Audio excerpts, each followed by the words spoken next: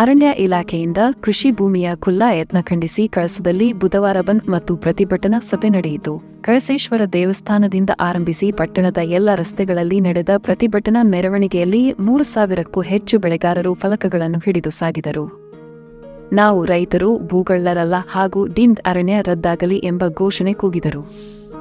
ಪಟ್ಟಣದ ಎಲ್ಲ ಅಂಗಡಿ ಮುಂಗಟ್ಟುಗಳು, ಶಾಲಾ ಕಾಲೇಜುಗಳು ಮುಚ್ಚಿ ಬಂದ್ ಕರೆಗೆ ಓಗೊಟ್ಟವು. ಪ್ರಾಸ್ತಾವಿಕ ಮಾತನಾಡಿದ ಜಿಕೆ ಮಂಜಪ್ಪಯ್ಯ, ಅವಿಭಕ್ತ ಕುಟುಂಬಗಳು ವಿಭಜನೆಯಾಗುತ್ತಿದ್ದು ಆಸುಪಾಸಿನ ಭೂಮಿಯಲ್ಲಿ ಕೃಷಿ ಮಾಡಿದ್ದಾರೆ.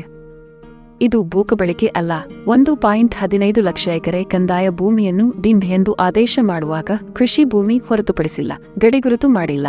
ಅರಣ್ಯ ಇಲಾಖೆಯ ಸ್ವಾಧೀನದಲ್ಲಿ ಇಲ್ಲದ ಭೂಮಿಯನ್ನು ಹೇಗೆ 4/1 ಅಧಿಸೂಚನೆ ಮಾಡಿದಿರಿ ಎಂದು ಅರಣ್ಯ ಇಲಾಖೆ ಸಿಬ್ಬಂದಿಯನ್ನು ಮಂಜಪ್ಪಯ್ಯ ತರಾಟೆಗೆ ತೆಗೆದುಕೊಂಡರು. ಸಂಸದ ಕೋಟಾ ಶ್ರೀನಿವಾಸ ಪೂಜಾರಿ ಮಾತನಾಡಿ, ದೇಶಕ್ಕೆ ಕೋಟ್ಯಂತರ ರೂಪಾಯಿ ವಿದೇಶಿ ವಿನಿಮಯ ತರುವ ಮಲೆನಾಡಿನ ರೈತರ ಜೀವನಕ್ಕೆ ಭದ್ರತೆ ಇಲ್ಲ ಎಂಬುದು ಬೇಸರದ ಸಂಗತಿ. ನಮ್ಮ ಕ್ಷೇತ್ರದಲ್ಲಿ 1 ಇಂಚು ಭೂಮಿಯನ್ನು ಕೂಡ ಖುಲ್ಲಾ ಮಾಡಲು ನಾನು ಅವಕಾಶ ನೀಡುವುದಿಲ್ಲ. ಅರಣ್ಯ ಅಧಿಕಾರಿಗಳು ಖುಲ್ಲಾ ಮಾಡುವ ಯತ್ನ ಮಾಡಿದರೆ ನಾನು ಜಿಲ್ಲಾಧಿಕಾರಿ ಕಚೇರಿ ಮುಂದೆ ಧರಣಿ ನಡೆಸುತ್ತೇನೆ ಎಂದರು. ಜಿಲ್ಲೆಯ ಅನೇಕ ಸರ್ವೆ ನಂಬರುಗಳಲ್ಲಿ ಡೀಮ್ಡ್ ಅರಣ್ಯ, ಕಂದಾಯ ಭೂಮಿ ಜೊತೆಗೆ ಸೆಕ್ಷನ್ 4 ಅಧಿಸೂಚನೆ ಕೂಡ ಮಾಡಿರುವುದರಿಂದ ಗೊಂದಲ ಹೆಚ್ಚಾಗಿದೆ ಎಂದು ಶಾಸಕ ಟಿಡಿ ರಾಜೇಗೌಡ ಅಭಿಪ್ರಾಯಪಟ್ಟರು. ಎಕರೆಗೆ 20 ಮರ ಇದ್ದರೆ ಅದು ಅರಣ್ಯ ಎಂಬ ಹುಚ್ಚು ಅಭಿಪ್ರಾಯದ ಆಧಾರಕ್ಕೆ ಮನ್ನಣೆ ಕೊಡುವುದಾದರೆ ಮಲೆನಾಡಿನ ಪ್ರತಿಯೊಂದು ಜಮೀನು ಕೂಡ ಕಾಡು ಆಗುತ್ತದೆ. ಆಗ ಕೃಷಿಕರೆಲ್ಲರೂ ಎಲ್ಲಿಗೆ ಹೋಗಬೇಕು ಎಂದು ಪ್ರಶ್ನಿಸಿದರು. ದೇಶದ ಜನಸಂಖ್ಯೆ 35 ಕೋಟಿ ಇದ್ದಾಗ ಮಾಡಿದ ಅರಣ್ಯ ಕಾನೂನು ದೇಶದ ಜನಸಂಖ್ಯೆ 140 ಕೋಟಿ ಆಗಿರುವಾಗ ಅಪ್ರಸ್ತುತ ಆಗುತ್ತಿವೆ. ಈಗ ಕೃಷಿ ಭೂಮಿ ಖುಲ್ಲಾ ಮಾಡಿದರೆ ದೇಶದ ಎಲ್ಲರಿಗೂ ಆಹಾರ ಸಿಗದೇ ಇರುವ ಅಪಾಯವೂ ಇದೆ ಎಂದರು. ಮಲೆನಾಡಿನ ಕಾಫಿ ತೋಟಗಳು ಅರಣ್ಯದ ಸ್ವರೂಪದಲ್ಲೇ ಇರುತ್ತವೆ ಎಂಬುದನ್ನು ಸರ್ಕಾರದ ಗಮನಕ್ಕೆ ತರಲಾಗಿದೆ. ಸದ್ಯಕ್ಕೆ ಯಾವುದೇ ಭೂಮಿ ಖುಲ್ಲಾ ಮಾಡದಂತೆ ಅರಣ್ಯ ಸಚಿವರಿಗೆ ಮುಖ್ಯಮಂತ್ರಿ ಸೂಚಿಸಿದ್ದಾರೆ. ಈ ಬಗೆಗಿನ ರಾಜಕೀಯ ಪ್ರೇರಿತ ವದಂತಿ ನಂಬಬಾರದು ಎಂದು ಅವರು ಮನವಿ ಮಾಡಿದರು. ಜಿಲ್ಲೆಯ ಡೀಮ್ಡ್ ಅರಣ್ಯದ ವ್ಯಾಪ್ತಿಯಿಂದ 30,000 ಎಕರೆ ಭೂಮಿ ಕೈಬಿಡಲು ಅವಕಾಶ ಇದ್ದು ಆ ಪ್ರಕ್ರಿಯೆ ಆರಂಭವಾಗಿದೆ. ಇದರಿಂದ 90% ಕೃಷಿಕರಿಗೆ ಕೃಷಿ ಭೂಮಿ ಗುತ್ತಿಗೆ ಆಧಾರದಲ್ಲಿ ಸಿಗಲಿದೆ ಎಂದರು. ಕಾಂಗ್ರೆಸ್ ಮುಖಂಡ ಸುಧೀರ್ ಕುಮಾರ್ ಮುರೊಳ್ಳಿ ಮಾತನಾಡಿ, ಕಳಸ ತಾಲೂಕಿನ ಸೆಕ್ಷನ್ 4 ಚಿತ್ರಣ ಗಮನಿಸಿದರೆ 80% ಭೂಮಿಯನ್ನು ಮೀಸಲು ಅರಣ್ಯ ಮಾಡುವ ಹುನ್ನಾರ ಕಂಡು ಬರುತ್ತದೆ. ಈ ಬಗ್ಗೆ ಪ್ರತಿಯೊಬ್ಬರೂ ತಮ್ಮ ಆಕ್ಷೇಪಣೆಯನ್ನು ಸೆಟಲ್ಮೆಂಟ್ ಅಧಿಕಾರಿಗೆ ಸಲ್ಲಿಸಬೇಕು ಎಂದರು. ಮಾಜಿ ಶಾಸಕ ಪ್ರಮೋದ್ ಮಧ್ವರಾಜ್ ಮಾತನಾಡಿ, ದೇಶದ ಎಲ್ಲ ಅರಣ್ಯ ಕಾಯ್ದೆಗಳು ಕೃಷಿಕರ ವಿರುದ್ಧವಾಗಿವೆ. ಅವುಗಳಿಗೆ ತಿದ್ದುಪಡಿ ತರಲು ಇದು ಸಕಾಲವಾಗಿದೆ ಎಂದರು. ರೈತ ಸಂಘದ ದಯಾಕರ್ ಮಾತನಾಡಿ, ರೈತರ ಪರವಾಗಿ ಸ್ಪಷ್ಟ ತೀರ್ಮಾನ ತೆಗೆದುಕೊಳ್ಳಲು ಸರ್ಕಾರಕ್ಕೆ ಜನಪ್ರತಿನಿಧಿಗಳಿಗೆ ಇಚ್ಛಾಶಕ್ತಿ ಬೇಕು ಎಂದರು. ಬಿಜೆಪಿ ಮುಖಂಡ ದೀಪಕ್ ದೊಡ್ಡಯ್ಯ ಮಾತನಾಡಿ, ಜಿಲ್ಲೆಯಲ್ಲಿ 90% ಉದ್ಯೋಗ ನೀಡಿರುವ ಕಾಫಿ ಉದ್ಯಮಕ್ಕೆ ಕಳೆದ 4 ದಶಕಗಳಿಂದ ಒತ್ತುವರಿ ಸಮಸ್ಯೆ ಕಂಟಕವಾಗಿದೆ ಎಂದರು. ಮಾಜಿ ಶಾಸಕ ವಿಶ್ವನಾಥ್ ಮಾತನಾಡಿ, ವಿದೇಶಿ ಹಣದ ಆಸೆಗೆ ನಮ್ಮ ಭೂಮಿಯಲ್ಲಿ ಅಕೇಶಿಯಾ ಬೆಳೆದ ನೀವು ವನ್ಯಜೀವಿಗಳು ಕೃಷಿ ಭೂಮಿಗೆ ಲಗ್ಗೆ ಇಡಲು ಕಾರಣರಾಗಿದ್ದೀರಿ ಎಂದು ಅರಣ್ಯ ಇಲಾಖೆಯನ್ನು ದೂಷಿಸಿದರು. ಒತ್ತುವರಿ ಸಮಸ್ಯೆ ಪರಿಹಾರಕ್ಕೆ ಮುಖ್ಯಮಂತ್ರಿ ಬಳಿಗೆ ಸರ್ವಪಕ್ಷಗಳ ನಿಯೋಗದೊಂದಿಗೆ ಹೋಗಿ ಜನರ ಸಮಸ್ಯೆ ಪ್ರಸ್ತಾಪಿಸಿ ಪರಿಹಾರ ದೊರಕಿಸುವ ವಿಶ್ವಾಸ ಇದೆ ಎಂದು ಅವರು ಹೇಳಿದರು.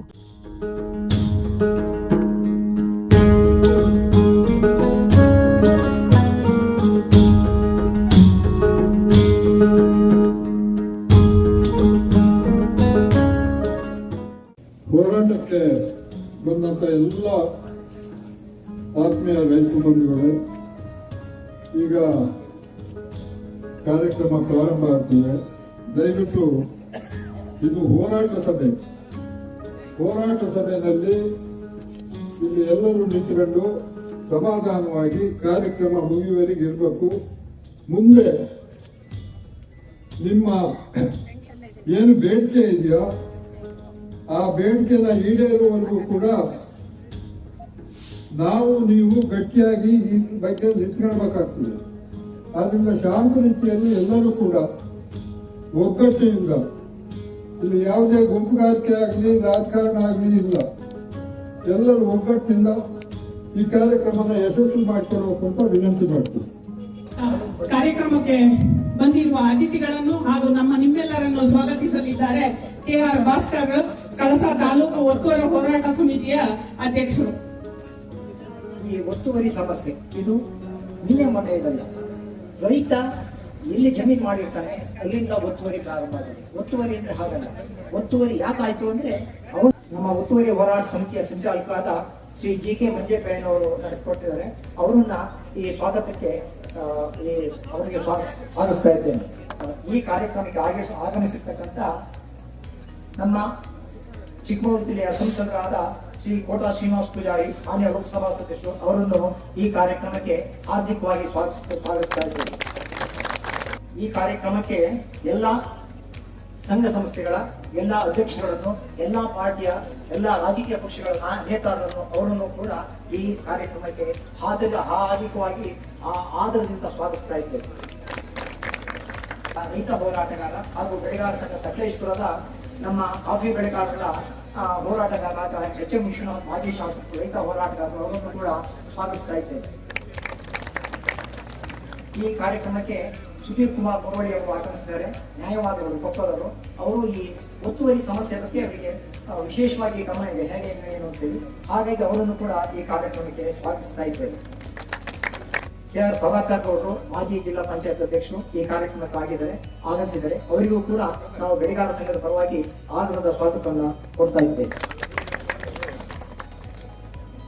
ಶ್ರೀ ಪ್ರಮೋದ ಮಧುರಾಜ್, ಮಾನ್ಯ ಮಾಜಿ ಸಚಿವರು, ಅವರನ್ನು ಕೂಡ ಈ ಕಾರ್ಯಕ್ರಮಕ್ಕೆ ಹಾರ್ದಿಕವಾಗಿ ಈ ಕಾರ್ಯಕ್ರಮದಲ್ಲಿ ನಮ್ಮ ಶೇಷಗಿರಿ ಅವರು, ಮಾಜಿ ತಾಲೂಕು ಪಂಚಾಯತ್ ಅಧ್ಯಕ್ಷರು, ಅವರು ಇದ್ದಾರೆ. ಅವರಿಗೂ ಕೂಡ ಹಾರ್ದಿಕವಾಗಿ ಸ್ವಾಗತ. ನಮ್ಮ ಒಳಿಯೋಳಿನ ಪ್ರಶ್ನೆ, ಈ ಒತ್ತುವರಿ ಸಮಸ್ಯೆ, ಇದನ್ನ ನಾವು ಹೋರಾಟ ಮಾಡಬೇಕು. ಹಿಂದೆ ನಾವು ಈ ಬೆಳೆಗಾರ ಸಂಘದಿಂದ ಹೋರಾಟ ನಡೆಸಿದ್ವು. 2016 ಮಾಡಿದ್ರು, 1998 ಮಾಡಿದ್ರು.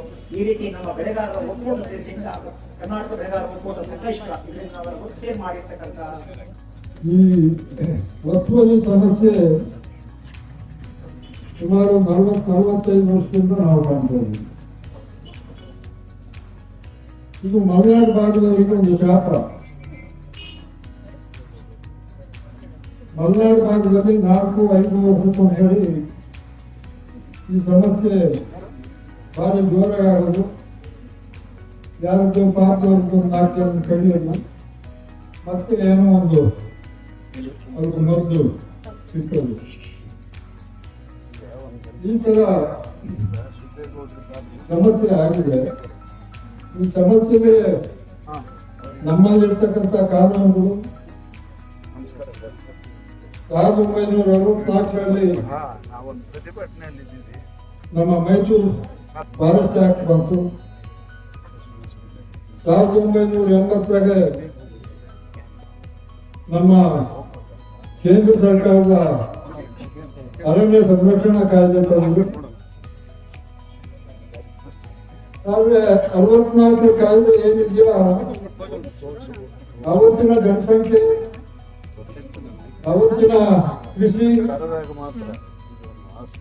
ಅದಕ್ಕೆ ಅನುಸಾರವಾಗಿ ಬ್ರಿಟಿಷರು ಮಾಡಿದಂತ ಕಾಯ್ದೆ ಏನಿತ್ತು ಆ ಕಾಯ್ದೆನ ಕಾಪಿ ಮಾಡ್ತಾರೆ. ಆದ್ರೆ ಇವತ್ತು ರೈತ ಕುಟುಂಬಗಳಲ್ಲಿ ಒಂದೊಂದು ಮನೆ 3-4 ಮನೆ ಆಗಿದೆ. ಅವತ್ತಿನ ಜನಸಂಖ್ಯೆಗೂ ಇವತ್ತಿನ ಜನಸಂಖ್ಯೆಗೂ ಬಹಳ ವ್ಯತ್ಯಾಸ ಇದೆ. ಹಾಗಾಗಿ ಕೃಷಿ ಭೂಮಿ ಏನು ಕಾಫಿ ತೋಟ ಇರ್ಬೋದು, ಅಡಿಕೆ ತೋಟ ಇರ್ಬೋದು, ಆಮೇಲೆ ಗದ್ದೆಗಳೆಲ್ಲ ಈಗ ಕೃಷಿ ಮಾಡೋದಕ್ಕೆ ಜನಸಂಪರ್ಕ ಕಡಿಮೆ ಅಂತೇಳಿ ತೋಟಗಳನ್ನು ಮಾಡ್ತಾರೆ. ಈಗ 2011ರಲ್ಲಿ ಸುಪ್ರೀಂ ಕೋರ್ಟ್ ಏನು ಗೋದಾವರಿ ಕೇಸ್ನಲ್ಲಿ ಡೈರೆಕ್ಷನ್ ಕೊಟ್ಟು ಅದನ್ನು ಬಹಳ ಒಂದು ಗಂಭೀರವಾಗಿ ಪರಿಗಣಿಸಿ ಈ ಭಾಗದಲ್ಲಿ ನಮ್ಮ ಚಿಕ್ಕಮಗಳೂರು ಜಿಲ್ಲೆಯಲ್ಲಿ 1,15,000 ಎಕರೆನ ಡೀಮ್ಡ್ ಫಾರೆಸ್ಟ್ ಅಂತ ಒಂದು ಸೆಕ್ಷನ್ 4 ನೋಟಿಫಿಕೇಶನ್ ಮಾಡಿದೆ. ಆದ್ರೆ ಬೆಳಿಗ್ಗೆ ಮಾಡಲಿಲ್ಲ. ಹಾಗೂ ಇದರಲ್ಲಿ ಯಾರ್ಯಾರು ಕೃಷಿ ಮಾಡಿದಾರೋ ಅದನ್ನ ಹೊರತುಪಡಿಸಲಿಲ್ಲ. ಇನ್ನು ಬೇರೆ ಬೇರೆ ಸೆಕ್ಷನ್ ಇನ್ನೇ ಕೆಲವೊಂದಾಗಿತ್ತು, ಅದು ಕೂಡ ಕಡಿಮೆ ಯಾರು ಇದುವರೆಗೆ ಯಾವ ಸರ್ಕಾರಗಳು ನಮ್ಮನ್ನು ಆಯ್ಕೆ ಮಾಡಿದಾರ ಕಳೆದ ಸ್ವಾತಂತ್ರ್ಯದ ನಂತರ ಈ ಎಲ್ಲಾ ಸರ್ಕಾರಗಳು ಮತ್ತು ಆ ಅಧಿಕಾರಿಗಳು ಮಾಡಿದ ತಪ್ಪಿಗೋಸ್ಕರ ಒಂದು ನಿಮಿಷ ಯಾರು ದಯವಿಟ್ಟು ಇವತ್ತು ನಮ್ಮ ರೈತರು ಈ ಸಂಕಷ್ಟವನ್ನು ಅನುಭವಿಸ್ತಾ ಇದ್ದಾರೆ. 20, 30, 40 ವರ್ಷ ಕಾಫಿ ಗಿಡನೋ ಅಡಿಕೆ ಗಿಡನೋ ನೆಟ್ಟು ಬೆಳೆಸಿದಂತ ಬೆಳೆನ ಮಿಷನ್ ತಗೊಂಡೋಕೆ ಕುಯ್ತಾರಲ್ಲ ವಸ್ತಾರನಲ್ಲಿ ನೋಡಿದ್ರು, ಇಲ್ಲಿ ಹೋರ್ನಾಡ ನೋಡಿದ್ರು, ಅವ್ರೇನು ಮನುಷ್ಯರ? ಅದು ಅರಣ್ಯಕ್ಕೆ ಪೂರಕವಾಗಿರ್ಲಿಲ್ವಾ ಆ ಬೆಳೆ? ಆ ಪರಿಸರಕ್ಕೆ ಏನಾದರೂ ಹಾನಿಯಾಗಿತ್ತ ಅವರಿಗೆ? ಅಥವಾ ಯಾರು ಆ ಡೈರೆಕ್ಷನ್ ಕೊಟ್ಟವರು? ಆ ಗಿಡ, ಕಾಫಿ ಗಿಡ, ಅಡಿಕೆ ಗಿಡನ ಕಡಿದ್ರಲ್ಲ, ಇದು ನ್ಯಾಯನ? ಇದನ್ನು ಕೇಳೋದಕ್ಕೋಸ್ಕರ ಇವತ್ತು ನಾವಿಲ್ಲಿ ನಾವೆಲ್ಲ ಸೇರಿದ್ವಿ.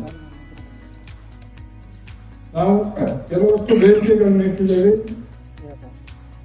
ನಮಗೆ ಏನು ನೀವು 78ರಲ್ಲಿ ಯಾರು ಬಗರುಕುಂ ಸಾಗುವಳಿ ಮಾಡಿದ್ರು, ಅವತ್ತಿನ ಸರ್ಕಾರ ಆ ಬಗರುಕುಂ ಸಾಗುವಳಿನ ರೆಗ್ಯುಲರೈಸ್ ಮಾಡ್ತೀವಿ ಅಂತ ಹೇಳಿ ನಮಗೆ ಒಂದು ಸರ್ಕಾರಿ ಆದೇಶ ಮಾಡೋದು. ಕೆಲವಷ್ಟು ಜನಕ್ಕೆ ಸಿಕ್ತು, ಇನ್ನು ಕೆಲವಷ್ಟು ಜನ ಅರ್ಜಿ ಕೊಟ್ಟವರಿಗೆ ಯಾಕೆ ಕೊಡ್ಲಿಲ್ಲ ಅನ್ನೋ ಬಿಟ್ಟು ನಿಮ್ಗೆಲ್ಲರಿಗೂ ಕೊಟ್ಟಿಲ್ಲ. ಅವ್ರ ಹತ್ರ ದಾಖಲೆ ಮಾಡ್ಕೊಳ್ಳೋಕೆ ಆಗಲಿಲ್ಲ. ಅರ್ಜಿ ತಗೊಂಡ್ರು, ಎಲ್ಲರಿಗೂ ಕೊಡ್ತೀಯ ನೀವು? ಸರ್ಕಾರಿ ಅಧಿಕಾರಿಗಳು ಇರ್ಬೋದು, ಜನಪ್ರತಿನಿಧಿಗಳು ಇಲ್ಲೇ ಇರ್ಬೋದು, ನೀವು ಎಲ್ಲರನ್ನು ಪರಿಗಣಿಸಿದ್ಯಾ? ಪರಿಗಣಿಸಲಿಲ್ಲ. ಯಾಕೆ ಪರಿಗಣಿಸಲಿಲ್ಲ ಅನ್ನೋದು ನಮಗೆ ಗೊತ್ತಿದೆ. ಯಾರು ಗಟ್ಟಿ ಇರಲಿಲ್ಲ ಅವ್ರನ್ನ ಪರಿಗಣಿಸಲಿಲ್ಲ.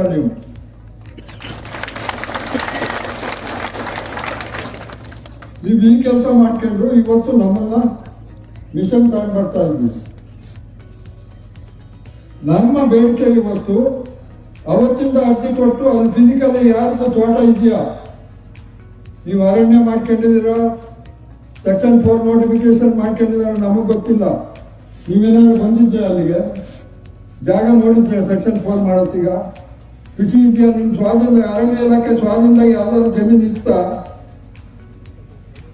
ಇದನ್ನ ಇಲಾಖೆ ನೀವು ಲಕ್ಷಾಂತರ ರೂಪಾಯಿ ಸಂಬಳ ತಿನ್ಕೊಂಡು ಕೂತ್ಕೊಂತೀರಲ್ಲ, ನೀವು ಹೋಗಿ ನೋಡ್ಬೇಕು ನಿಮ್ಮ ಜಾಗ ಯಾವುದು. ನಿಮ್ಮ ನೋಟಿಫಿಕೇಶನ್ ಬಿಟ್ಟು ನೋಡೋಕೆ 70 ವರ್ಷ ಆಯ್ತು.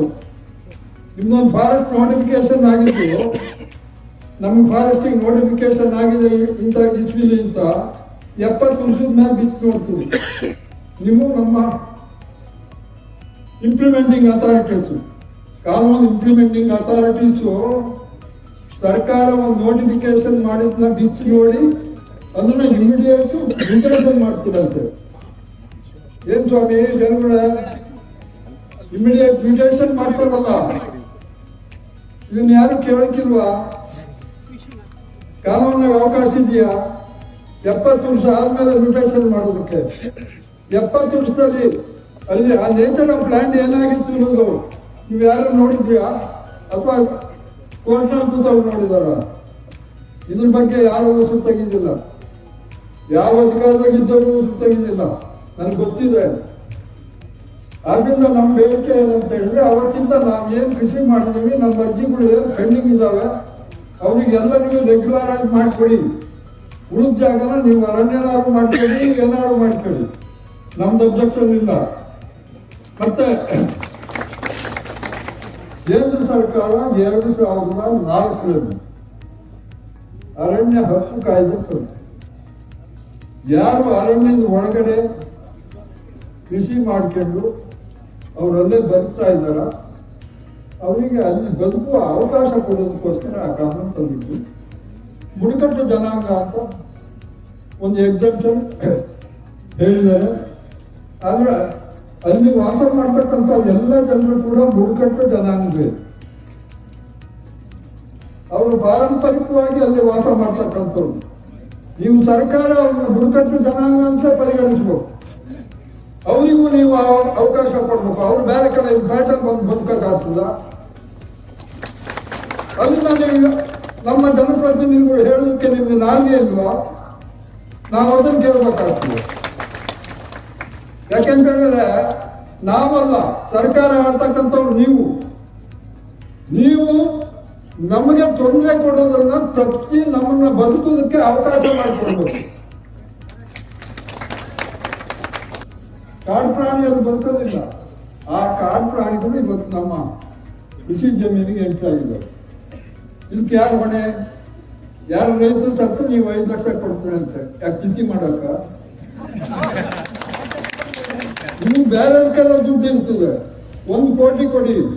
ಜೊತೆಗೆ ಈ ಕಾನೂನು ತಿದ್ದುಪಡಿ ತಂದು ನಮ್ಮ ಕೃಷಿ ಜಮೀನು, ನಮ್ಮ ಪಟ್ಟ ಜಮೀನು, ನಾವು ಬೇರೆ ಹಾಕಿದ ಜಮೀನು ಒಳಗಡೆ ನಿಮ್ಮ ಪ್ರಾಣಿಗಳು ಬಂದ್ರೆ ಕ್ರಿಮಿನಲ್ ಕೇಸ್ ನಿಮ್ಮ ಮೇಲೆ ಹಾಕಬೇಕು. ತಿದ್ದುಪಡಿ ತನ್ನಿ, ಆಕ್ಟಿವ್ ತಿದ್ದುಪಡಿ ತನ್ನಿ. ಅದು ಒಳಗಡೆ ಬಂದು ನಮ್ಮನ್ನು ಸಾಯಿಸಿದ್ರೆ ಏನು ನೀವು 302, 304, 307 ಅಂತ ಹೇಳ್ತಿರೋ, ಅರಣ್ಯ ಇಲಾಖೆ ಮೇಲೆ ಆ ಕಾಯ್ದೆ ಮೇಲೆ ನೀವು ಕೇಸ್ ಹಾಕ್ಬೇಕು, ತರಬೇಕು. ಯಾಕಂದ್ರೆ ನಮಗೆ ರಕ್ಷಣೆ ಇಲ್ಲ, ನಾವು ತೋಟಕ್ಕೆ ಹೋಗಂಗಿಲ್ಲ. ನಿಮ್ಮ ಕಾಡ್ಕೊಂಡು ಆನೆ ಬಂದು ಎಷ್ಟು ಜನ ತಿಂತು, ನೀವೇನು ಸಂತಾಪ ಸೂಚಿಸ್ತೀರಿ ಅಷ್ಟೇ, ಇನ್ನೇನು ಮಾಡೋದು ನಿಮ್ಮ ಯೋಗ್ಯತೆಗೆ ಆಗ್ತಾ ಇಲ್ಲ. ಆದ್ರಿಂದ ದಯವಿಟ್ಟು ಆ ಕಾನೂನು ತನ್ನಿ. ನಿಮ್ಮ ಕಾಡು ಪ್ರಾಣಿಗಳನ್ನ ನೀವೇ ಇಟ್ಕೊಳ್ಳಿ. ನೀವು ಯಾವ ಕಾಡ ಬೇಕಾದ್ರೂ ಇಟ್ಕೊಳ್ಳಿ, ನಮ್ಮ ಕೃಷಿ ಜಮೀನಿಗೆ ಬಿಡಬೇಡಿ.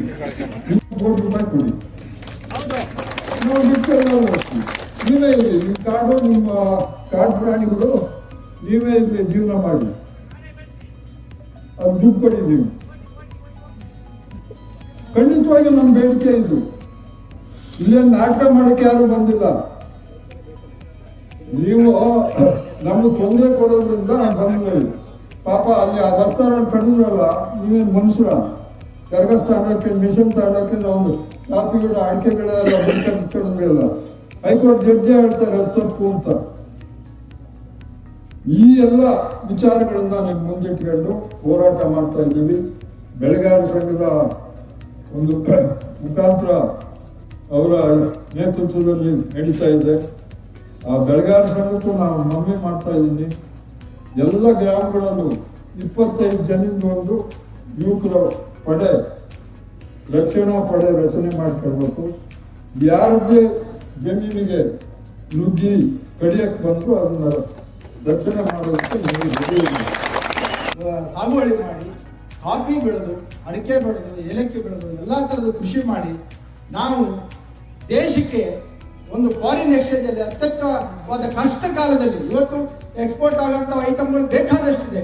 ಸ್ವತಂತ್ರ ಭಾರತದಲ್ಲಿ ಕಾಫಿನೇ ಮೇಜರ್. ಅವತ್ತು ನಾವು ದೇಶಕ್ಕೆ ಕಣ್ಣು ತೆರೆಸುವಂತ ಒಂದು ನಮ್ಮ ತೆರಿಗೆಯನ್ನು ಕೊಟ್ಟು ಈ ದೇಶವನ್ನು ರಕ್ಷಣೆ ಮಾಡೋದ್ರಲ್ಲಿ ಕಾಫಿ ಬೆಳೆಗಾರರ ಪಾತ್ರ ಇದೆ ಅನ್ನೋದನ್ನ ನಾವೆಲ್ಲರೂ ಅರ್ಥಕೋಬೇಕು. ಹಾಗೇನೆ ಏನು ನಮ್ಮ ಮೇಲೆ ಗಡಪ್ರಹಾರ ಮಾಡ್ತಿದ್ದಾರೆ, ಮರಣ ಶಾಸನ, ಕಸ್ತೂರಿ ರಂಗನ್ ವರದಿ ಅಂದ್ರೆ ನಮಗೆ ಒಂದು ಮರಣ ಶಾಸನ. ಆ ಶಾಸನದ ವಿರುದ್ಧ ನಾವು ಹೋರಾಟ ಮಾಡಬೇಕು. ನಾವು ಒತ್ತುವರಿ ಮಾಡಿದೀವಿ ಅಂತಾನೆ ನಾವು ಕಲ್ಪನೆ ಮಾಡ್ಕೊಂಡಿರೋದು ಮಾತೊಡ್ಡ ಒಂದು ಅವರಿಗೆ ಅಸ್ತ್ರ ಆಗಿದೆ. ನಾವು ಯಾರು ಒತ್ತುವರಿ ಮಾಡಿಲ್ಲ. ನಾವು ಎಲ್ಲ ದೇಶಕ್ಕಾಗಿ ನಾವು ಸ್ವಲ್ಪ ಊಟ ಮಾಡಿದ್ರು ಈ ಕಾರ್ಮಿಕರ ವ್ಯವಸ್ಥೆಗೆ, ಈ ವರ್ತಕರ ವ್ಯವಸ್ಥೆ ಏನು ಇವತ್ತು 3 ಜಿಲ್ಲೆ 4 ಜಿಲ್ಲೆಯಲ್ಲಿ ನಾವೇನಾದ್ರು ಕಾಫಿ ಬೆಳೆಯ ಪ್ರದೇಶದಲ್ಲಿ ಇವತ್ತೇನಾದ್ರು ಈ ವ್ಯವಸ್ಥೆ ಇದೆ, ಎಲ್ಲರೂ ನಿಶ್ಚಿಂತೆಯಾಗಿ ವರ್ತಕರಾಗಿರ್ಬೋದು, ಕಾರ್ಮಿಕರಾಗಿರ್ಬೋದು, ಅಫಿಷಿಯಲ್ಸ್ ಆಗಿರ್ಬೋದು, ಇವರೆಲ್ಲ ಇವತ್ತು ನಿಶ್ಚಿಂತೆಯಾದ ನಿದ್ದೆ ಮಾಡ್ತಿದ್ದಾರೆ ಅಂದ್ರೆ ಅದಕ್ಕೆಲ್ಲ ನಮ್ಮ ಬೆಳೆಗಾರರ ಪರಿಶ್ರಮ ಅನ್ನೋದನ್ನ ಇವತ್ತಿನ AC ಇರ್ಬೋದು, DC ಇರ್ಬೋದು, ಎಲ್ಲರೂ ಇದನ್ನು ಅರ್ಥಕೊಳ್ಬೇಕು. ಏಕಾಏಕಿಯಾಗಿ ನಾವು ಈಗೊಂದು 3 ವರ್ಷದ ಹಿಂದೆ ಚಿಕ್ಕಮಗಳೂರಲ್ಲಿ ಕಸ್ತೂರಿ ರಂಗನ್ನ ವಿರೋಧ ಮಾಡಿದ್ವಿ. ಅದರಲ್ಲಿ ಏನಾಯ್ತು, ನಾವು 18 ಚಿಕ್ಕಮಗಳೂರು ಜಿಲ್ಲೆಯಲ್ಲಿ 18 ಪಂಚಾಯಿತಿ ನಾವು ಎಲೆಕ್ಷನ್ ಅನ್ನು ಬಹಿಷ್ಕಾರ ಮಾಡಿದ್ವಿ. ಕಳಸದಲ್ಲೂ ಬಂದು ನಾವು ಮೀಟಿಂಗ್ ಮಾಡಿದ್ದು, ದಯವಿಟ್ಟು ನೀವು ಎಲೆಕ್ಷನ್ ಅನ್ನು ಬಹಿಷ್ಕಾರ ಮಾಡಿದ್ರೆ ಮಾತ್ರ ಸುಪ್ರೀಂ ಕೋರ್ಟ್, ಹೈಕೋರ್ಟ್ ನಮ್ಮನ್ನು ತಿರುಗಿ ನೋಡುತ್ತೆ, ಇಲ್ಲಿ ಏನೋ ಒಂದು ಅನ್ಯಾಯ ಆಗಿದೆ, ಹಾಗಿರೋದ್ರಿಂದ ಬಹಿಷ್ಕಾರ ಮಾಡಿದ್ದಾರೆ ಅಂತ ಹೇಳಿ ಅವತ್ತು ನಮಗೆ 18 ಪಂಚಾಯಿತಿಯವರು ಬಹಿಷ್ಕಾರ ಮಾಡಿರೋದ್ರಿಂದನೇ ಕಸ್ತೂರಿ ರಂಗನ್ ವರದಿ ಸರ್ಕಾರ ಅಫಿಡವಿಟ್ ಅನ್ನ ಸಲ್ಲಿಸಕ್ಕೆ ಒಂದು ವ್ಯವಸ್ಥೆ ಆಯ್ತು ಅವತ್ತು. ಆದ್ರೆ ನಮ್ಮ ವಿಧಿವೇಶನೆ ಮೊನ್ನೆ ಮತ್ತೆ ನಮಗೆ ನೇಚರ್ ಎಗ್ನೆಸ್ಟ್ ಆಯಿತು. ಏನು ಕೇರಳದಲ್ಲಿ ಭೂಕುಸಿತ ಆಯಿತು, ಕಾರವಾರದಲ್ಲಿ ಭೂಕುಸಿತ ಆಯಿತು, ಈ ಪರಿಸರ ವ್ಯಾಧಿಗಳ ಅವರ ಕೈ ಮೇಲಾಯಿತು. ಇದನ್ನ ಕಾಣದ ಕೈಗಳು ಸರ್ಕಾರದ ಮಿನಿಸ್ಟ್ರಿಗಳನ್ನ ಅಧಿಕಾರಿಗಳಿಗೆ ಫೀಡ್ಬ್ಯಾಕ್ ಕೊಟ್ಬಿಟ್ಟು ಈಗ ಮೊನ್ನೆಯಿಂದ ಮತ್ತೆ ನಮಗೆ ಈ ಸಮಸ್ಯೆಗಳು ಶುರುವಾಗಿದೆ. ಅದಕ್ಕೆ ನಾವು ಮುಂಬರುವ ಎಲೆಕ್ಷನ್ ಕಾಂಟ್ರಾಕ್ಟ್ ಇರ್ಬೋದು ಅದನ್ನೆಲ್ಲ ನಮ್ಮಲ್ಲಿ ಮೊನ್ನೆ ಮೀಟಿಂಗ್ ಮಾಡಿದ್ವಿ ನಾವು ಚಿಕ್ಕಮಗಳೂರಲ್ಲಿ. ಕಮ್ಯುನಿಸ್ಟ್ ಅವರು ಬಂದು ಸಾಥ್ ಕೊಟ್ಟರು, ನಾವು ಇದಕ್ಕೆ ಸಾಥ್ ಕೊಡ್ತೀವಿ ಅಂತ. ಹಾಗಾಗಿ ಮುಂಬರುವ ಏನು ಜಿಲ್ಲಾ ಪಂಚಾಯತಿ ಮತ್ತು ತಾಲೂಕ್ ಪಂಚಾಯತಿ ಎಲೆಕ್ಷನ್ 3 ಜಿಲ್ಲೆಯರು ಬಹಿಷ್ಕರಿಸಿದ್ರೆ ಇದು 10 ನಿಮಿಷದಲ್ಲಿ ಪ್ರಾಬ್ಲಮ್ ಸಾಲ್ವ್ ಆಗುತ್ತೆ. ಇದನ್ನ ಸ್ನೇಹಿತರೆ, ನಮ್ಮ ಬದುಕು, ನಮ್ಮ ಮಕ್ಕಳಿಗೆ ಬೇಕಾದಂತ ವ್ಯವಸ್ಥೆನ ನಾವು ಮಾಡಿಕೊಡ್ಬೇಕಾದ್ರೆ ರಾಜಕಾರಣ ಮಾಡಬಾರ್ದು. ಇದು ಒಂದು ತಿದ್ದುಪಡಿ ಆಗ್ಬೇಕಾದ್ರೆ ನಾವು ಬಹಿಷ್ಕರಿಸಿದ್ರೆ ಮಾತ್ರ ನಮಗೆ ನ್ಯಾಯ ಸಿಗುತ್ತೆ ಅಂತ ನಾನು ನಮ್ಮ ಮುಖಾಂತರ ಹೇಳ್ತಿದ್ದೀನಿ. ಮೊನ್ನೆ ಕೊಪ್ಪದಲ್ಲೂ ಬಹಳ ದೊಡ್ಡ ಒಂದು ಕಾರ್ಯಕ್ರಮ ಮಾಡಿದ್ದು, ಅಲ್ಲೂ ನಾವು ಹೇಳ್ತೀವಿ, ದಯವಿಟ್ಟು ಈ MLAಗಳು MP ಗಳು ಅಲ್ಲಿ ಬಂದು ಮಾತಾಡಿದ್ರು.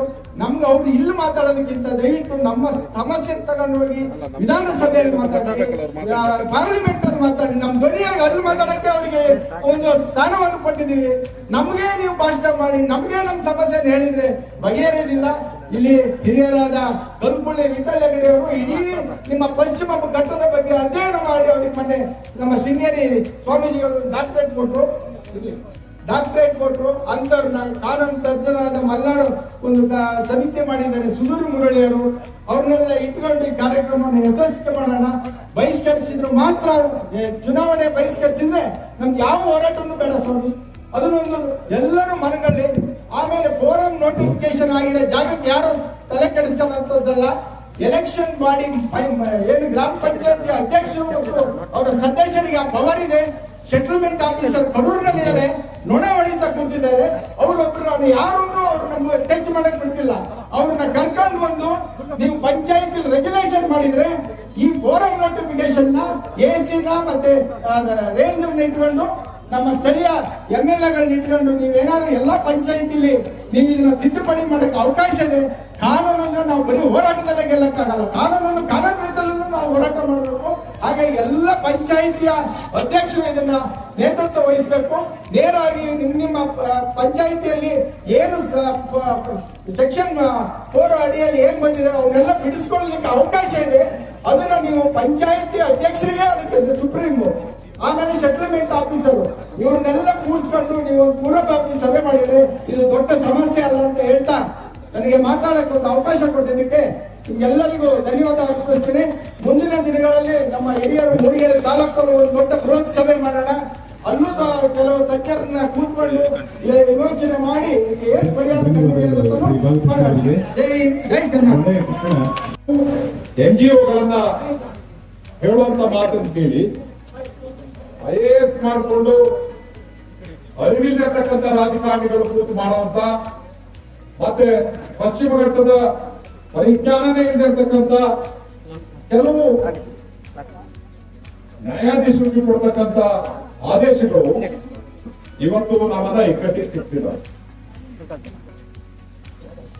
ನಮ್ಗೆ ಗೊತ್ತಿಲ್ಲ, ನಮ್ಮ ಅಜ್ಜ ನಮ್ಮ ತಾತ ಎರಡು ಬಿಟ್ಟರೆ ಮುತ್ತಾತ ಯಾರು ಅಂತ ಗೊತ್ತಿಲ್ಲ. ಭಾರಿ ವರ್ಷಗಳಿಂದ ಈ ಭಾಗದಲ್ಲಿ ಬಂದು ನೆಲೆಸಿ ಇಂಥ ಕ್ಲಿಷ್ಟಕರವಾದಂತ ಪರ್ವತ ಶ್ರೇಣಿ ಒಳಗಡೆ ಮಳೆ, ಜಿಗಣೆ, ಕಾಡು ಪ್ರಾಣಿಗಳು ಎಲ್ಲ ಸಮಸ್ಯೆಗಳ ಮಧ್ಯೆ ಕೃಷಿನ ಉತ್ಪಾದನೆ ಮಾಡಿ ನಾವು ಇವತ್ತು ಜಗತ್ತಿಗೆ ನಮ್ಮ ಕೃಷಿಯಿಂದ ಅನಂತ ಲಾಭನ ಹಂಚ್ತಾ ಇದ್ದೇವೆ. ನಾವು ಇವತ್ತು ಈ ಭಾಗದಲ್ಲಿ ಬಂದಿರತಕ್ಕಂಥ ದೊಡ್ಡ ಸಮಸ್ಯೆ ಒಂದು ಗಂಭೀರವಾದ ಸಮಸ್ಯೆ. 2 ಸರ್ಕಾರಗಳಿದೆ, ರಾಜ್ಯ ಮತ್ತು ಕೇಂದ್ರ ಸರ್ಕಾರ.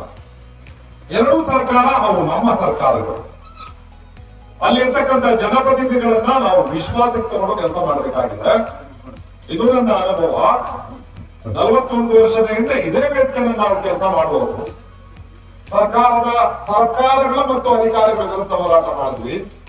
ಮೊದಲು ಪ್ರಸ್ತಾವನೆ ಮಾಡಿದಂತ ಮಂಜಪ್ಪನ ಬೆನ್ಮೂಳೆಗಳು ಮುರಿದೋದು, ಲೋಮ ಅವರ ಬೆನ್ಮೂಳೆ ಮುರಿದೋಯ್ತು, ಸುರೇಶ್ ಗೌಡರು ಬೆನ್ಮೂಳೆ ಮುರಿತು. ಅಂದ್ರೆ ಸರ್ಕಾರದ ವಿರುದ್ಧ ಹೋರಾಟ ಮಾಡಿದಾಗ ಹತ್ತಿಕ್ಕಂತ ಕೆಲಸ ನಡೀತದೆ. ನಾವು ಈಗ ತುಂಬಾ ವಿಚಾರವಂತರಾಗಿದ್ದೀವಿ. ನಮ್ಗೆ ಗೊತ್ತಿದೆ ಸರ್ಕಾರಗಳನ್ನ ಮತ್ತು ಅಧಿಕಾರಿಗಳನ್ನ ವಿಶ್ವಾಸಕ್ಕೆ ತಗೊಂಡೇ ಕೆಲಸ ಮಾಡಬೇಕು. ಕಳೆದ 20 ದಿನದ ಹಿಂದೆ ಯಾವಾಗ ಕೇರಳದ ವಯನಾಡಲ್ಲಿ ಭೂಕುಸಿತ ಆಯಿತು, ಸಕಲೇಶ್ಪುರದ ಹೈವೇನಲ್ಲಿ ಭೂಕುಸಿತ ಆಯಿತು, ಆ ತಕ್ಷಣ ಎಚ್ಚೆತ್ತಂತ ಅಧಿಕಾರಿಗಳು ಒತ್ತುವರಿ ತೆರವು ಮಾಡೋ ಆಲೋಚನೆ ಇಟ್ಕೊಂಡು ಪಶ್ಚಿಮ ಘಟ್ಟದಲ್ಲಿ ಲಗ್ಗೆ ಮಾಡಿಬಿಟ್ರು. ಚಿಕ್ಕಮಗಳೂರು ಜಿಲ್ಲೆಯಲ್ಲಿ ಎಲ್ಲ ಪ್ರಯೋಗಕ್ಕೆ ಪ್ರಯೋಗಶಾಲೆ ಅನ್ನೋದು ಚಿಕ್ಕಮಗಳೂರನ್ನ ಒಂದು ಬೇಸ್ ಆಗಿ ತಗೊಳ್ತಾರೆ. ಹಾಗೆ ಬೇಸ್ ಆಗಿ ತಗೊಂಡಂತ ಸಂದರ್ಭದೊಳಗಡೆ ಇಲ್ಲಿ ಬೇಡ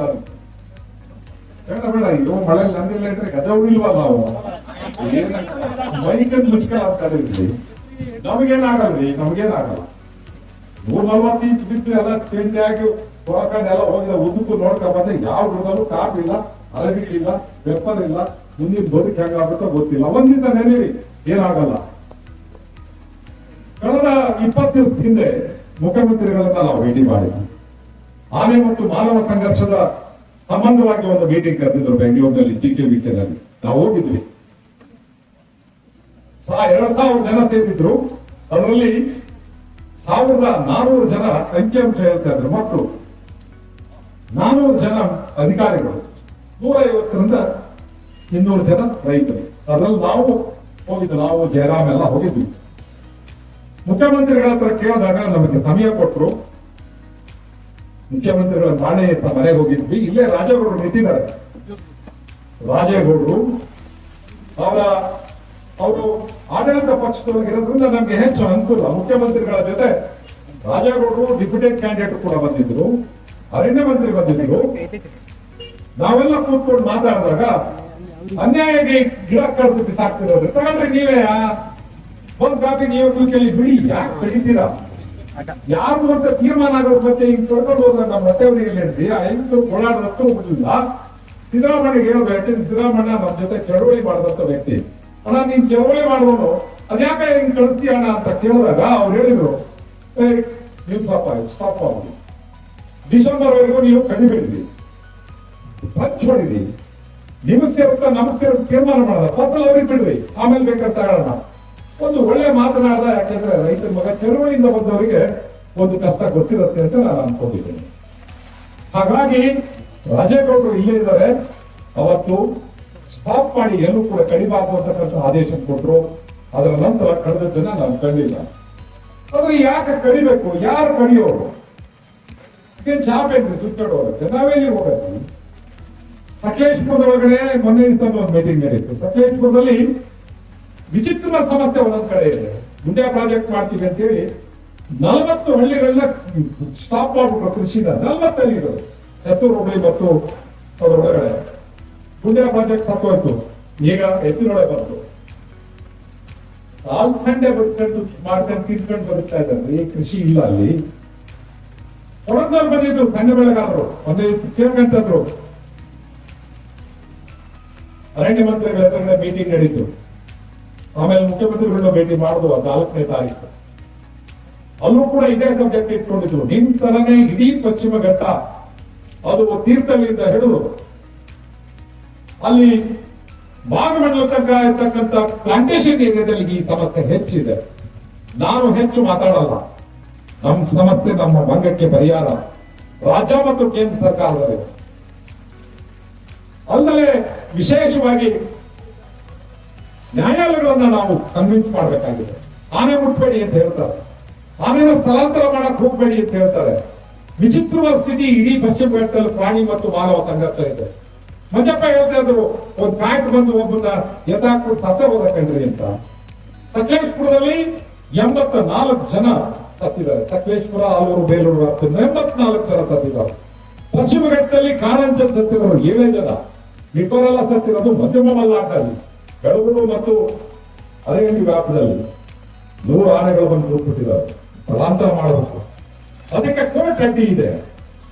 ಕೋರ್ಟ್ನ ಇವತ್ತು ತೀವ್ರ ಬಹಳಷ್ಟು ಕೂಡ ನನಗೆ ಮೊನ್ನೆ ಹೇಳ್ತಾ ಇದ್ರು, ಅರಣ್ಯ ಮಂತ್ರಿ ಹೇಳ್ತಾ ಇದ್ರು, ನೋಡಿ ನಾವು ಪ್ರಯತ್ನ ನಡೆಸ್ತಾ ಇದೀವಿ, ರಾಜ್ಯಗಳಿಗೆ ಕೊಟ್ಟಿದೆ 12 ಲಕ್ಷ ಎಕರೆ ಡೀಮ್ ಫಾರೆಸ್ಟ್ ನಾವು 3 ಲಕ್ಷ ಇಳಿಸಿ ಸುಪ್ರೀಂ ಕೋರ್ಟ್ಗೆ ವರದಿ ಕೊಟ್ಟಿದ್ವಿ. ಸುಪ್ರೀಂ ಕೋರ್ಟ್ 96ನೇ ಇಂಚಿನಲ್ಲಿ ಹೇಳಿದ್ರು ಡೀಮ್ ಫಾರೆಸ್ಟ್ ಇದೆ, ಅರಣ್ಯ ಅಂತ ಕಾಣಂತ ಗಿಡ ಮರ ಇರೋ ಜಾಗ ನೀವು ಅರಣ್ಯ ಅಂತ ಘೋಷಣೆ ಮಾಡ್ರಿ ಅಂತ ಸುಪ್ರೀಂ ಕೋರ್ಟ್ ಒಂದು ಜಡ್ಜ್ಮೆಂಟ್ ಕೊಡ್ತು, ಯಾರು ಕೇಳೋರಿಲ್ಲ, ಅಲ್ಲಿ ಹೇಳೋರಿಲ್ಲ.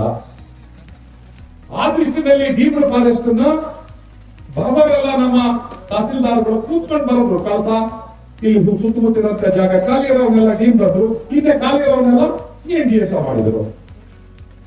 ಎಷ್ಟು CNG ಒಳಗಡೆ ರೈತರು ಕೃಷಿ ಮಾಡ್ಕೊಂಡಿದ್ದಾರೆ, ಕೂಲಿ ಕಾರ್ಮಿಕರು ಇತ್ತೀಚೆಗೆ ಮನೆ ಕಟ್ಕೊಂಡಿದ್ದಾರೆ. ಡೀಮ್ಡ್ ಫಾರೆಸ್ಟ್ ಅಂದ್ರೆ ಯಾವುದು? ಡೀಮ್ಡ್ ಅನ್ನೋದು ಡಿಕ್ಷನರಿ ಇಲ್ಲ ಕಣ್ರಿ. ಮೊದಲ ನೋ ಡೀಮ್ಡ್ ಅನ್ನೋದು ಎಲ್ಲೂ ಕೂಡ ಇಲ್ಲ. ಈಗ 3.5 ಲಕ್ಷ ಎಕರೆ ಏನ್ ಕೊಟ್ಟಿದ್ದಾರೆ ಅದನ್ನ ಅರಣ್ಯ ಮಂತ್ರಿಗಳು ಮೊನ್ನೆ ಮಾತಾಡ್ತಾರೆ. 4ನೇ ತಾರೀಕು ಅರಣ್ಯ ಭವನದಲ್ಲಿ ಎಲ್ಲ ಅಧಿಕಾರಿಗಳ ಜೊತೆ ಮಾತಾಡ್ತಾ ಒಂದು ಸಂದೇಶ ಕೊಟ್ಟರು. ಡೀಮ್ಡ್ ಫಾರೆಸ್ಟ್ ಒಳಗಡೆ ಯಾರ್ಯಾರು ರೈತರು ಉಳುಮೆ ಮಾಡ್ಕೊಂಡಿದ್ದಾರೆ ಅದಕ್ಕೊಂದು ಸರ್ವೆ ಮಾಡೋಣ. ಇದು ಎಲ್ಲ ಚಳವಳಿಗಾರರ ಒತ್ತಾಯ ಏನಂದ್ರೆ ಡೀಮ್ಡ್ ಯಾವುದು, ಅರಣ್ಯ ಯಾವುದು, ಯಾವುದನ್ನ ರೈತರು ಬಳಕೆ ಮಾಡಿದ್ದಾರೆ ಅದನ್ನ ಸರ್ವೆ ಮಾಡ್ರಿ ಅಂತ ಭಾರಿ ಕಾಲದ ಬಡ್ಕೊಳ್ತಾ ಇದ್ರೆ ಈಗಿನ ಸರ್ಕಾರ. ನನ್ಗೊಂದು ಖುಷಿ ಇದೆ, ನಾನು ಯಾವ ರಾಜಕೀಯ ಪಕ್ಷದ ಅಡಿಯಾಳು ಅಲ್ಲ, ಸಿದ್ಧಾಂತನೂ ಅಲ್ಲ, ನಾನೊಬ್ಬ ರೈತರಾಗಿ ಬಿಟ್ಟಿದ್ದೀನಿ. ನಾವು ಯಾವ ಸರ್ಕಾರನೂ ಬೈತಾ ಕೂತ್ಕೋಬೇಡಿ, ಯಾಕೆಂದ್ರೆ ಎಲ್ಲರಿಂದಲೂ ನಾವು ಕೆಲಸ ತಗೋಬೇಕಾಗಿದೆ. ಅರಣ್ಯ ಮಂತ್ರಿ ಇದ್ದಿದ್ರಲ್ಲಿ ನಿಮ್ಗೆ ಬೆಟರ್ ಮಂತ್ರಿ ಸಿಕ್ಕಿದ್ರಲ್ಲಿ ನನ್ನ ಲೆಕ್ಕದಲ್ಲಿ ಅರಣ್ಯ ಮಂತ್ರಿ ಸ್ವಲ್ಪ ಸ್ಪಂದಸ್ ಅಂತ ರೈತರ ಮಗ. ಮುಖ್ಯಮಂತ್ರಿಗಳು ಕೂಡ ನೀವು ಸ್ಪಂದಸ್ ಅಂತ ಒಬ್ಬರು ಸಿಕ್ಕಿದ್ದಾರೆ. ಕರ್ನಾಟಕ ಕೇಂದ್ರದಲ್ಲಿ ಒಂದು ಪ್ರಭಾವಿ ಸರ್ಕಾರ ಇದೆ, ಯಾರು ಕೇಂದ್ರಕ್ಕೆ ಸಂಪರ್ಕ ಇದೆ. MP ಬಿಡ್ಬೇಡ್ರಿ. ಈಗ ನಾವು ಮಾಡಬೇಕಾಗಿದ್ದು ಒಂದು ಕೋಆರ್ಡಿನೇಷನ್ ಮಾಡಬೇಕಾಗಿದೆ. ಅದನ್ನೇ ಅರಣ್ಯ ಮಂತ್ರಿಗಳು ಹೇಳಿದ್ರು, ನಾವು ಅರಣ್ಯ ಯಾವುದು ಮತ್ತು ಡೀಮ್ಡ್ ಫಾರೆಸ್ಟ್ ಯಾವುದು, ರೈತ ಯಾವುದು ಒತ್ತುವರಿ ಮಾಡಿದ್ರೆ ಅನ್ನೋದು ಮೊದಲು ಸರ್ವೆ ಮಾಡ್ತಾರೆ. ಜಂಟಿ ಸರ್ವೆ ಮಾಡೋಣ, ಜಂಟಿ ಯೋಜನೆ ಮಾಡೋಣ. ಆ ಜಂಟಿ ಯೋಜನೆ ಬರ್ತಕ್ಕಂಥ ರಿಸಲ್ಟ್ ತಗೊಂಡು ನಂತರ ಆಲೋಚನೆ ಮಾಡೋಣ. ಅಲ್ಲಿ ತನಕ ನಾವು ಏನು ಮಾಡಬಾರ್ದು ಅಂತ ತೀರ್ಮಾನ ಮಾಡಿದ್ವಿ ಅಂತ ಹೇಳಿದ್ರು. ಆದ್ರೂ ಅಧಿಕಾರಿಗಳ ಕೈನಲ್ಲಿ ಅಸ್ತ್ರಗಳಿದೆ. ನಿಮಗೆ ಗೊತ್ತಿದೆ, ಮೊದಲು ಲ್ಯಾಂಡ್ ಗ್ರಾಬ್ ಆಕ್ಟ್ ಜೊತೆಲಿತ್ತು. ಲ್ಯಾಂಡ್ ಗ್ರಾಬ್ ಆಕ್ಟ್ ಜೊತೆಲಿದ್ದಾಗ ನಮ್ಮನ್ನೆಲ್ಲ ಭೂಖಂಡರು ಅಂತ ಹೇಳಿ ಬೇಕಾಶನ್ ಮೇಲೆ ಕೇಸ್ ಹಾಕಿದ್ರು, ನನ್ನಲ್ಲೂ ಕೇಸ್ ಹಾಕಿದ್ರು. ಹಾಗೆ ನೀಟಾಗಿ ಚಳವಳಿಯನ್ನ ಹತ್ತಿಕ್ತಾರೆ, ದೊಣ್ಣೆಯಿಂದ ಹಾಕ್ತಾರೆ, ಕಾನೂನಿಂದ ಹತ್ತಿಕ್ತಾರೆ. ಮಾನವ ಮತ್ತು ಪ್ರಾಣಿ ಸಂಘರ್ಷದೊಳಗಡೆ ನಮ್ಮೂರಲ್ಲಿ ಒಂದು ಸತ್ತೋದ, ನಮ್ಮೂರ ಪಕ್ಕದಲ್ಲಿ ರಾತ್ರಿ 1 ಗಂಟೆವರೆಗೂ ಹೆಣ ಇಟ್ಕೊಂಡು ಚಳವಳಿ ಮಾಡ್ತಾ ಇದ್ರು. ನಾನು ಭಾಗವಹಿಸಿದೆ. ಅದರ ಮುಖ್ಯಮಂತ್ರಿಗಳು ಅಲ್ಲಿಗೆ ಫೋನ್ ಮಾಡಿ ಹೇಳಿದ್ರು, ಅನೇಕ ಯೋಜನೆಗಳು ಕೊಡ್ತೀವಿ, ಪ್ರಾಣಿ ಮತ್ತು ಮಾನವ ಸಂಘರ್ಷಕ್ಕೆ ಒಂದು ಇತಿಶ್ರೀ ಹಾಡ್ತೀವಿ ಅಂತ ಹೇಳಿದ್ರು. ಅದನ್ನ ಹೆಣ ನಾವು ವಾಪಸ್ ಕೊಟ್ವಿ. ಆ ಸಂದರ್ಭದಾಗ ಮಾತಾಡಿದಾಗ ನಾನೊಂದು ಮಾತನ್ನು ಹೇಳಿದ್ದೆ ಹರಿಹರ ತೋಟ ಅಧಿಕಾರಿಗಳಿದ್ದಾಗ ಇಂಥ ಭಾಷಣದಲ್ಲಿ, ನೀವು ಮಾತಾಡ್ತೀರಾ, ವರದಿ ಕೊಡಲ್ಲ. ನನ್ನನ್ನು ಕೊಲ್ಲೋದಕ್ಕೆ ನನ್ನ ತೋಟದೊಳಗಡೆ ಏನಾದ್ರು ಆನೆ ಬಂದು ಯಾಕೆ ಬಂದ್ರೆ ನನಗೆ ಸರ್ಕಾರ ಕೊಟ್ಟಂತ ಬಂದೂಕ ಇದೆ. ನಾನು ಆ ಬಂದೂಕನ ನನಗಿರ್ತಕ್ಕಂಥ ಸಂವಿಧಾನಬದ್ಧವಾದ ಹಕ್ಕು, ನನ್ನ ಪ್ರಾಣ, ನನ್ನ ಮಕ್ಕಳು ಮತ್ತು ನನ್ನ ಹೆಂಡತಿ, ನಮ್ಮ ಮನೆಯವರ ಪ್ರಾಣಕ್ಕೆ ಧಕ್ಕೆ ಬಂದಾಗ ಸಂವಿಧಾನದೊಳಗೆ ಬಾಬಾ ಸಾಹೇಬ್ ಅಂಬೇಡ್ಕರ್ ಕೊಟ್ಟಂತ ಸಂವಿಧಾನದಲ್ಲಿ ಎದುರಾಳಿಯನ್ನ ನೀವು ಗುಂಡಕ್ಕೂ ಕೂಡ ಅಧಿಕಾರ ಇವತ್ತು ಇದೆ. ಆ ಯೋಜನೆನ, ಆ ಆಕ್ಟ್ ಅನ್ನ ನಾನು ಬಳಸಿ ನಾನು ಫೈರ್ ಮಾಡ್ತೇನೆ ನನ್ನ ಪ್ರಾಣ ರಕ್ಷಣೆಗೆ ಅಂತ ಹೇಳಿದೆ. ಯಾರೊಬ್ಬರು ಡೆಲ್ಲಿಯಲ್ಲಿ ಕೂತ್ಕೊಂಡು ಮೇನಕಾ ಗಾಂಧಿ ಅಂತ ಯಾರೋ ಹೆಣ್ಮಗಳು ಪಾಪ, ಆಕೆ ಕೂತಿರೋದು ಒಳ್ಳೆ ಸಾವಿರಾರು ಕೋಟಿ ರೂಪಾಯಿ ಆಸ್ತಿ ಒಳಗಡೆ ಯಾವುದೋ ಒಂದು ಆಫೀಸ್ ಕೂತ್ಕೊಂಡು ನನ್ನಲ್ಲೊಂದು ಟೆಲೆಕ್ಸ್ ಇಲ್ಲಿ ಯಾರು ಕಳಿಸಿದ್ರು. ವಿಶ್ವನಾಥ್ ಅವರನ್ನ ಕೂಡಲೇ ಬಂಧಿಸಿ ಅವರ ಬಂದೂಕನ್ನ ಸೀಜ್ ಮಾಡಿ ಅವರನ್ನ ಕ್ಷಮೆ ಕೇಳಿಸಿ ಹೀಗೆ ಒಂದು 7-8 ವಿಚಾರ ಕೊಟ್ಟು ಡೆಪ್ಟಿ ಕಮಿಷನರ್ಗೆ ಒಂದು ಕಳಿಸ್ಕೊಟ್ಟು ಸಂದೇಶ. ನಮ್ಮ ಡೆಪ್ಟಿ ಕಮಿಷನರ್ ಹಿಂದೆ ಮುಂದೆ ನೋಡಿಲ್ಲ, ನನಗೆ ನೋಟಿಸ್ ಕೊಟ್ಟು ನನ್ನ ಬಂದೂಕನ್ನ 2 ವರ್ಷ ಸೀಜ್ ಮಾಡಿ ತಗೊಂಡೋಗಿ ಸ್ಟೇಷನ್ ಅಲ್ಲಿ ಇಟ್ರು. ನಂತರ ಕೋರ್ಟ್ ನನಗೆ ಬಿಡುಗಡೆ ಮಾಡಿಕೊಟ್ಟು. ಜಾರ್ಖಂಡ್ ಹೈಕೋರ್ಟ್ ಕೊಡ್ತದೆ ಒಂದು ಪ್ರಾಣಿಗಳು, ಯಾವುದೇ ಪ್ರಾಣಿಗಳು ಯಾವುದೇ ರೈತನನ್ನ ಅಥವಾ ಮಾನವನನ್ನ ಕೊಲ್ಲುವಿಕೆ ಬಂದ್ರೆ ಅವನು ಬಂದೂಕನ್ನ ಬಳಸಿದ್ರೆ ಅದು ಅಪರಾಧ ಅಲ್ಲ ಅಂತ ಜಡ್ಜ್ಮೆಂಟ್ ಅನ್ನ ಕೊಟ್ಟಿದೆ. ಈಗ ಜಡ್ಜ್ಮೆಂಟ್ ಇದೆ. ಎಲೆಕ್ಟ್ ಆಗಿದ್ರೆ ಅವನೇ ನಮ್ಮ MLA, ಅವರೇ ನಮ್ಮ MP. ಈ ಯಾವ ಸರ್ಕಾರ ಇದೆ ಅದು ನನ್ನ ಸರ್ಕಾರ. ಕೆಲಸ ತಗೊಳ್ಳೋಣ ಅವ್ರ ಕೈಲಿ. ಕೆಲವು ತುಂಬಾ ರೈತರ ಪರ ಇರ್ತಕ್ಕಂಥ ಶಾಸಕರುಗಳಿದ್ದಾರೆ, ಮಾಜಿ ಶಾಸಕರುಗಳಿದ್ದಾರೆ. ನನಗೆ ಹೆಮ್ಮೆ ಇದೆ, ಮೂಡಿಗೆರೆ ತಾಲೂಕಿನಲ್ಲಿ ಕುಮಾರಸ್ವಾಮಿ ಇಲ್ಲೇ ಇದ್ದಾರೆ, ಮೋಟಂದರ್ ಇಲ್ಲೇ ಇದ್ದಾರೆ, ನಮ್ಮ ಗೌಡ ರಾಜೇಗೌಡರಿದ್ದಾರೆ. ನಾನು ಯಾಕೆ ಇವ್ರ ಹೆಸರ ಮೇಲೆ ಹೇಳ್ತೀನಿ ಅಂದ್ರೆ, ನಾನು ಕಳೆದ ಶಾಸಕನಾಗಿ ನಾನು ಬಿಟ್ಟು ಈಗಾಗಲೇ 18 ವರ್ಷ 20 ವರ್ಷ ಆಗಬೇಕು, 18 ವರ್ಷ ಆಗಬೇಕು. ಆದ್ರೆ ನಾವು ನಿರಂತರವಾಗಿ ನಿರಂತರವಾಗಿ ಕೆಲಸ ಮಾಡ್ತಾ ಇದ್ದೀವಿ. ಆಗೆಲ್ಲ ರಾಜೇಗೌಡರು ಇರ್ತಾರೆ, ಕುಮಾರಸ್ವಾಮಿ ಇರ್ತಾರೆ, ಮೋಟಮ್ಮ ಇರ್ತಾರೆ. ಯಾಕೆ ಹೇಳ್ತೀನಿ ಅಂದ್ರೆ, ಹೃದಯ ಇರ್ತಕ್ಕಂಥ ಅವ್ರು ಬರಬೇಕಾಗಿದೆ. ಇವತ್ತು ವಿಧಾನಸೌಧದೊಳಗೆ ನಮ್ಮ ನೋಡಿ ಇಷ್ಟೊಂದು ಹೋರಾಟ ಮಾಡ್ತಕ್ಕಂಥ ಜನರಿದ್ದಾರೆ, ಒಳಗಡೆ ಹೋಗಕ್ ಬಿಡಲ್ರಿ. ಅಲ್ಲಿ ಎಲ್ಲ ಇಲ್ಲ ವಿಶ್ವನಾಥನ್ ಕರ್ಕೊಂಡು ಹೋಗ್ಬೇಕು, ಇಲ್ಲ ರಾಜೇಗೌಡ ಕರ್ಕೊಂಡು ಹೋಗ್ಬೇಕು, ಇಲ್ಲ ಕುಮಾರಸ್ವಾಮಿ ಓಟಮ್ಮ ಕರ್ಕೊಂಡು ಹೋಗಕ್ ಬಿಡಲ್ಲ, ಅಧಿಕಾರಿಗಳು ಸಿಕ್ಕಲ್ಲ. ಹಾಗಾಗಿ ನಾನು ಇವತ್ತು ಇಲ್ಲಿ ಬಂದಿರೋದು ಕೂಡ ಮಂಜಪ್ಪಯ್ಯನ ಮನೆ ಕರೆಸಿದ್ದು ಆ ಶಕ ಬಂದಿದ್ದು. ನಾನು ಒಂದೇ ಒಂದು ಕೇಳೋದು ಇಷ್ಟೇ, ಪಶ್ಚಿಮ ಘಟ್ಟದ ಒಂದು ಧ್ವನಿಯಾಗಿ ಕೆಲಸ ಮಾಡಬೇಕು, ಒಂದು ವಿಚಾರ ಇಟ್ಕೋಬೇಕು. ಆ ಕಾರಣಕ್ಕೆ ನೀವು ಇವತ್ತು ಬಂದು ಮನೆಗೆ ಹೋದ್ರೆ ಆಗಲ್ಲ, ನೀವು ಹೋರಾಟಕ್ಕೆ ಸಿದ್ಧರಾಗಬೇಕು. ಜೈಲು ಅವಶ್ಯಕತೆ ಇಲ್ಲ. ನಾವು ಜೈಲಿಗೆ ಹೋಗಿ ಬಂದಾಗಿ 12 ವಾರ ನಾನು ಜೈಲಿಗೆ ಹೋಗಿದ್ದೇನೆ. ಜೈಲು ಅವಶ್ಯಕತೆ ಈಗಿಲ್ಲ. ಈಗಿರ್ತಕ್ಕಂಥದ್ದು ಕಾನೂನಿನಲ್ಲಿ ಅವಕಾಶ ಇದೆ. ಅದಕ್ಕೋಸ್ಕರ ಸಕಲೇಶ್ಪುರದಲ್ಲಿ ನಾವು ಮೊನ್ನೆ ದಿನ ಹೈಕೋರ್ಟಿನ ನಿವೃತ್ತ ಒಬ್ಬ ವಕೀಲ ಮತ್ತು ವಕೀಲರ ಟೀಮ್ ಒಂದು 4-5 ಜನ, ಹಾಗೆ ನಿವೃತ್ತ ತಹಸೀಲ್ದಾರ್ ಒಬ್ಬರನ್ನ ನಮ್ಮ ಸಹಾಯಕ್ಕೆ ತಗೊಂಡಿದ್ದೀವಿ. ಇವತ್ತು ಕೂಡ ಇಲ್ಲೂ ಕೂಡ ನೀವು ಹಾಗೆ ಮಾಡಬೇಕು. ಶಾಸಕರುಗಳ ಬಿಡ್ರಿ. ನಾನು ಒಂದು ತೀರ್ಮಾನ ಮಾಡಿದ್ದೀನಿ. ಮೊನ್ನೆ ಮಂತರ್ ಅಂತಕ್ಕಂಥ ಒಬ್ಬ ಹುಡುಗ, ಕೊಡಗಿನ MLA, ಮತ್ತು ಇನ್ನೊಬ್ಬ AK ಸುಬ್ಬಯ್ಯನವರ ಮಗ ಪೊನ್ನಣ್ಣ ಅವ್ರ ಲಾಯರ್, ಅವರಪ್ಪ ಭಾರಿ ದೊಡ್ಡ ಹೋರಾಟಗಾರರು. ಅವ್ರ ಮನೆ ಹತ್ರ ನಾವು ಕೂತ್ಕೊಂಡು ಮಾತಾಡ್ತೀವಿ. ಇದಾಗಲ್ಲ. ನಾವೊಂದು ಕೋಆರ್ಡಿನೇಷನ್ ಮಾಡಬೇಕಾಗಿದ್ದು ಜನರದಲ್ಲ, ಕೋಆರ್ಡಿನೇಷನ್ ಮಾಡಬೇಕಾಗಿದ್ದು ಯಾರು ಎಲೆಕ್ಟೆಡ್ ಮೆಂಬರ್ಸ್ ಇದೆ, ಮಾಜಿ ಶಾಸಕರುಗಳಿದ್ದಾರೆ, ಮಂತ್ರಿಗಳಿದ್ದಾರೆ, ಪಶ್ಚಿಮ ಘಟ್ಟದಲ್ಲಿ ಅವ್ರನ್ನ ಒಟ್ಟಿಗೆ ಸೇರ್ಕೋಣ.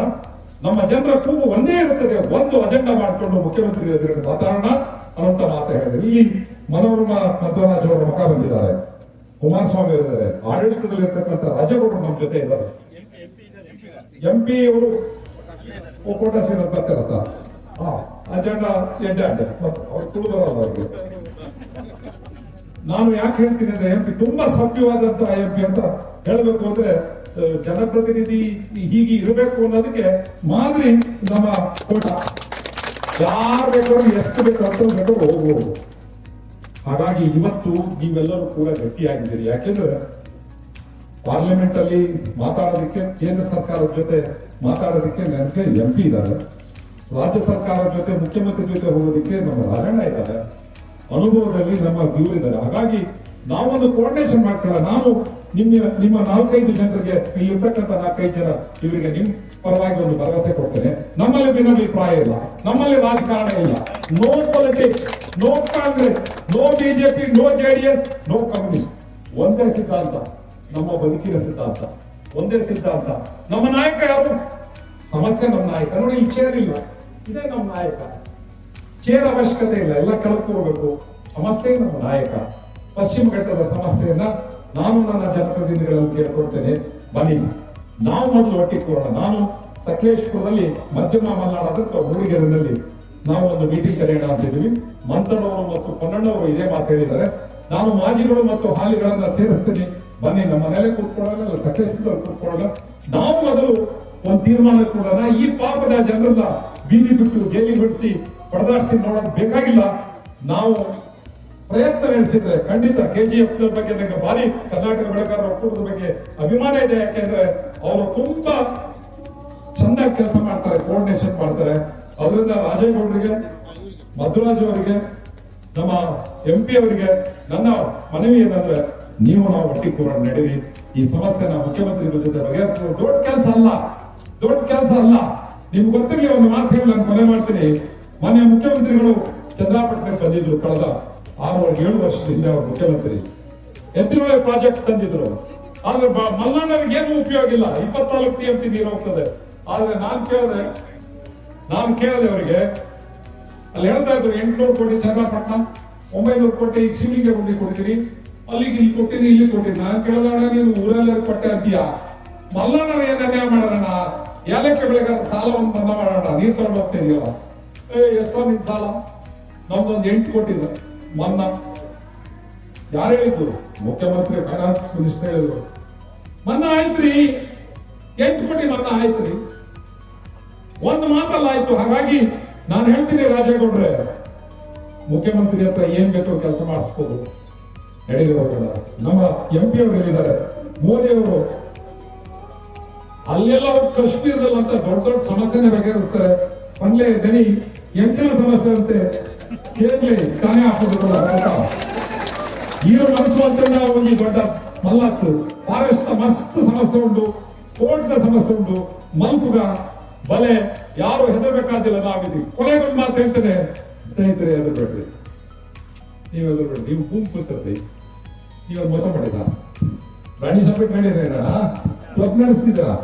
ಇಲ್ಲ, ರೆಸಾರ್ಟ್ ನಮ್ಮವಲ್ಲ. ತಪ್ಪು ಮಾಡಿ ಕಿತ್ತೊಂಡೋಗಿ ಒಬ್ಬ ರೆಸಾರ್ಟ್ ನನ್ನು ಮುಟ್ಟಿಲ್ಲ, ಒಬ್ಬನೇ ಒಬ್ಬ ಟೀ ಎಸ್ಟೇಟ್ ನನ್ನು ಮುಟ್ಟಿಲ್ಲ. ಮಾತಾಡಕ್ಲೆ ಟೀ ಎಸ್ಟೇಟ್ ಅನ್ನ ಏನ ಗೋಳ ಮಾಡಿಟ್ಟಾರೆ, ನಾವು ಗಿಡ ನೆಟ್ಟವು, ಅವರೆಲ್ಲ ಬರೀ ಸೊಪ್ಪು ಬಿಚ್ಚಂದು ಹೋಗ್ತಾರೆ. ಒಂದ್ ಟೀ ಎಸ್ಟೇಟ್ ಮುಟ್ಟಿರ ನೀವು? ಕಾಳುಮನೆ ಎಸ್ಟೇಟ್ 8,500 ಎಕರೆ ದನಿ, 8,500 ಎಕರೆ ನನ್ನೂರಲ್ಲಿದೆ. ಒಂದು ದಿನ ಹೋಗಿ ಟ್ರಂಚ್ ಹಾಕಿದ, ಎಷ್ಟು ಒತ್ತುವರಿ ಮಾಡಿದಾನೆ ಯಾರಿಗೂ ಗೊತ್ತಿಲ್ಲ. ನಾವೆಲ್ಲರೂ ಭೂಮಿ ಬಿಟ್ಟರು, ಭೂಮಿಗೋಸ್ಕರ. ನಮಗೆ ಜಾತಿ ಗೊತ್ತಿಲ್ಲ, ನಮ್ಗೆ ಗೊತ್ತಿಲ್ಲ, ನಮ್ಮ ಮಣ್ಣಿನ ಮಕ್ಕಳು ನಾವು.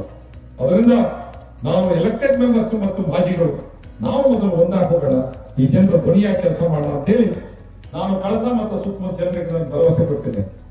ನೀವೆತ್ತಿಲ್ರಿ, ನಾವು ಬರ್ತೀವಿ. ರಾಜಗೌಡರು ಬರ್ತಾರೆ, ಕುಮಾರಸ್ವಾಮಿ ಬರ್ತಾರೆ, ಎಲ್ಲ ಎಲೆಕ್ಟೆಡ್. ಯಾಕಂದ್ರೆ ಜನ ಬಿಟ್ಟು ಅವರೇ ಎಲ್ಲಿ ಹೋಗ್ತಾರ್ರಿ? ಅವತ್ತು ಎಣ್ಣೆ ತಗೊಂಡು ಎಲ್ಲರಿಗೂ ದುಡ್ಡು ತಗೊಂಡು ಬರ್ತೀವಲ್ಲ, ಓಡ್ಕೊಂಡು ಈಗ ಹೋಗೋಣ ನಡೀದ್ರಿ. ಈಗ ಭಂಗ ಇದೆ, ಈಗ ಹೋಗೋಣ. ಬಾಯಿ ಬಿಡಿಸಿ ತಲಕೊಂಚ ಎಲ್ಲ ಬಾಯಿ ಹುಯ್ಯೋದು ಬೇಡ. ಈಗ ಜನರು ಧ್ವನಿಯಾಗಿದ್ದಾರೆ, ಗೆಲ್ಲಿಸ್ತಾರೆ. ರಾಜಗೌಡ್ರೆ, ಸಾಯತಕ್ಕ ನೀವು MLA ಆಗ್ತೀರಾ, ಕೆಲಸ ಮಾಡಿ. ಜೀವರಾಜು ತುಂಬಾ ಒಳ್ಳೆ ಕೆಲಸಗಾರ, ನೀವಿಬ್ರು ಕೂಡ ನನ್ಗೆ ಕಂಡಿದ್ದಂಗೆ. ಯಾಕಂದ್ರೆ ಜೀವರಾಜು ಕೂಡ ಧ್ವನಿಯಾಗಿ ಕೆಲಸ ಮಾಡ್ತಾರೆ. ಸ್ನೇಹಿತರೆ, ನಾವು ಸ್ವಲ್ಪ ಜಾಸ್ತಿ ಮಾತಾಡಿದ್ರೆ ಏನಿಲ್ಲ, ಸತ್ಯ ಹೇಳೋದ್ರಲ್ಲಿ ಹೋದ್ರೆ ಸಮಸ್ಯೆ ಬಗೆಹರಿಯಲ್ಲ, ಜನರಿಗೆ ಶಕ್ತಿ ಕೊಡೋದ್ರಲ್ಲಿ ಹೋದ್ರೆ ಸಮಸ್ಯೆ ಬಗೆಹರಿಯಲ್ಲ. ಈ ಸಮಸ್ಯೆನೇ ಅಲ್ಲ, ಇದನ್ನ ಬಗೆಹರಿಸೋಣ. ನಿಮ್ಗೆಲ್ಲ ಒಳ್ಳೇದಾಗಲಿ. ನಾವಿದ್ವಿ ನಿಮ್ ಜೊತೆ. ನಮಸ್ಕಾರ.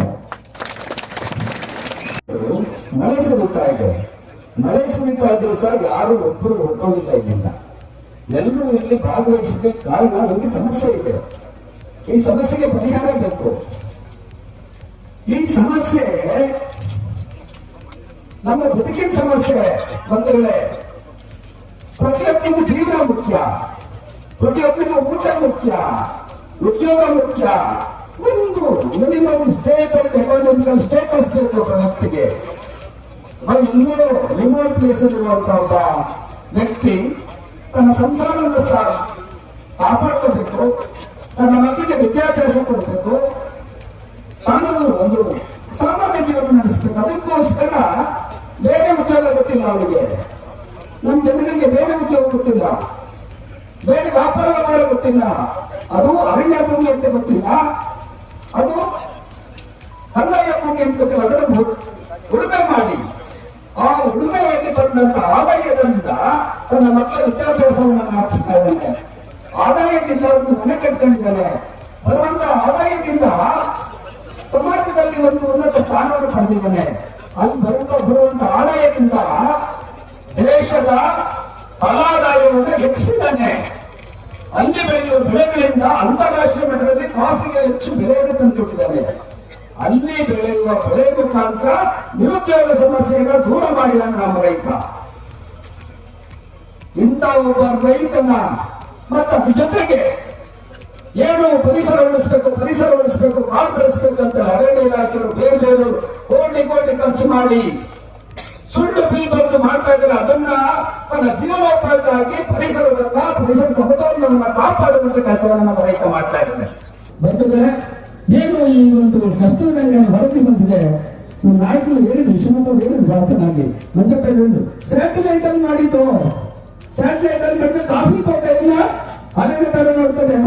ಮಾಡೋಂಗಿಲ್ಲ, ಗ್ರಾಮ ಸಭೆಗಳನ್ನು ಮಾಡಿ ಅದು ನಿಜವಾದ ಸರ್ವೆ ಮಾಡಿ, ಯಾವ್ದು ಗಂಡಿನ ಭೂಮಿ, ಯಾವ್ದು ಅರಣ್ಯ ಭೂಮಿ, ಆ ಸರ್ವೆ ಮುಖಾಂತರ ಮಾಡಿ ಯಾವ ಸಾಗುವಳಿ ಮಾಡಿದ್ರೆ ಯಾರಿಗೆ ಜೀವನದ ಅವಶ್ಯಕತೆ ಇದೆ ಅವ್ರಿಗಾದ್ರೂ ತೊಂದರೆ ಕೊಟ್ಟರೆ ನಾವು ಅದನ್ನ ಸಹಿಸೋದಿಲ್ಲ. ಬಂಧುಗಳ ಕಡೆಯದಾಗಿ ನಾವೆಲ್ಲ ನಿಮ್ಮ ಜೊತೆಲಿದ್ದೀವಿ. ನಾವೆಲ್ಲ ನಮ್ಮ ಸರ್ಕಾರಕ್ಕೆ, ನಮ್ಮೆಲ್ಲ ಜನಪ್ರತಿನಿಧಿಗಳಿಗೆ ಕೇಳ್ಕೊಳ್ಳೋದಿಷ್ಟೇ, ಏನ್ ಕಾನೂನಿದೆ ಜನಗಳಿಗೆ ಅನುಕೂಲ ಆಗುವಂತ ಕಾನೂನು ಮಾಡೋಣ. ಜನರ ಬದುಕಿಗೆ ಅನ್ಯಾಯ ಆಗಬಾರ್ದು, ಮಾರ್ಗ ಆಗಬಾರ್ದು. ಯಾವತ್ತು ಜನರಿಗೆ ಅನ್ಯಾಯ ಆಗ್ತದೆ ನಾವು ಸಹಿಸ್ಕೊಳ್ಳೋದಿಲ್ಲ, ಅದರ ವಿರುದ್ಧ ಹೋರಾಟ ಮಾಡ್ತೇವೆ. ಎಲ್ಲರೂ ಅರ್ಥ ಮಾಡ್ಕೊಳ್ಳಿ. ಕಡೆಯದಾಗಿ ಒಂದು ಮಾತು, ನಮ್ಮ ಪ್ರತಿ ಸಲ ನಮ್ಮ ಜನಪ್ರತಿನಿಧಿಗಳು ಹೇಳೋದು, ಅಧಿಕಾರಿಗಳು ಏನು ಶಾಸಕಾಂಗ, ಕಾರ್ಯಾಂಗ, ನ್ಯಾಯಾಂಗ ಅಂತಿದೆ, ಲೆಜಿಸ್ಲೇಚರ್, ಎಕ್ಸಿಕ್ಯೂಟಿವ್, ಜುಡಿಷಿಯರಿ, ಅದನ್ನೆಲ್ಲ ಮಾಡುವಂಥದ್ದು ಬ್ಯೂರೋಕ್ರಾಟ್ಸ್ ಅಂತ. ಅಧಿಕಾರಿಗಳು ಅರ್ಥ ಮಾಡ್ತಾರೆ. ನಮ್ಮ ಬದುಕಿಗೆ ಸಹಾಯ ಮಾಡಿ ಸಹಕಾರ ಮಾಡಿ ನಮ್ಮ ಬದುಕಿಗೆ ಅನ್ಯಾಯ ಆಗೋದನ್ನ ಸಹಿಸೋದಿಲ್ಲ ಅನ್ನುವಂಥ ಮಾತು ಹೇಳ್ತಾ ನಾವು ನಿಮ್ಮ ಜೊತೆಲಿದ್ದೀವಿ. ಸದಾ ಯಾವ ಹೋರಾಟ ಕೆಲವು ಬರ್ತೇವೆ ಕೇಳಲಿಕ್ಕೆ ಒತ್ತುವರಿಯನ್ನು ಬದಲಾಯಿಸಲಿಕ್ಕೆ ಸಾಧ್ಯ ಇಲ್ಲ ಅನ್ನುವಂಥ ಮಾತು ಹೇಳ್ತಾ ಅವಕಾಶಕ್ಕಾಗಿ ಧನ್ಯವಾದಗಳು. ನಮ್ಮ ನಯನ ಮೋಟಮ್ಮ ಮತ್ತು ನಾವೆಲ್ಲ ಶಾಸಕರು ಪಕ್ಷಾತೀತವಾಗಿ ಹೋಗಿ ಅರಣ್ಯ ಸಚಿವರನ್ನ ಮನವಿ ಮಾಡು, ಮುಖ್ಯಮಂತ್ರಿಗಳು ಮನವಿ ಮಾಡಿದ ನಂತರ ಮುಖ್ಯಮಂತ್ರಿ ಅರಣ್ಯ ಸಚಿವರನ್ನ ಮುಖ್ಯಮಂತ್ರಿಗಳ ಮನೆಗೆ ಕರೆಸಿ ಅಲ್ಲೇ ಕೂಡ ಕೆಲವು ಸೂಚನೆ ಕೊಟ್ಟಂಥದ್ದನ್ನು ಕೂಡ ನಾನು ತಮ್ಮೆಲ್ಲರ ಗಮನಕ್ಕೆ ತರಲಿಕ್ಕೆ ಬಯಸ್ತೇನೆ. ಇವತ್ತೇನಾಗಿದೆ, ಕೆಲವು ಪ್ರಕರಣಗಳು ACF ನ್ಯಾಯಾಲಯದಲ್ಲಿ, CCF ನ್ಯಾಯಾಲಯದಲ್ಲಿ ಮತ್ತು ಹೈಕೋರ್ಟ್ನಲ್ಲಿ ತೆರವಿನ ಆದೇಶಗಳಾಗಿವೆ. ಅವು ಸೆಕ್ಷನ್ 70 ಆದಂಥವು. ಅವುಗಳ ಬಗ್ಗೆನೂ ಕೂಡ ನಾವು ಯಾವುದೇ ಕಾರಣದಿಂದಲೂ ಜಂಟಿ ಸರ್ವೆ ಆಗೋದನ್ನು ಹೊರಗು. ಇವತ್ತೇನಾಗಿದೆ, ಅರಣ್ಯ ಇಲಾಖೆ ಅಧಿಕಾರಿಗಳು ಒಂದು ರೀತಿ ಈಗ ಹೇಳಿದಂಗೆ ಸ್ಯಾಟಲೈಟ್ ಸರ್ವೆ ಮಾಡಿ, ನಾನು ಕೂಡ ಒಂದು 2-3 ಬಾರಿ ಈ ಭಾಗದಲ್ಲಿ ಹೆಲಿಕಾಪ್ಟರ್ ಪ್ರಯಾಣ ಮಾಡತಕ್ಕಂಥ ಸಂದರ್ಭದಲ್ಲಿ ಒಮ್ಮೆ ಸಿದ್ಧಾರ್ಥ ಅವ್ರ ಜೊತೆ ಒಂದು ಸಣ್ಣ ಏರ್ಕ್ರಾಫ್ಟ್ ಅಲ್ಲಿ ಪ್ರಯಾಣ ಮಾಡತಕ್ಕಂಥ ಸಂದರ್ಭದಲ್ಲಿ ನೋಡಿದ್ರೆ ಎಲ್ಲವೂ ಕಾಡಾಗೆ ಕಾಣ್ತವೆ. ಕಾಫಿ ತೋಟನೂ ಕಾಡಾಗೆ ಕಾಣುತ್ತೆ, ಅಡಿಕೆ ತೋಟನೂ ಕಾಡಾಗೆ ಕಾಣ್ತದೆ, ತೆಂಗಿನ ತೋಟನೂ ಕೂಡ ಕಾಡಾಗೆ ಕಾಣ್ತದೆ. ಈ ವರ್ಷ ಅರಣ್ಯ ಇಲಾಖೆ ಅಧಿಕಾರಿಗಳಿಗೆ ಯಾರು ಪರಿಸರ ವಾದಿಗಳಿದ್ದಾರೆ ಅವರಿಗೆ ಇದು ಅರಿವಿಲ್ಲ ಅಂತ ಹೇಳಿ ನಾನು ಅನ್ಕೊಂಡಿದ್ದೇನೆ. ಬಟ್ ಯಾವುದೋ ಒಂದು ಕಾಯ್ದೆಯನ್ನು ಜಾರಿ ಮಾಡಬೇಕಾದ್ರೆ ಅದಕ್ಕೆ ಆದಂತ ನಿಯಮಗಳಿರ್ತಾರೆ. ಅದನ್ನ ಸೂಕ್ಷ್ಮವಾಗಿ ವಿಶ್ವನಾಥ್ ಅವರು ಹೇಳಿದ್ರು, ಗ್ರಾಮ ಪಂಚಾಯತಿ ಮಟ್ಟದಲ್ಲಿ ಸಭೆಗಳಾಗಬೇಕು, ಅಲ್ಲಿ ಪಂಚಾಯತಿ ಮಟ್ಟದಲ್ಲಿ ಭಿತ್ತಿಪತ್ರಗಳನ್ನ ಜನರನ್ನ ಗಮನಕ್ಕೆ ತರುವಂತ ಭಿತ್ತಿಪತ್ರಗಳನ್ನ ಹಂಚಬೇಕು. ಇಂಥ ಡಂಗೂರ ಸಾಲ ಅವರೆಲ್ಲ ಅಭಿಪ್ರಾಯ ಸಂಗ್ರಹ ಮಾಡಿ ಯಾವುದು ಕಾಡಿಗೆ ಪೂರಕವೋ ಅದನ್ನ ನೋಟಿಫಿಕೇಶನ್ ಮಾಡಿ. ಒಂದು ಕಾಲದಲ್ಲಿ ಈ ದೇಶದಲ್ಲಿ ರಾಜ್ಯದಲ್ಲಿ ತಿನ್ನಕ್ಕೆ ಅನ್ನ ಇರಲಿಲ್ಲ. ಸ್ವತಂತ್ರ ಪೂರ್ವ ನಮ್ಮ ಜನಸಂಖ್ಯೆ 35-40 ಕೋಟಿ ಜನಸಂಖ್ಯೆ. ಇವತ್ತು 135-140 ಕೋಟಿ ಜನಸಂಖ್ಯೆಯನ್ನು ನಾವು ಈ ಭಾರತ ದೇಶದಲ್ಲಿ ಹೊಂದಿದ್ದಾರೆ. ಅವ್ರಿಗೆ ಅನ್ನ ಕೊಡೋರು ಯಾರು? ಅವ್ರಿಗೆಲ್ಲ ಕೂಲಿ ಕೊಡೋರು ಯಾರು? ಅವರ ಬದುಕನ್ನು ಕಟ್ಕೊಳ್ಳೋರು ಯಾರು? ಇವತ್ತು ನೀವು ಮನೇಲಿ AC ಕಚೇರಿಯಲ್ಲಿ ಕೂತ್ಕೊಂಡು ವೈಜ್ಞಾನಿಕವಾಗಿ ಫೋನ್ ನೋಟಿಫಿಕೇಶನ್ ಅಂತ ಯಾವುದೇ ಅರಣ್ಯ ದಾಖಲೆ ಇಲ್ಲದೇ ಇರುವಂತವ್ರನ್ನ ಡೀಮ್ಡ್ ಫಾರೆಸ್ಟ್ ಅಂತ ಎಲ್ಲಿದ್ದಾರೆ ಡೀಮ್ಡ್ ಫಾರೆಸ್ಟ್ ಅಂತ ಹೇಳಿ ಅವನ ಪರಿಸರ ಎಲ್ಲ ಹುಚ್ಚ ಹೇಳಿದೆ ಅಂತ ಹೇಳ್ಬಿಟ್ಟು ಇದ್ದಂತ ಜಾಗದೆಲ್ಲ ಪೂರ್ತಿ 1 ಹೆಕ್ಟರ್ ಅಲ್ಲಿ 50 ಮರ ಪ್ರಾಕೃತಿಕವಾಗಿ ಬೆಳೆದಿದೆ, ಅದು ಡೀಮ್ಡ್ ಫಾರೆಸ್ಟ್ ಅಂತ. ಪ್ರಾಕೃತಿಕವಾಗಿ ನೆಟ್ಟು ಬೆಳೆಸಿದ್ರೆ 100 ಮರ ಬೆಳೆಸಿದ್ರೆ ಅದನ್ನು ಡೀಮ್ಡ್ ಫಾರೆಸ್ಟ್ ಅಂತ ಹೇಳ್ತಾರೆ. ಎಷ್ಟಕ್ಕೆ 1 ಹೆಕ್ಟರ್ ಇದೆ. ಅದು ಇಲ್ಲದೇ ಇರುವಂತ ಮರ ಎಲ್ಲರೂ ಅದು ಇಲ್ಲದೇ ಇರುವಂತ ಜಾಗ ಎಲ್ಲದೂ ಮಲೆನಾಡಲ್ಲಿ ಒಂದಾರು ಇದೆಯಲ್ರಿ? ಯಾವನಾದ್ರು ಅರಣ್ಯ ಅಧಿಕಾರಿಗಳಿದ್ರೆ ಹೇಳಿ, ಎಲ್ಲರೂ 1 ಎಕರೆ ಇದೆ ಆ ರೀತಿ. ಹಾಗಾದ್ರೆ ನಿಮ್ಮ ಲೆಕ್ಕದಲ್ಲಿ ಇಡೀ ಹೆಕ್ಟರ್ ಮಲೆನಾಡ ಫಾರೆಸ್ಟ್ ಅಂತ ಆಗ್ತದೆ, ಇಡೀ ಮಲೆನಾಡ. ಹಾಗಾಗಿ ನೀವು ರೈತರ ಮಕ್ಕಳು ನೀವು ಆಕಾಶದಿಂದ ಇಳಿದಾರಲ್ಲ, ನೀವು ತಿನ್ನ ಅನ್ನನೂ ಕೂಡ ರೈತರು ಬೆಳೆದಂತ ಅನ್ನ, ರೈತರು ಬೆಳೆದಂತ ದವಸ ಧಾನ್ಯಗಳು, ರೈತರು ಬೆಳೆದಂತ ಏನು ಸಂದರ್ಭಗಳಾಗ್ತದೆ. ಇನ್ನೊಂದು ಗಮನದಲ್ಲಿಟ್ಟು ಕೆಲಸ ಮಾಡಬೇಕಾದಂತ ಅವಶ್ಯಕತೆ ಇದೆ. ನಾವ್ಯಾರು ಪರಿಸರಕ್ಕೆ, ಪ್ರಕೃತಿಗೆ ನಾವ್ಯಾರು ವಿರೋಧಿಗಳನ್ನು ಬೆಳೆಗಾರರು. ಏನು ಪ್ರಕೃತಿ ಪರಿಸರಕ್ಕೆ ಪೂರ್ವವಾದಂತ ಬೆಳೆಗಳನ್ನ ಬೆಳೆದು ಇವತ್ತು ನಾವು ಈ ದೇಶದ ಭಕ್ತಕ್ಕೆ, ರಾಜ್ಯದ ಭಕ್ತಕ್ಕೆ ಇವತ್ತು ಕೋಟ್ಯಾಂತರ ರೂಪಾಯಿ ಹಣವನ್ನು ನಾವು ತೆರಿಗೆ ರೂಪದಲ್ಲಿ ನಾವು ಕೊಡ್ತಾ ಇದ್ದೇವೆ ವಿವಿಧ ಹಂತಗಳನ್ನು. ಇವತ್ತು ಲಕ್ಷಾಂತರ ಜನರಿಗೆ ಇಡೀ ರಾಜ್ಯದಲ್ಲಿ ಉದ್ಯೋಗ ಕೊಡ್ತಾ ಇದ್ವಿ. ಕಾಫಿ ಬೆಳೆಗಾರರು, ಅಡಿಕೆ ಬೆಳೆಗಾರರು, ಮೆಣಸು, ಏಲಕ್ಕಿ, ಇತರ ಬೆಳೆಗಾರರು. ಇದು ಸರ್ಕಾರದ ಗಮನಕ್ಕೆ ತರಬೇಕಾದಂತ ಮತ್ತು ನ್ಯಾಯಾಲಯಕ್ಕೆ ಗಮನಕ್ಕೆ ತರಬೇಕಾದಂತ ಆದ್ಯ ಕರ್ತವ್ಯ. ಇವತ್ತು ಯಾರು ಅರಣ್ಯ ಇಲಾಖೆಯ ಅಧಿಕಾರಿಗಳ ಮುಖ್ಯಸ್ಥರು ಅವ್ರಿಗೆ ಹೊತ್ತು ಬೇರೆ ಯಾರೂ ಅಲ್ಲ. ಇವತ್ತು ಜನಸಂಖ್ಯೆಗೆ ಅನುಗುಣವಾಗಿ ಬಚ್ಚಲಾಗಿರ್ತಕ್ಕಂಥ ಹೌದು, ನಾವೆಲ್ಲರೂ ಹೋಗ್ತೀವಿ, ಇಲ್ಲ ಅಂತ ಹೇಳೋದಿಲ್ಲ. ಅದಕ್ಕೆ ಆದಂತ ಒಂದು ಶಾಶ್ವತ ಪರಿಹಾರವನ್ನ ಕಂಡುಕೊಳ್ಬೇಕಾದಂತ ಅವಶ್ಯಕತೆ ಇದೆ. ಇವತ್ತು ಸರ್ಕಾರವೇ ಕೂಡ ಏನು ಹಿಂದೆ ದರಖಾಸ್ತು ಅರ್ಜಿ ಕೊಟ್ಟರು ಭೂಮಿ ಮಂಜೂರು ಮಾಡಿಕೊಡೋದು, ಇವತ್ತು ಉದ್ಯೋಗ ಕೊಡೋ ದೃಷ್ಟಿಯಿಂದ ಇವತ್ತು ಒಂದು ಕಾಲದಲ್ಲಿ ಕಾಫಿ ರಫ್ತು ಅತ್ಯಂತ ಹೆಚ್ಚು ವಿದೇಶಿ ವಿನಿಮಯನ ಈ ದೇಶಕ್ಕೆ ತಂದ್ಕೊಡ್ತಾ ಇತ್ತು. ಅವಾಗ ಬೇಕಾಗಿತ್ತು ಕಾಫಿ ಬೆಳೆಗಾರರಿಗೆ, ಅವಾಗ ಬೇಕಾಗಿತ್ತು ಕೂಲಿ ಕಾರ್ಮಿಕರಿಗೆ ಕೂಲಿ ಕೊಡಬೇಕಂತ ಸಂದರ್ಭದಲ್ಲಿ ನಿಮಗೆ ಒಪ್ಪಿಸಿ ಹಣ ಕೊಡುವಂತ ಸಂದರ್ಭ. ಇವತ್ತು ಬೇಡ, ಇವತ್ತು ಬೇರೆ ಬೇರೆ IT BT ಬೇರೆ ಬೇರೆ ಅನೇಕ ಮೂಲಗಳು ಬಂದಿಲ್ಲ. ಇವತ್ತು ಆ ವಿದೇಶಿ ವಿನಿಮಯನ ಭಾರತ ದೇಶಕ್ಕೆ ತರಲಿಕ್ಕೆ ಅವತ್ತು ಅದನ್ನು ನೆನೆಸ್ಕೊಂಡು ಇವತ್ತು ಅದನ್ನು ಗಮನದಲ್ಲಿ ಇಟ್ಕೊಂಡು ಉದ್ಯೋಗ ಕೊಟ್ಟಿರ್ತಕ್ಕಂಥದ್ದು, ಪರಿಸರ ಪೂರಕವಾದಂತ ವಾತಾವರಣ ಸೃಷ್ಟಿ ಮಾಡಿರ್ತಕ್ಕಂಥದ್ದು, ಅದನ್ನೆಲ್ಲರೂ ಗಮನದಲ್ಲಿ ಏನು ಸರ್ಕಾರ ಇವತ್ತು ನಮ್ಮನೆ 50, ನಮ್ಮನೆ 53, ನಮ್ಮನೆ 57, ಮತ್ತೆ ಯಾರಿಗೆ ಮನೆ ಇಲ್ಲ, ಭೂಮಿ ಇಲ್ಲ, 94C ಮತ್ತು CC ಅಡಿಯಲ್ಲಿ ಅರ್ಜಿ ಹಾಕಿದಾರೋ ಅರ್ಜಿಗಳು ಇತ್ಯರ್ಥ ಆಗೋವರೆಗೂ ಒಂದೇ ಒಂದು ಇಂಚು ಭೂಮಿ ಯಾರು ತೆರವುಗೊಳಿಸಿದ್ರೆ ನಾವು ರೈತ ಸುಮ್ಮನೆ ಬಿಡಬಾರದು ಅಂತಕ್ಕಂಥ ಮಾತನ್ನು ನಾನು ಈ ಸಂದರ್ಭದಲ್ಲಿ ಹೇಳಿಕ್ಕೆ ನಾವೆಲ್ಲ ಒಟ್ಟಾಗಬೇಕು. ನಾವೆಲ್ಲ ಸಮಸ್ಯೆಗಳಿಗೆ ನಾವು ಒಟ್ಟಾಗಿ ಏನು ಹೋರಾಟ ಮಾಡಿದ್ದೇವೆ ಅವ್ರ ಮಾತನ್ನ ಸಿಕ್ಕಿರೋದು ಹೊತ್ತು ನಾವು ಇವ್ ನನ್ನ ಮೇಲೆ ಅವ್ನು ಹೇಳೋದು, ಅವನ ಮೇಲೆ ನಾನು ಹೇಳೋದು, ಇನ್ನೊಂದು ಪಕ್ಷ ನಾನು ತರೋದು, ನನ್ನ ಪಕ್ಷ ಇನ್ನೊಬ್ಬರು ದೂರೋದು. ಇದು ಒಂದು ಜಾಯಮಾನ ಆಗಿದೆ ನಮಗೆ. ಇದರಲ್ಲಿ ರಾಜಕಾರಣ ಯಾರು ಬಳಸಬಾರ್ದು. ಇದು ನಮ್ಮ ಬದುಕಿನ ಪ್ರಶ್ನೆ, ಇದು ನಮ್ಮ ಭವಿಷ್ಯದ ಪ್ರಶ್ನೆ. ಇದು ನಮ್ಮ ಮುಂದಿನ ಈ ದೇಶದ ಯುವಕರಿಗೆ, ಈ ದೇಶದ ಪ್ರಜೆಗಳಿಗೆ, ಈ ದೇಶದ ಜನರಿಗೆ ಅನ್ನ ಕೊಡ್ತಕ್ಕಂಥ ಜನರ ಪ್ರಶ್ನೆ ಇದೆ.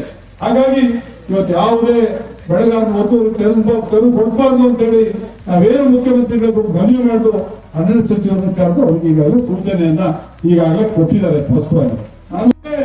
ಎಷ್ಟನ್ನ ಗೋಮಾಳ ಮಾಡಿದ್ದಾರೆ, ರಕ್ಷಿತ ಅರಣ್ಯ ಮಾಡಿದ್ದಾರೆ. ಹಾಗಾಗಿ ಇದೆಲ್ಲ ದಾಖಲೆಗಳನ್ನ ನಾವೇನು ಸುಮ್ಮನೆ ಕೂತಿಲ್ಲ. ನಾನು ಬೇರೆ ಎಲ್ಲ ಈ ರಾಜಕೀಯ ಭಾಷಣ ಮಾಡ್ತಾರೆ ಮಾಡೋದಿಲ್ಲ. ನಾನು ಕಾನೂನಾತ್ಮಕವಾಗಿ ದಾಖಲೆಯ ಮುಖಾಂತರ ಪ್ರತಿಯೊಂದು ದಾಖಲೆಯನ್ನು ನಾನು ಈಗಾಗಲೇ ಪಡೆದಿದ್ದೇನೆ. ಜಿಲ್ಲಾಧಿಕಾರಿ ಕಚೇರಿಗಳಲ್ಲಿ ಅನೇಕ ದಿನಗಳು ಕೂತು ಯಾವ ಸರ್ವೆ ನಂಬರ್ಗಳನ್ನ ಓವರ್ಲಾಪ್ ಮಾಡಿದ್ದಾರೆ. ಒಂದೇ ಸರ್ವೆ 4 ನೋಟಿಫಿಕೇಶನ್ ಮಾಡಿ 200 ಎಕರೆ 400 ಎಕರೆ ಅಂತ ಸರ್ವೆ ಮಾಡಿದೆ. ಎಲ್ಲಿ ಸಿಗುತ್ತೆ ಕಾಪಿ ತೋಟ ಬಿಟ್ಟು ಬೇರೆ ಕಾಡು? ತಪ್ಪು ಮಾಡಿಲ್ಲ ನೀವು. ಅಲ್ಲಿ ಯಾರೋ ಇದ್ದಾರೆ ಅರಣ್ಯ ಅಧಿಕಾರಿ, ಇಲ್ಲಿ ಇದ್ಯಾರು ಹೇಳಪ್ಪ ಕೈ ಎತ್ತಿ. ತಪ್ಪು ಮಾಡಿಲ್ಲ ನೀವು ಅಂತೇಳಿ ಅದನ್ನು ಗಮನಕ್ಕೆ ಬಂದು ಅದನ್ನ ತಿದ್ದುಪಡಿ ಮಾಡ್ತಕ್ಕಂಥ ಕೆಲಸನ ಈಗಾಗಲೇ ಪ್ರಾರಂಭ ಮಾಡಿದೆ.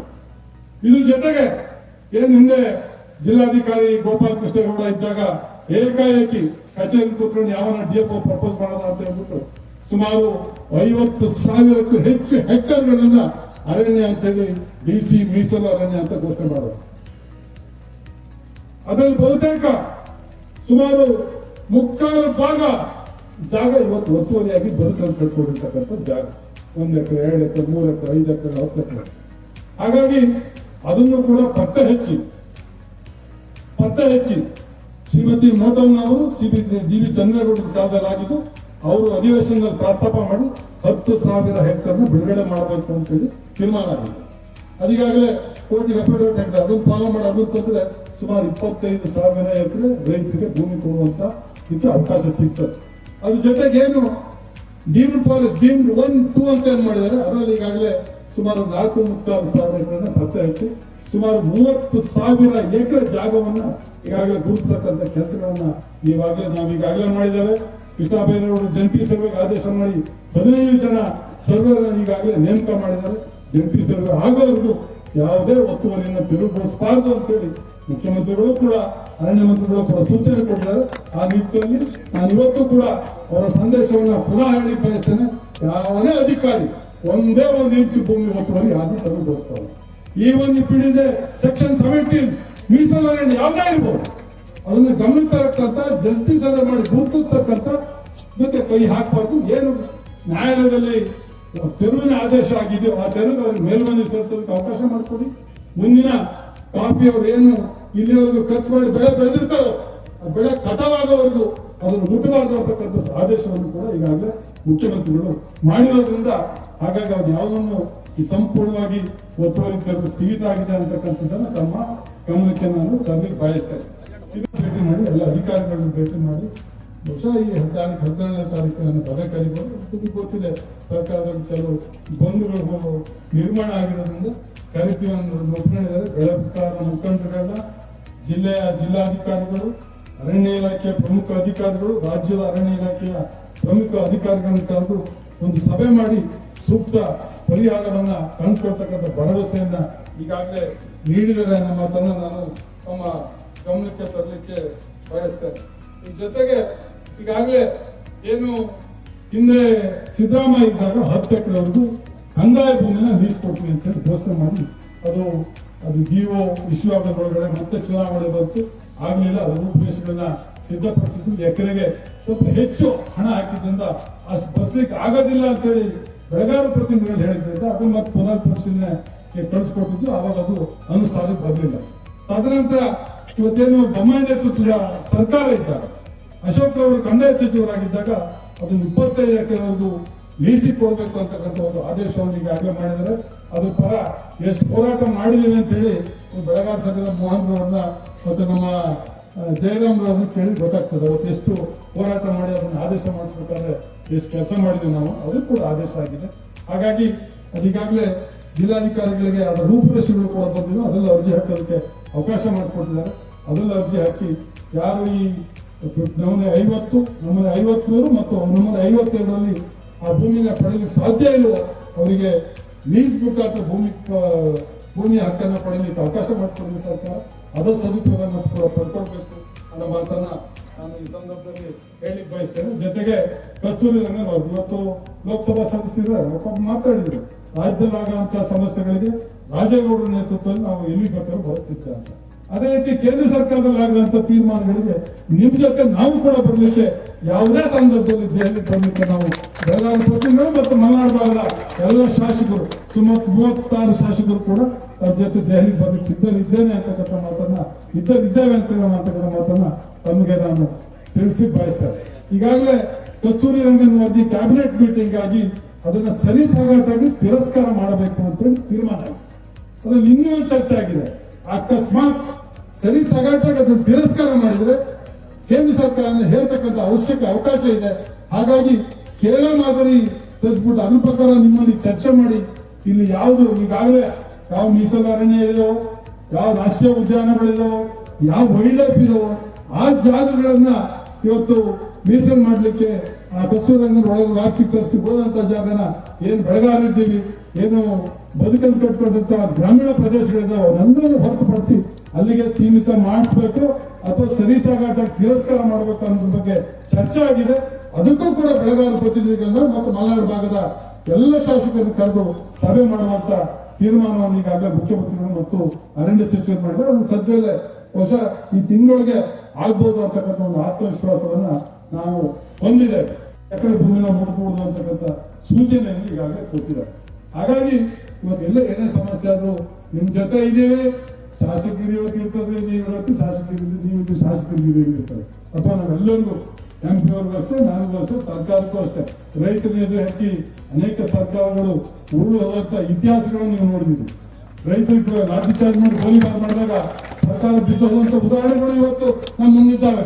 ಹಾಗಾಗಿ ಯಾವುದೇ ಸರ್ಕಾರ ಇವತ್ತು ರಾಜ್ಯದ ರೈತರ ಪರ ವಿರೋಧದಲ್ಲಿ ನಿಲ್ತಕ್ಕಂಥ ಅವಶ್ಯಕತೆ ಇಲ್ಲ, ನಿಲ್ಲಬಾರ್ದು. ನಿಮ್ಮ ಪರ ನಾವು ನಿಂತು ಹೋರಾಟ ಮಾಡಿ ನಿಮಗೆ ನ್ಯಾಯ ಕೊಡಿಸ್ತಕ್ಕಂಥ ಕೆಲಸಗಳನ್ನ ಮಾಡ್ತೇವೆ. ನನಗೆ ಆತ್ಮವಿಶ್ವಾಸ ಇದೆ. ನಾನು ಏನು ಘೋಷಣೆ ಮಾಡಿದ್ದೀನಿ, ಸುಮಾರು 30,000 ಎಕರೆ ಭೂಮಿನ ನಾವು ಆ ವ್ಯಾಪ್ತಿಯನ್ನು ಕಾನೂನು ಅಡಿಯಿಂದ ಹೊರಗಡೆ ತಂದ್ರೆ 80% 90% ಭಾಗ ಒತ್ತುವರಿ ಸಮಸ್ಯೆ ಬಗೆಹರಿತದೆ. ಉಳಿದಂತದ್ದನ್ನ ನೋಡೋಣ. ಪರ್ಯಾಯವಾಗಿ 1 ಎಕರೆ 2.5 ಎಕರೆ ಕಂದಾಯ ಭೂಮಿನ ಅರಣ್ಯ ಕೊಡಬೇಕು ಅಂತಕ್ಕಂಥ ಕಾನೂನು ಕೂಡ ಇದೆ. ಅದು ಕೇಂದ್ರ ಸರ್ಕಾರದಲ್ಲಿ ನಮ್ಮ ಕೋಟ ಶ್ರೀನಿವಾಸ ಪೂಜಾರಿ ಹಿಡ್ಕೊಂಡು ಅಲ್ಲಿ ಕೂಡ ಪ್ರಯತ್ನ ಮಾಡಿ ಇವೆಲ್ಲ ನಿಮ್ಮೆಲ್ಲ ಸಹಕಾರ ಇದ್ರೆ ಖಂಡಿತ ನಾವು ನಿಮ್ ಜೊತೆ ಇದ್ದೀವಿ. ನೀವೀಗ ಒಟ್ಟಾಗಿದ್ದೀವಿ. ಯಾವುದೇ ಇವತ್ತು ಹೋರಾಟ ಮತ್ತು ಪ್ರತಿಭಟನೆಗೆ ಸರ್ಕಾರ ಬಗ್ಗೆ ಹೊರತು ಇಲ್ಲಿದ್ರೆ ಸರ್ಕಾರಕ್ಕೆ ಕಿವಿನ ಕೇಳೋದಿಲ್ಲ. ಆ ರೀತಿ ಕೆಲಸ ಮಾಡ್ಕೊಂಡು ಹೋಗಿರ್ತಾರೆ. ಕೆಲವು ಏನು ಈ ಅವೈಜ್ಞಾನಿಕವಾಗಿ ಅಧಿಕಾರಿಗಳು 4 ಗೋಡೆಗಳ ಮಧ್ಯೆ ಕೂತು ಕಾನೂನು ರೂಪಿಸ್ತಾರಲ್ಲ, ಆ ಕಾನೂನು ಸೇವೆಯನ್ನು ಸುಮ್ಮನೆ ಕೂತು ಅನೇಕ ಯಾವುದೋ ಸರ್ಕಾರಗಳಿರ್ಬೋದು. ನಮ್ಮ ಸರ್ಕಾರ ನಿಮ್ಮ ಪರ ಇದೆ, ನಮ್ಮ ಸರ್ಕಾರ ನಿಮ್ಮ ಪರ ಅನೇಕ ತೀರ್ಮಾನಗಳನ್ನು ಈಗಾಗಲೇ ತೆಗೆದುಕೊಂಡಿದೆ. ಮುಂದೆನೂ ಕೂಡ ನಿಮಗೆ ಪರವಾಗಿ ಆದಂತ ತೀರ್ಮಾನಗಳನ್ನ ತೆಗೆದುಕೊಳ್ತೇವೆ ಅಂತಕ್ಕಂಥ ಮಾತನ್ನು ಹೇಳಿ 4 ಅನಿಸಿಕೆಗಳನ್ನ ಬಹಳಷ್ಟು ವಿಚಾರ ಇದಾವೆ. ಕಾನೂನು ಸೆಕ್ಷನ್ ಏರಿಯಾ ಎಲ್ಲ ತಗೊಂಡು ಅದೆಲ್ಲ ಮಾತಾಡೋದು ಸಾಕಷ್ಟು ಸಮಯ ಆಗ್ತದೆ. ಭಾಷಣ ಸಮಸ್ಯೆ ಪರಿಹಾರ ಅಲ್ಲ. ನಾವು ಏನ್ ಬೇಕಾದ್ರೆ ನಾವೆಲ್ಲರೂ ಒಟ್ಟಾಗಿ ಕೂತು ಶಾಶ್ವತ ಪರಿಹಾರವನ್ನು ಖಂಡಿತ ಮಾಡ್ಕೊಡ್ತೀವಿ. ಮಾಡ್ಕೊಡುವಂತ ವಿಶ್ವಾಸ ನಮಗಿದೆ ಅನ್ನೋ ಮಾತನ್ನು ಹೇಳಿ ನಾನು ಮಾತು ಮುಗಿಸ್ತಾರೆ. ಎಲ್ಲರಿಗೂ ನಮಸ್ಕಾರ. ಸಂಘಟನೆ ಮಾಡಿರುವಂತ ಎಲ್ಲ ಬಂಧುಗಳೇ, ಜನಪ್ರತಿನಿಧಿಗಳೇ, ಸ್ನೇಹಿತರೆ, ರೈತ ಹೋರಾಟಗಾರರೇ, ಬೆಳೆಗಾರರ ಸಂಘದ ಮುಖಂಡರೇ, ಮಾಧ್ಯಮದ ಗೆಳೆಯರು, ಇನ್ನೂ ಕೆಲವರು ಪ್ರಮೋದ ಸಹಿತ ಎಲ್ಲರೂ ಮಾತಾಡೋರಿದ್ದಾರೆ. ನಾನು 5 ನಿಮಿಷದಲ್ಲಿ ನನ್ನ ಮಾತು ಮುಗಿಸ್ತೇನೆ. ಸಂಸತ್ತಲ್ಲಿ ಮಾತಾಡ್ಬೇಕಾದವರು, ಅಸೆಂಬ್ಲಿಯಲ್ಲಿ ಮಾತಾಡ್ಬೇಕಾದವರು, ನೀವು ಜನರ ಜೊತೆ ಯಾಕೆ ಮಾತಾಡ್ತೀರಿ, ಅಲ್ಲಿ ಮಾತಾಡಿ ಅಂತ ಭಾವನೆಗಳು ಹೇಳೋದಿದ್ರೆ, ನಾನಿಲ್ಲಿ ಬಂದಿರೋದು ಸಾಮಾನ್ಯವಾಗಿ ಜನರಿಗೆ ಕಷ್ಟ ಬಂದಾಗ ಯಾರಿಗೆ ಓಟ್ ಕೊಟ್ಟಿರ್ತಾರೋ ಅವ್ರಿಗೆ ನೆನಪಾಗ್ಬಿಡುತ್ತೆ. ಮನೆ ಪುಣ್ಯಾತ್ಮರಿಗೆ ಓಟ್ ಕೊಟ್ಟಿದ್ದೆವು, ಈ ಕಷ್ಟ ಬಂದಾಗ ಎಲ್ಲೋದ ಅಂತ ಅನ್ಸುತ್ತೆ ಕೆಲವರಿಗೆ. ಆ ಕಾರಣಕ್ಕೆ ತಕ್ಷಣ ಬನ್ನಿ ನಮ್ಗೆ ತೊಂದರೆ ಆಗಿದೆ ಅಂತ ಹೇಳಿರ್ತಾರೆ. ಆ ಹಿನ್ನೆಲೆಯಲ್ಲಿ ಇವತ್ತು ಜನರ ಮಧ್ಯೆ ಬಂದು ಜನಪ್ರತಿನಿಧಿಯಾದ ನನ್ನ ಭಾವನೆಗಳನ್ನ ಹೇಳಬೇಕಾದಂತ ಅನಿವಾರ್ಯತೆ ಇರೋದ್ರಿಂದ ನಾನು ಬಂದು ನಿಮ್ ಜೊತೆ ಮಾತಾಡ್ತಾ ಇದ್ದೇನೆ. ಬಹಳ ರಾಜಕಾರಣ ಮಾಡಬೇಕು ಅನ್ನುವಂತ ಯಾವ ಭಾವನೆಗಳು ನಮ್ಗಿಲ್ಲ, ಅಗತ್ಯ ಕೂಡ ಸತ್ಯಕ್ಕಿದ್ದಂತೆ ತೋರ್ತಾ ಇಲ್ಲ. ವಾಸ್ತವಿಕತೆ ಏನಂದ್ರೆ, ಇಲ್ಲಿ ಬೆಳೆ ಬೆಳೆಯುತ್ತಿರುವಂತಹ ರೈತರಿಗೆ ದಿಢೀರಾಗಿ ಬಂದಿರುವಂತಹ ಕೆಲವು ಸಮಸ್ಯೆಗಳಿಂದ ಅಧಿಕಾರಿಗಳು ಒಂದು ಭೂಮಿಯನ್ನ ತೆರವು ಮಾಡ್ತಾ ಇದ್ದಾರೆ. ಅದನ್ನು ಸರಿಪಡಿಸುವುದಕ್ಕೋಸ್ಕರ ನಮ್ಮ ರಕ್ಷಣೆ ಕೊಡಿ ಅಂತ ಹೇಳಿ ಜನರು ಕೂಗಿದೆ, ರೈತರು ಕೂಗಿದೆ. ಅದರ ಧ್ವನಿಯಾಗಿ ಇವತ್ತಿನ ಕಾರ್ಯಕ್ರಮ ಸಂಘಟನೆ ಆಗಿದೆ. ನಾನು ಜಿಲ್ಲಾಧಿಕಾರಿಯವರಿಗೂ ಕೂಡ ಹೇಳಿದ್ದೆ, ಯಾವುದೇ ಕಾರಣಕ್ಕೂ ಕೂಡ ಈಗಿರುವಂತಹ ಸಮಸ್ಯೆಗಳನ್ನು ಅರ್ಥ ಮಾಡ್ಕೊಳ್ಬೇಕು. ಒಂದೇ ಸಮಸ್ಯೆಗಳು ಬಂದ್ರೆ ಎಲ್ಲ ಪಕ್ಷದ ಜನಪ್ರತಿನಿಧಿಗಳಿದ್ದಾರೆ, ಅವನ್ನೆಲ್ಲ ಕರೆದು ಒಂದು ಕಮಿಟಿ ಮಾಡಿ ಆ ಕಮಿಟಿ ಮುಂದಿಟ್ಟು ಏನು ಮಾಡಬೇಕು ಅಂತ ನೀವು ತೀರ್ಮಾನ ಮಾಡಬೇಕು. ಅಲ್ಲಿಯವರೆಗೆ 1 ಇಂಚು ಭೂಮಿಯನ್ನು ಕೂಡ ಮುಟ್ಟಬಾರದು ಅನ್ನುವಂತ ಮಾತನ್ನ ಜಿಲ್ಲಾಧಿಕಾರಿಯವರಿಗೆ ಹೇಳಿದ್ದೆ. ನನಗೆ ಆಡಳಿತಾತ್ಮಕವಾದ ಗೊಂದಲ ಇದೆ ಅಂತ ನನಗೆ ಅನಿಸಿಲ್ಲ. ಯಾಕಂದ್ರೆ ನಾನೇ ಸಚಿವನಾಗಿದ್ದಾಗ ಹಿಂದಿನ ಸರ್ಕಾರ ಇರುವಾಗ ಎಲ್ಲರ ಹೋರಾಟದ ಪರವಾಗಿ 25 ಎಕರೆ ಕಾಫಿ ಬೆಳೆಯನ್ನ, ಸರ್ಕಾರಿ ಭೂಮಿಯನ್ನ ರೈತರಿಗೆ 50 ವರ್ಷಗಳ ಕಾಲ ಗುತ್ತಿಗೆ ಕೊಡಬೇಕು ಅಂತ ತೀರ್ಮಾನ ನಾವನ್ನು ಮಾಡಿದೆವು. ಇವತ್ತಿನ ಸರ್ಕಾರ ತೀರ್ಮಾನ ಕೊಟ್ಟಿದೆ. ಯಾರ ಪರ ವಿರುದ್ಧ ಯಾರದ್ದು ಇಲ್ಲ. ನಾನಿರುವಾಗಲೂ ಸರ್ಕಾರ ಮಾಡಿತ್ತು. ಇವತ್ತಿನ ಸರ್ಕಾರ ಸರಿ ನಾವು ಮಾಡ್ತೇವೆ ಅಂತ ಹೇಳಿತ್ತು. ಅದನ್ನಾಗಿ ನೀವು ತೆರವು ಮಾಡ್ಲಿಕ್ಕೆ ಏನು ಅಧಿಕಾರ ಅದು ಚರ್ಚೆ ಮುಂದೆ. ಕರ್ನಾಟಕ ರಾಜ್ಯದಲ್ಲಿ 6,500 ಡೀಮ್ಡ್ ಫಾರೆಸ್ಟ್ ಇದೆ ಅಂತ ಹೇಳಿ ಒಂದು ಲೆಕ್ಕ. ಅದರಲ್ಲಿ ಈ ಅಂಕಿಅಂಶಗಳು ಹೇಳಿದ್ರಲ್ಲ, ಇದರ ಆಧಾರದಲ್ಲಿ 3,500 ಕೈ ಬಿಡಬಹುದು ಅಂತ ಹಿಂದೆ ಸಚಿವ ಸಂಪುಟ ತೀರ್ಮಾನ ಮಾಡಿತ್ತು. ಅದು ಸರ್ಕಾರ ಆದೇಶ ಆಗಿದೆ. ಡೀಮ್ಡ್ ಫಾರೆಸ್ಟ್ ಯಾವುದಲ್ಲ, ಅದರ ಬಗ್ಗೆ ಮಾತ್ರ ಜಂಟಿ ಸರ್ವೆ ಮಾಡಬೇಕಾದಂತ ಅಗತ್ಯ ಇದೆ. ನಾನು ಅಧಿಕಾರಿಗಳಿಗೂ, ಅರಣ್ಯ ಅಧಿಕಾರಿಗಳಿಗೂ ಹೇಳಿದ್ದೇನೆ, ರಾಜ್ಯ ಸರ್ಕಾರಕ್ಕೆ ಹೇಳಿದ್ದೇನೆ, ಕೇಂದ್ರ ಸರ್ಕಾರಕ್ಕೆ ಹೇಳ್ತೇನೆ. ಹಿಂದೆ ನೀವು ದ್ರೋಣಲ್ಲಿ ಮಾಡಿರುವಂತಹ ಸರ್ವೆ ಏನ್ ಹೇಳುತ್ತೆ ಅಂದ್ರೆ, ಅಡಿಕೆ ಬೆಳೆಯನ್ನ, ರಬ್ಬರ್ ತೋಟವನ್ನ, ಕಾಫಿ ಬೆಳೆಯನ್ನ ಕಾಡು ಅಂತ ಹೇಳಿಬಿಟ್ಟಿದೆ. ಯಾಕಂದ್ರೆ ಅದರ ಸಮೀಕ್ಷೆ ಪ್ರಕಾರ ಎಲ್ಲ ಹಸಿರು ಅಂತ ಹೇಳಿಬಿಟ್ಟಿದೆ. ಹಾಗಾಗಿ ಭೂ ಸರ್ವೆಯ ಮೂಲಕ ಇದನ್ನ ತನಿಖೆ ಮಾಡಿ ಯಾವ್ದು ಕಾಡು, ಯಾವ್ದು ಸೂಕ್ಷ್ಮ ಪ್ರದೇಶ ಅನ್ನೋದು ಮನವರಿಕೆ ಮಾಡಿಕೊಂಡು ರೈತರಿಗೆ ತೊಂದರೆ ಕೊಡದಿರುವಂತಹ ತೀರ್ಮಾನವನ್ನು ನೀವು ಮಾಡಿ ಅನ್ನುವಂತ ಮಾತನ್ನು ಹೇಳ್ತೀವಿ. 2011ರಲ್ಲಿ ಬಂದಿರುವಂತಹ ಗಾಡಿಗಳ ವರದಿ, ಮಾಧವ ಗಾಡಿಗಳ ವರದಿ, 2013 ಏಪ್ರಿಲ್ ಬಂದಿರುವಂತಹ ಕಸ್ತೂರಿ ರಂಗನ್ ವರದಿ, ಅದು ಭಾರತ ದೇಶದ ಹಲವಾರು ಪಶ್ಚಿಮ ಘಟ್ಟದ ರಾಜ್ಯಗಳನ್ನು ತಿರುಗಿ 1,64,000 ಚದರ ಕಿಲೋಮೀಟರ್ ಭೂಮಿಯನ್ನು ಸೂಕ್ಷ್ಮ ಪ್ರದೇಶ ಅಂತ ಹೇಳಿದೆ. ಆ ಹೇಳುವಾಗಲೂ ಕೂಡ ಭಾರಿ ದೊಡ್ಡಂತ ಜಲವಿದ್ಯುತ್ತನ್ನು ಮಾಡಬಾರದು ಅಂತ ಹೇಳಿದೆ ಹೊರತು 5 ಎಕರೆ ತೋಟ ಮಾಡಿರುವಂತ ಬಡವನ ಮನೆ ಮುಟ್ಟಿ ಅಂತ ಹೇಳಿಲ್ಲ. ಅದು ಹೇಳಿದ್ರೆ ಅದು ವಿರೋಧ ಮಾಡೋದು ಹೇಳಿಲ್ಲ. ಹಾಗಾಗಿ ಸರ್ವೆಯ ಗೊಂದಲಗಳನ್ನು ಗಮನದಲ್ಲಿ ಇಟ್ಕೊಂಡು ನೀವು ಇದನ್ನು ತೀರ್ಮಾನ ಮಾಡಬೇಕು ಅನ್ನುವಂತ ಮಾತನ್ನು ನಾವು ಹೇಳಿದ್ದೀವಿ. ನಾನು ಒಂದೇ ಮಾತನ್ನು ಕೊನೆಗೆ ಹೇಳೋದು, ತುಂಬಾ ಉದ್ದ ಮಾಡಬೇಕಾದಂತ ಅವಶ್ಯಕತೆಗಳಿಲ್ಲ. ನಾನು ಜಿಲ್ಲಾಧಿಕಾರಿಯವರಿಗೆ, ಅರಣ್ಯ ಇಲಾಖೆಯವರಿಗೆ ವೇದಿಕೆ ಮೂಲಕ ಸಂಸದನಾಗಿ ಆಗ್ರಹಪೂರ್ವಕವಾದಂತ ವಿನಂತಿಯನ್ನು ಮಾಡ್ತೇನೆ. ಇದು ನೀವು ವಿನಂತಿ ಅಂತ ತಿಳ್ಕೊಳ್ಳಿ, ಆಗ್ರಹ ಅಂತ ತಿಳ್ಕೊಳ್ಳಿ, ಎಚ್ಚರಿಕೆ ಅಂತ ತಿಳ್ಕೊಳ್ಳಿ, ಶಬ್ದೋಚ್ಚಾರ ಯಾವ ರೀತಿ ಬೇಕಾದ್ರೂ ಇರ್ಬೋದು. ಇನ್ನು ಮುಂದೆ ಚಿಕ್ಕಮಗಳೂರು ಜಿಲ್ಲೆಯಲ್ಲಿ 1 ಇಂಚು ಭೂಮಿಯನ್ನ ರೈತರದ್ದು ಮುಟ್ರೆ ನೀವು ಅಕೇಶಿಯ ಕಡೀರಿ, ನಮ್ಗೇನು ಸಂಬಂಧ ಇಲ್ಲ. ನೀವು ಮತ್ತೊಂದು ಯಾವ್ದು ನೀಲಗಿರಿ ಅದನ್ನ ಕಡೀರಿ, ನಮ್ಗೇನು ಸಮಸ್ಯೆ ಇಲ್ಲ. ಯಾವುದೋ ಅಡಕೆ ಗಿಡವೂ ಸೇರಿದಂತೆ ರೈತರ ಬೆಳೆದ ಒಂದು ಭೂಮಿಯನ್ನು, ಒಂದು ತುಂಡು ನೆಲವನ್ನು ನೀವು ಮುಟ್ಟಿದ್ರೆ ಸಂಸದರಾಗಿ ನಾನು ಜಿಲ್ಲಾಧಿಕಾರಿಯವರ ಕಚೇರಿ ಎದುರು ಧರಣಿ ಕೂತ್ಕೊಳ್ತೇನೆ. ಹೋಗುವಾಗ ಹಾಗೆ ಧರಣಿ ಕೂತ್ಕೊಳ್ಳುವಾಗ ಇಲ್ಲಿರುವಂತ ಎಲ್ಲ ಶಾಸಕರಲ್ಲೂ ವಿನಂತಿ ಮಾಡ್ತೇನೆ, ನಾನು ಮುಂದಿರ್ತೇನೆ, ನೀವು ಬನ್ನಿ ಅಂತ ಹೇಳ್ತೇನೆ. ಇದರಲ್ಲಿ ರಾಜಕೀಯ ಹೊರತಾದಂತ ಹೋರಾಟಗಳನ್ನ ನಾನೇ ಪ್ರಾರಂಭ ಮಾಡ್ತೇನೆ. ಯಾರಿಗೂ ಆತಂಕ ಬೇಡ. ಜಿಲ್ಲಾಧಿಕಾರಿಯವರ ಕಚೇರಿ ಈಗಲೇ ಹೋಗ್ತಾ ಇದ್ದೇನೆ. ಯಾವುದೋ ಕಾರಣಕ್ಕೆ ಹೋಗುವಾಗ ಅವರಿಗೆ ಈ ಮಾತನ್ನು ಹೇಳ್ತೇನೆ. ಒಟ್ಟಾಗಿರ್ತವೆ, ಒಂದಾಗಿರ್ತವೆ, ಯಾವುದೇ ಗೊಂದಲ ಇಲ್ಲದೆ ಕಟ್ಟ ಕಡೆ ರೈತರ ಒಂದು ತುಂಡು ಭೂಮಿಯನ್ನು ಮುಟ್ಟಲಿಕ್ಕೆ ಬಿಡೋದಿಲ್ಲ ಅನ್ನುವಂತ ಸ್ಪಷ್ಟ ಮಾತುಗಳನ್ನ ಈ ಮೂಲಕ ಹೇಳಿ ಅರಣ್ಯ ಇಲಾಖೆಯನ್ನು ನೀವು ಗಮನಿಸಬೇಕು. ಕಾನೂನು ಕಾಯ್ದೆ ಯಾವುದು ಗೊತ್ತಿದೆ, ಏನಾದರೂ ಮಾಡುವಂತ ಅನಾಹುತಗಳ ಕೈಕಿ ಜನಸಾಮಾನ್ಯ ಜೀವನಕ್ಕೆ ತೊಂದರೆಯನ್ನು ಕೊಡಬಾರದು. ಸಮಾಜದಲ್ಲಿ ಸರ್ಕಾರ, ಯಾವುದೇ ಪಾರ್ಟಿ ಇರಲಿ, ಯಾವುದೇ ಸರ್ಕಾರ ಇರಲಿ, ಸಮಾಜದ ಕಟ್ಟ ಕಡೆ ಮನುಷ್ಯನ ಬದುಕನ್ನು ಕಟ್ಟಿಕೊಡ್ಬೇಕಾದದ್ದು ನಮ್ಮ ಜವಾಬ್ದಾರಿ. ಸ್ವಾತಂತ್ರ್ಯ ಒಂದು 77 ವರ್ಷ ಆದ್ರೂ ಕೂಡ 94 ಅರ್ಜಿ ಹಾಕೊಂಡು 500 ಎಕರೆ ಜಾಗ ಇರುವ ಅಧಿಕಾರಿ ಎದುರು ಹೋಗಿ ಅರ್ಜಿ ಹಾಕೊಂಡು ನನಗೆ 2-3 ಸೆಟ್ ಕೊಡುವಂತ ಕಾಲ ಬರಬಾರದು ಅನ್ನುವಂತ ಮಾತು ನಾನು ಹೇಳಿದ್ದೆ. ಇವಾಗಲೂ ಹೇಳ್ತೇನೆ, 15 ವರ್ಷಗಳ ಕಾಲ 4 ಸಾರಿ MLC ಆಗಿ, 3 ಸಾರಿ ಮಂತ್ರಿಯಾಗಿ, 2 ಸಾರಿ ವಿರೋಧ ಪಕ್ಷ ನಾಯಕನಾಗಿ, ರಾಜೀವ್ಗೌಡ್ರೆ ನಾನು ವಿರೋಧ ಪಕ್ಷ ನಾಯಕನಾಗಿ ಕೆಲಸಗಳನ್ನು ಮಾಡುವಾಗ ಸರ್ಕಾರಕ್ಕೆ ಒತ್ತಡಗಳನ್ನು ತಂದಿದ್ದೆ. ಅವತ್ತು ಮಂತ್ರಿಯಾಗಿ ನನ್ನ ಕೈಲಾದ ಕೆಲಸಗಳನ್ನು ಮಾಡಿದ್ದೆ. ನಾನು ಇವಾಗಲೂ ಕೂಡ ನಿಮ್ಮೆಲ್ಲರಿಗೂ ಕೂಡ ಒಂದೇ ಮಾತಲ್ಲಿ ವಿನಂತಿ ಮಾಡೋದು, ಯಾವುದೇ ಕಾರಣಕ್ಕೂ ಕೂಡ ಒಬ್ಬ ರೈತರ ತುಂಡು ಭೂಮಿ ಇಟ್ಟರೂ ಕೂಡ ಎಲ್ಲ ಶಾಸಕರನ್ನು ಆಹ್ವಾನಿಸಿ ಜಿಲ್ಲಾಧಿಕಾರಿಗಳನ್ನು ಧರಣಿ ಮಾಡ್ತೇನೆ. ಕೇಂದ್ರ ಸರ್ಕಾರ ಸಮಸ್ಯೆ ಇರಲಿ, ರಾಜ್ಯ ಸರ್ಕಾರ ಸಮಸ್ಯೆ ಇರಲಿ, ಒಟ್ಟಾಗಿ ಒಂದಾಗಿ ಹೋರಾಟ ಮಾಡ್ತೇವೆ. ನಿಮ್ಮ ಜೊತೆಯಲ್ಲಿ ನಾವಿದ್ದೇವೆ. ಎಲ್ಲರಿಗೂ ಧನ್ಯವಾದ, ನಮಸ್ಕಾರ. ಇಲ್ಲಿ ಸೇರಿರ್ತಕ್ಕಂಥ ಎಲ್ಲ ರೈತ ಬಂಧುಗಳಿಗೆ ಈ ಜೀವನ್ ಮರಣದ ಪ್ರಶ್ನೆ ಬಂದಾಗ ನಾವು ಯಾವತ್ತೂ ಕೂಡ ಹೋರಾಟವನ್ನು ಮಾಡಿಯೇ ಮಾಡ್ತೀವಿ ಅಂತಕ್ಕಂಥ ಸಂದೇಶವನ್ನ ಸರ್ಕಾರಕ್ಕೆ ಕಳಿಸುವಂತ ಒಂದು ವ್ಯವಸ್ಥೆಗೆ ನೀವು ಬಂದಿದ್ದೀರಲ್ಲ, ಪ್ರಥಮವಾಗಿ ನಿಮ್ಗೆ ಎಲ್ರಿಗೂ ನಾನು ಅಭಿನಂದನೆಯನ್ನ ಸಲ್ಲಿಕೆ ಮಾಡ್ತಾ ಇದ್ದೇನೆ. ಇವತ್ತು ಮಲೆನಾಡು ಭಾಗದಲ್ಲಿ ದಕ್ಷಿಣ ಕನ್ನಡ, ಉಡುಪಿ ಜಿಲ್ಲೆ, ಚಿಕ್ಕಮಗಳೂರು ಜಿಲ್ಲೆ, ಶಿವಮೊಗ್ಗ ಜಿಲ್ಲೆ ಮತ್ತು ಇತರ ಹಾಸನ ಜಿಲ್ಲೆ, ಈ ಮಲೆನಾಡು ಭಾಗ ಏನಿದೆ, ಈ ಮಲೆನಾಡು ಭಾಗದಲ್ಲಿ ಅರಣ್ಯ ಒಂದು ಇದ್ದೇ ಅಂತ ಆದ್ರೆ ಅದಕ್ಕೆ ಕಾರಣ ಅರಣ್ಯ ಇಲಾಖೆಯ ಅಧಿಕಾರಿಗಳಲ್ಲ, ಇಲ್ಲಿರ್ತಕ್ಕಂಥ ಸಾಗುವಳಿದಾರರು ಇರ್ತಕ್ಕಂಥದ್ದನ್ನು ನಾನು ಹೇಳಲಿಕ್ಕೆ ಬಯಸ್ತೇನೆ. ರೈತರು ಅರಣ್ಯವನ್ನ ಉಳಿಸಲಿಕ್ಕೆ ಮಾಡ್ತಕ್ಕಂಥ ಪ್ರಯತ್ನ, ಬೆವರು ಸುರಿಸಿ ದುಡ್ಡು ಖರ್ಚು ಮಾಡಿ ಶ್ರಮ ಪಟ್ಟು ಏನು ಅರಣ್ಯವನ್ನ ಉಳಿಸುವಂತ, ಅರಣ್ಯವನ್ನು ಬೆಳೆಸುವಂತ ಕೆಲಸವನ್ನ ರೈತರು ಆಹಾರವನ್ನು ಉತ್ಪಾದನೆ ಮಾಡತಕ್ಕಂಥ ವ್ಯವಸ್ಥೆಯನ್ನ ನಮ್ಮ ರೈತರು ಮಾಡ್ತಾರೆ. ಅದರ 100ರಲ್ಲಿ 1 ಅಂಶ ಕೂಡ ಪ್ರಯತ್ನ ಅರಣ್ಯ ಇಲಾಖೆಯವರು ಮಾಡಲ್ಲ. ಇದು ರೈತರು ಮಾಡ್ತಕ್ಕಂಥ ಹೋರಾಟ ಅಂತಕ್ಕಂಥದ್ದನ್ನ ಈ ಸಂದರ್ಭದಲ್ಲಿ ಹೇಳಿಕೆ ಬಯಸ್ತೇನೆ. ಪ್ರಜಾಪ್ರಭುತ್ವ ಅಂದ್ರೆ ಪ್ರಜೆಗಳೇ ಪ್ರಭುಗಳು, ನೀವೇ ಪ್ರಭುಗಳು, ನೀವೇ ರಾಜರು. ರಾಜೇಗೌಡ್ರೆ, ಜನರೇ ರಾಜರು. ಪ್ರಜಾಪ್ರಭುತ್ವ ಅಂದ್ರೆ ಉಡುಪಿಯಲ್ಲಿ ಒಂದು ಪರಿಸ್ಥಿತಿ ನಡೀತು. ನಾನು MLA ಇದ್ದಾಗ ಸಿದ್ದರಾಮಯ್ಯನವರೇ ಮುಖ್ಯಮಂತ್ರಿ ಆಗಿದ್ರು, ನಾನು ಕಾಂಗ್ರೆಸ್ ಪಕ್ಷದ MLA ಆಗಿದ್ದೆ, ಆಡಳಿತ ಪಕ್ಷದ MLA ಆಗಿದ್ದೆ. ಉಡುಪಿ ಶ್ರೀಕೃಷ್ಣ ಮಠವನ್ನ ಸರ್ಕಾರ ಸ್ವಾಧೀನಕ್ಕೆ ಪಡಿಸಬೇಕು ಅಂತಕ್ಕಂಥ ಒಂದು ಮನಸ್ಸು ಸರ್ಕಾರಕ್ಕೆ ಬಂತು. ಆವಾಗ ನಾನು ಮುಖ್ಯಮಂತ್ರಿಗಳ ಹತ್ರ ಹೋಗಿ ಹೇಳಿದೆ, ನಾನು ಉಡುಪಿ ಕ್ಷೇತ್ರದ ಶಾಸಕನಾಗಿ ಉಡುಪಿ ಶ್ರೀಕೃಷ್ಣ ಮಠವನ್ನ ನನ್ನ ಅವಧಿಯಲ್ಲಿ ಸರ್ಕಾರ ಸ್ವಾಧೀನ ಪಡಿಸ್ತದಂತ ಆದ್ರೆ ನನಗೆ ಎಳ್ಳಷ್ಟು ಅದನ್ನ ಸಹಿಸ್ಲಿಕ್ಕೆ ಸಾಧ್ಯ ಇಲ್ಲ.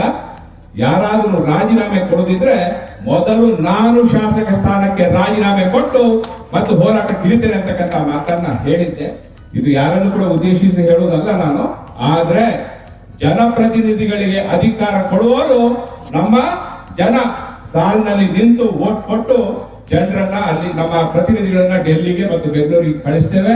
ಇವತ್ತು ಜನಪ್ರತಿನಿಧಿಗಳು ಮತ್ತು ಎಲ್ಲ ಬೆಳೆಗಾರರು, ಎಲ್ಲರೂ ಹೋರಾಟಗಾರರು ನಾವು ಒಂದಾಗಿ ಸಮಸ್ಯೆಯನ್ನು ಪರಿಹರಿಸಬೇಕು. ಕಾನೂನಿನಲ್ಲಿ ತೊಡಕುಗಳಿದೆ. ಫಾರೆಸ್ಟ್ ಕನ್ಸರ್ವೇಷನ್ ಆಕ್ಟ್, ಅರಣ್ಯ ಸಂರಕ್ಷಣಾ ಕಾಯ್ದೆ, ವನ್ಯಜೀವಿ ಸಂರಕ್ಷಣಾ ಕಾಯ್ದೆ, ಈ ಎಲ್ಲ ಕಾಯ್ದೆಗಳು ಅರಣ್ಯದ ಸುತ್ತಮುತ್ತ ಜೀವಿಸುವಂತ ಜನರ ವಿರುದ್ಧವಾಗಿದೆ. ವಿರುದ್ಧವಾದ ಕಾನೂನುಗಳು. ಇವತ್ತು ಜನರಿಗೆ ಆ ಕಾನೂನಿನಿಂದ ರಕ್ಷಣೆ ಸಿಗ್ತಾ ಇಲ್ಲ. ಪ್ರಾಣಿಗಳಿಗೆ ಸಿಗ್ತಾ ಇದೆ ರಕ್ಷಣೆ, ಆ ಮರಗಳಿಗೆ ಸಿಗ್ತಾ ಇದೆ ರಕ್ಷಣೆ, ಆದ್ರೆ ಜೀವನವನ್ನು ಸಾಗಿಸುವಂತ ಜನರಿಗೆ ರಕ್ಷಣೆ ಸಿಗ್ತಾ ಇಲ್ಲ. 40 ಕೋಟಿ ಸಂಖ್ಯೆ ಇದ್ದದ್ದು ಈಗ 140 ಕೋಟಿ ಆಗಿದೆ. ಜನರ ಸಂಖ್ಯೆ ಹೆಚ್ಚಾದಾಗ ಅರಣ್ಯ ಇಲಾಖೆಯವರು ಇದು ನಮ್ಮ ಭೂಮಿ ಅಂತ ಕಬಳಿಸ್ತಾ ಹೋದ್ರೆ ಜನರಲ್ಲಿ ಅರಬ್ಬಿ ಸಮುದ್ರಕ್ಕೆ ಹೋಗ್ಬೇಕಂತಕ್ಕಂಥ ಪ್ರಶ್ನೆ ಉದ್ಭವ ಆಗುತ್ತೆ. ಆ ದೃಷ್ಟಿಯಿಂದ ಇವತ್ತು ಸಮಗ್ರವಾಗಿ ಅರಣ್ಯ ಇಲಾಖೆಯ ಎಲ್ಲಾ ಕಾನೂನುಗಳನ್ನ ರಾಜ್ಯ ಸರ್ಕಾರ, ಕೇಂದ್ರ ಸರ್ಕಾರ, ಯಾವುದೆಲ್ಲ ಭಾರತ ದೇಶದ ಅರಣ್ಯ ಪ್ರದೇಶದಲ್ಲಿ ಇರ್ತಕ್ಕಂಥ ಎಂಪಿಗಳು, ಒಂದು 50-60 ಎಂಪಿಗಳು, 106 MLAಗಳು ಒಟ್ಟು ಸೇರಿ ಇದಕ್ಕೆ ಪರಿಹಾರವನ್ನು ಹುಡುಕಿದಾಗ ಮಾತ್ರ ಡೆಲ್ಲಿಯಲ್ಲಿ ಸುಪ್ರೀಂ ಕೋರ್ಟ್ ನಲ್ಲಿ ಕೂತ್ಕೊಂಡಂತ ಜಡ್ಜಿಗಳಿಗೆ, ಹೈಕೋರ್ಟ್ ನಲ್ಲಿ ಏರ್ ಕಂಡೀಷನ್ ಕೋಣೆಯಲ್ಲಿ ಕೂತ್ಕೊಂಡಂತ ಜಡ್ಜಿಗಳಿಗೆ ಅವರು ಕಾಡನ್ನು ನೋಡ್ಲಿಲ್ಲ, ನಾಡನ್ನು ನೋಡ್ಲಿಲ್ಲ, ಅಲ್ಲಿ ಕೂತ್ಕೊಂಡು ಜನರ ಭಾವನೆಗಳ ಜೊತೆ, ಜನರ ಜೀವನಗಳ ಜೊತೆ ಆಟ ಆಡ್ತಾ ಇದ್ದಾರೆ. ಇದನ್ನ ತಡಿಬೇಕಾದ್ರೆ ಇಡೀ ದೇಶದ ಎಂಪಿಗಳು ಮತ್ತು MLAಗಳು ಸೇರಿ ಈ ಕಾನೂನುಗಳನ್ನ ತಿದ್ದುಪಡಿ ಮಾಡಿ ನಮ್ಮ ಪ್ರಜಾಪ್ರಭುತ್ವದಲ್ಲಿ ಜನರೇ ಏನು ನಾವು ಪ್ರಭುಗಳು ಅಂತ ಹೇಳ್ತೀವಿ, ಕೇವಲ ಕಾಗದದಲ್ಲಿ ಅಲ್ಲ, ನಿಜ ರೂಪದಲ್ಲಿ ನಾವು ಪ್ರಭುಗಳು ಅಂತಕ್ಕಂಥದ್ದನ್ನ ತೋರಿಸುವಂತ ವ್ಯವಸ್ಥೆ ಈ ದೇಶದಲ್ಲಿ, ರಾಜ್ಯದಲ್ಲಿ ಆಗ್ಲಿ ಅಂತಕ್ಕಂಥ ಒಂದು ಮಾತನ್ನ ಹೇಳುತ್ತಾ ನನಗೆ ಆಹ್ವಾನ ಇಲ್ಲದೆ ಬಂದಿದ್ದೇನೆ. ಯಾಕೆ ಬಂದಿದ್ದೇನೆ ಅಂದ್ರೆ, ಜನರಿಗೆ ಕಷ್ಟ ಇರುವಾಗ ನಾನು 3-4 ಬಾರಿ 5-6 ಬಾರಿ ಕೆಲಸಕ್ಕೆ ಬಂದಿದ್ದೀನಿ. ನೀವು ಸುಖದಲ್ಲಿದ್ದಾಗ ಬಂದಿದ್ದೀನಿ, ನೀವು ಕಷ್ಟದಲ್ಲಿರುವಾಗಲೂ ಕೂಡ ಬರಬೇಕು ಅಂತ ಯಾವುದೇ ಆಹ್ವಾನ ಇಲ್ಲದೆ ನಾನು ನಿಮ್ ಜೊತೆಗೆ ಬಂದಿದ್ದೇನೆ. ಯಾವತ್ತೂ ನಿಮ್ ಜೊತೆಗೆ ಇರ್ತೀನಿ ಅಂತಕ್ಕಂಥ ಮಾತನ್ನು ಹೇಳಿ ಇಲ್ಲಿಯ ಎಲ್ಲ ಸಂಘಟಕರಿಗೆ ನಾನು ವಿಶೇಷವಾದ ಅಭಿನಂದನೆ ಸಲ್ಲಿಸಿ ನನ್ನ ಮಾತನ್ನು ಮುಗಿಸ್ತೇನೆ. ಜೈ ಹಿಂದ್, ಜೈ ಕರ್ನಾಟಕ. ಋಷಿಗಳು, ಧರ್ಮಕರ್ತೃಗಳು, ಚರ್ಚ್ ಫಾದರ್ಗಳು, ಮೌಲ್ವಿಗಳು, ನೀವುಗಳು ನಿಮ್ಮ ಪ್ರಾರ್ಥನಾ ಸಭೆಯಲ್ಲಿ ಈ ಅರಣ್ಯ ಇಲಾಖೆಯ ಸಮಸ್ಯೆಗಳ ಬಗ್ಗೆ ನಿಮ್ಮ ಭಕ್ತರನ್ನು ಎಚ್ಚರಿಸತಕ್ಕಂಥ ಕೆಲಸವನ್ನ ಭವಿಷ್ಯದ ದಿನಗಳಲ್ಲಿ ನೀವೆಲ್ಲ ಮಾಡಬೇಕಾಗ್ತದೆ. ಕೈ ಮುಗಿದು ಕೇಳ್ಕೊತಿದ್ದೀನಿ, ದಯವಿಟ್ಟು ಸೆಕ್ಷನ್ 4 ನ ಮ್ಯಾಪ್ ಅನ್ನ ನೋಡಿ. ಶೇಷಗಿರಿ ಅವರೇ, ದಯವಿಟ್ಟು ಆ ಮ್ಯಾಪ್ ಅನ್ನು ನೋಡಿ ಅಬ್ಜೆಕ್ಷನ್ ಮಾಡಿವಿ. ನಿಮ್ಮ ಅಂಗನವಾಡಿ ಸೇರಿ ಸ್ಕೆಚ್ ಮಾಡಿದ್ದಾರೆ, ನಿಮ್ಮೂರಿಗೆ ಹೋಗುವ ಶಾಲೆ, ನಿಮ್ಮೂರಿಗೆ ಹೋಗುವ ರಸ್ತೆಯನ್ನು ಸೇರಿ ಸ್ಕೆಚ್ ಮಾಡಿದ್ದಾರೆ, ಕರೆಂಟ್ ಲೈನ್ ಅನ್ನು ಸೇರಿ ಸ್ಕೆಚ್ ಮಾಡಿದ್ದಾರೆ. 5 ವರ್ಷಗಳ ಹಿಂದೆ ಕೊಪ್ಪ ಸಬ್ ಡಿವಿಷನ್ ಒಂದು ಸಭೆಯನ್ನು ಮಾಡಿದಾಗ ಆಗಿದ್ದಂತೆ ACF ಹೇಳಿದ್ರು, ನಾನು ಹೇಳಿದೆ ಸೆಕ್ಷನ್ 17 ಆದ್ಮೇಲೆ ಆ ರಸ್ತೆಯಲ್ಲಿ ನಿಮ್ಗೆ ಓಡಾಡಕ್ ಬಿಡೋದಿಲ್ಲ ಅಂತ. ಹಾಗೆಲ್ಲ ಹೇಳ್ಬೇಡಿ, ನಾವು ಓಡಾಡಕ್ ಬಿಡ್ತೀವಿ ಅಂದ್ರು. ನಾನು ಹೇಳಿದೆ, ನೀವು ಒಳ್ಳೆ ಅರಣ್ಯ ಅಧಿಕಾರಿಗಳು, ದಯವಿಟ್ಟು ಒಂದು ರೈಟಿಂಗ್ ಅಲ್ಲಿ ಸೈನ್ ಹಾಕಿ ಸೀಲ್ ಹಾಕಿ ಕೊಡ್ತೀರಾ ಅಂದ್ರೆ ಅದು ಕಷ್ಟ ಅಂದ. ಅರ್ಥ ಮಾಡ್ಕೋಬೇಕು, ನಿಮಗೆ ಅರ್ಥ ಮಾಡ್ಕೋಬೇಕು. ಇದು ನಿಮಗೆ ಕುದುರೆಮುಖ ನ್ಯಾಷನಲ್ ಪಾರ್ಕ್ ಆಗುವಾಗ ಮುಂಚೆ ಆಗಿರ್ತಕ್ಕಂಥ ಪ್ರೊಸೀಡಿಂಗ್ಸ್ ಸಂದರ್ಭದಲ್ಲಿ ನಾವು ಇದೇ ಎಚ್ಚರಿಕೆಯನ್ನು ನಾವೇನಾದ್ರು ವಹಿಸಿದ್ದು ಹೌದು ಅಂತಾಗಿದ್ರೆ ಇವತ್ತು ಕುದುರೆಮುಖದ ಅರಣ್ಯವಾಸಿಗಳಿಗೆ ಸಮಸ್ಯೆ ಬರ್ತಿರ್ಲಿಲ್ಲ. ಇವತ್ತು ಆ ಸಮಸ್ಯೆ ಇದೆಯಲ್ಲ ನಮ್ಮ ಕಡೆಗೆ ಬರ್ತಾ ಇದೆ. ಇದು ನೆಲವಾಸಿಗಳಿಗೆ ಬರ್ತಾ ಇರ್ತಕ್ಕಂಥ ಸಮಸ್ಯೆ. ಸೆಕ್ಷನ್ 4 ಬಗ್ಗೆ ಸಂಪೂರ್ಣವಾದ ತಕರಾರನ್ನ ಫಾರೆಸ್ಟ್ ಸೆಟಲ್ಮೆಂಟ್ ಆಫೀಸರ್ ಇದ್ದಾರೆ, ಅವರಿಗೆ ಹಾಕಬೇಕು. ಇವತ್ತು ಬರದೊಡ್ಡ ವ್ಯವಸ್ಥಿತ ಸಂಚಿದೆ. ಮದುವೆ ಮನೆ ಇನ್ವಿಟೇಷನ್ ಬಂದ್ರೆ ಸಕಲೇಶ್ಪುರಕ್ಕೂ ಓಡಾಟ, ಕೊಡಗಿಗೂ ಓಡಾಟ, ಉಡುಪಿಗೂ ಓಡಾಟ. ಸೆಟಲ್ಮೆಂಟ್ ಆಫೀಸರಿಗೆ ಅಬ್ಜೆಕ್ಷನ್ ಹಾಕಬೇಕು ಅಂದ್ರೆ ನಮ್ಮಲ್ಲಿ ಹೆಂಡತಿ ಬಿಡಲ್ಲ ಹೋಗ್ಬೇಕು ಹೊರಗೆ. ಯಾಕೆಂದ್ರೆ ಸೆಟಲ್ಮೆಂಟ್ ಆಫೀಸರ್ ಕಚೇರಿ ಕಡೂರಿನಲ್ಲಿದೆ. ಯಾಕೆ ಕಡೂರಿನಲ್ಲಿ ಇಟ್ಟಿದ್ದಾರೆ ಅಂದ್ರೆ ನಾವು ಈ ಮಲೆನಾಡಿನ ಜನ ಸೋಮಾರಿತನ ಪ್ರದರ್ಶನ ಮಾಡ್ತೇವೆ, ಅಬ್ಜೆಕ್ಷನ್ ಹಾಕಕ್ಕೆ ಇವರು ಬರೋದಿಲ್ಲ ಅನ್ನುವ ಕಾರಣಕ್ಕಾಗಿ ಕಡೂರಿನಲ್ಲಿ ಇಟ್ಟಿದ್ದಾರೆ. ನಮ್ಮ ಸ್ಪಷ್ಟ ಹಾಕೋತಾ ಇದೆ, ಅರಣ್ಯ ವ್ಯವಸ್ಥಾಪನಾ ಅಧಿಕಾರಿಗಳ ಕಚೇರಿಯನ್ನ ಮಲೆನಾಡಿನ ಭಾಗಕ್ಕೆ ತಂದು ಸ್ಥಾಪನೆಯನ್ನ ಮಾಡಬೇಕು ಅನ್ನೋದು ನಮ್ಮ ಸ್ಪಷ್ಟ ಹಾಕೋತಾ ಇದೆ. ನೆಲವಾಸಿಗಳ ಹೋರಾಟ ಆಗಬೇಕು ಅನ್ನುವಂಥ ತೀರ್ಮಾನವನ್ನ ನಾವು ಮೊನ್ನೆ ಬಾಳೆಹೊನ್ನೂರಿನ ರಂಭಾಪುರಿ ಮಠದಲ್ಲಿ ಯೋಚನೆ ಮಾಡಿದ್ವಿ. ಯಾಕೆ ನೆಲವಾಸಿಗಳ ಹೋರಾಟ ಆಗಬೇಕು? ಇವತ್ತು ಬೆಂಗಳೂರಿನಲ್ಲಿ ಕೊಡ್ತಿರ್ತಕ್ಕಂಥ NGOಗಳು, ವಿದೇಶದಿಂದ ಹಣವನ್ನು ಬಯಸ್ತಕ್ಕಂಥ ಪಡಿತಾ ಇರ್ತಕ್ಕಂಥ ದೊಡ್ಡ ಪರಿಸರವಾದಿಗಳು, ಅವರು ಈ ಮಲೆನಾಡಿನ ನಮ್ಮ ಜನರನ್ನ, ನೆಲವಾಸಿಗಳನ್ನ ಭೂಗಳ್ಳರ ತರದಲ್ಲಿ, ದುಷ್ಟರ ತರದಲ್ಲಿ, ಕಳ್ಳರ ತರದಲ್ಲಿ, ಡಕಾಯಿತರ ತರದಲ್ಲಿ ಚಿತ್ರಣ ಮಾಡ್ತಿರ್ತಕ್ಕಂಥ ಹೊತ್ತಿನಲ್ಲಿ ನಾವೆಲ್ಲರೂ ಗಂಭೀರವಾಗಿ ಭವಿಷ್ಯದ ದಿನಗಳಲ್ಲಿ ಹೇಳಬೇಕು, ಇದು ಮಲೆನಾಡಿನ ನೆಲವಾಸಿಗಳ ಹೋರಾಟ. ಅವರು ಹೋರಾಟಕ್ಕೆ ಇಳಿದಾಗ ನಮಗೆ ಕೆಲವು ಸ್ಪಷ್ಟತೆಯನ್ನು ಬೇಕು ಅನ್ನೋ ಕಾರಣಕ್ಕಾಗಿ ನಾನು ಹೇಳ್ತೇನೆ. ನಾನು ಬೈಫರ್ಕೇಟ್ ಮಾಡ್ಲಿಕ್ಕೆ ಹೋಗ್ತಾ ಇಲ್ಲ, ಆದ್ರೆ ಒಂದು ಪರಿಸ್ಥಿತಿಯ ಅನಿವಾರ್ಯತೆ ಕಾರಣದಿಂದ ಈ ಮಾತನ್ನು ಹೇಳ್ತೇನೆ. ದಯವಿಟ್ಟು ಬಯಲುನಾಡಿನ ರಾಜಕಾರಣಿಗಳಿಗೆ cutting across the party line ನಾವು ಮಲೆನಾಡಿನ ಮತ್ತು ಕರಾವಳಿಯ ಜನರು ಒಂದು ಸ್ಪಷ್ಟವಾದ ಸಂದೇಶವನ್ನು ಕೊಡಬೇಕು ಅನ್ನೋ ಉದ್ದೇಶಕ್ಕಾಗಿ ನಾವು ಒಂದು ಸಂಘಟನೆಯನ್ನು ಮಲೆನಾಡು ಕರಾವಳಿ ಜನಪದ ಒಕ್ಕೂಟ ಅಂತ ಮಾಡಿದ್ವಿ. ಯಾಕೆ ಹೇಳಿ, ಇವತ್ತು ಪಾವಗಡ ತಾಲೂಕಿಗೆ ನಿಮ್ಮ ಮೂಡಿಗೆರೆ ಹೇಮಾವತಿಯ ನೀರು ಹರಿದು ಹೋಗ್ತಿದೆ. 40,000ಕ್ಕೆ 1 ಎಕರೆ ಭೂಮಿಯನ್ನ ಕೊಡ್ತೀನಿ ಅಂತ ಹೇಳಿದ್ರೆ ತಗೊಳ್ಳಿಕ್ಕೆ ಇರತಕ್ಕಂಥ ಪರಿಸ್ಥಿತಿಯೊಳಗೆ ಇವತ್ತು ಪಾವಗಡದಲ್ಲಿ ನಮ್ಮ ಹೇಮಾವತಿಯ ನೀರು ಹರಿದು ಹೋಗಿದ ಕೂಡಲೇ 1 ಎಕರೆ ಭೂಮಿಯ ರೇಟು 40 ಲಕ್ಷ ರೂಪಾಯಿ ಆಗ್ತಕ್ಕಂಥ ವಾಸ್ತವ ಬರ್ತಾ ಇದೆ. ಇವತ್ತು ರಾಯಚೂರಿನ ಮಸ್ಕಿಯ ತಾಲೂಕಿಗೆ ನಮ್ಮ ತುಂಗಭದ್ರೆಯ ನೀರು ಹೋಗ್ತಾ ಇದೆ. ಎತ್ತಿನ ಹೊಳೆಯ ನೀರಿನ ಮುಖೇನ ಚಿಕ್ಕಬಳ್ಳಾಪುರ, ಕೋಲಾರಕ್ಕೆ ನಮ್ಮ ನೀರನ್ನು ಹರಿಸ್ತಾ ಇದ್ದೀವಿ.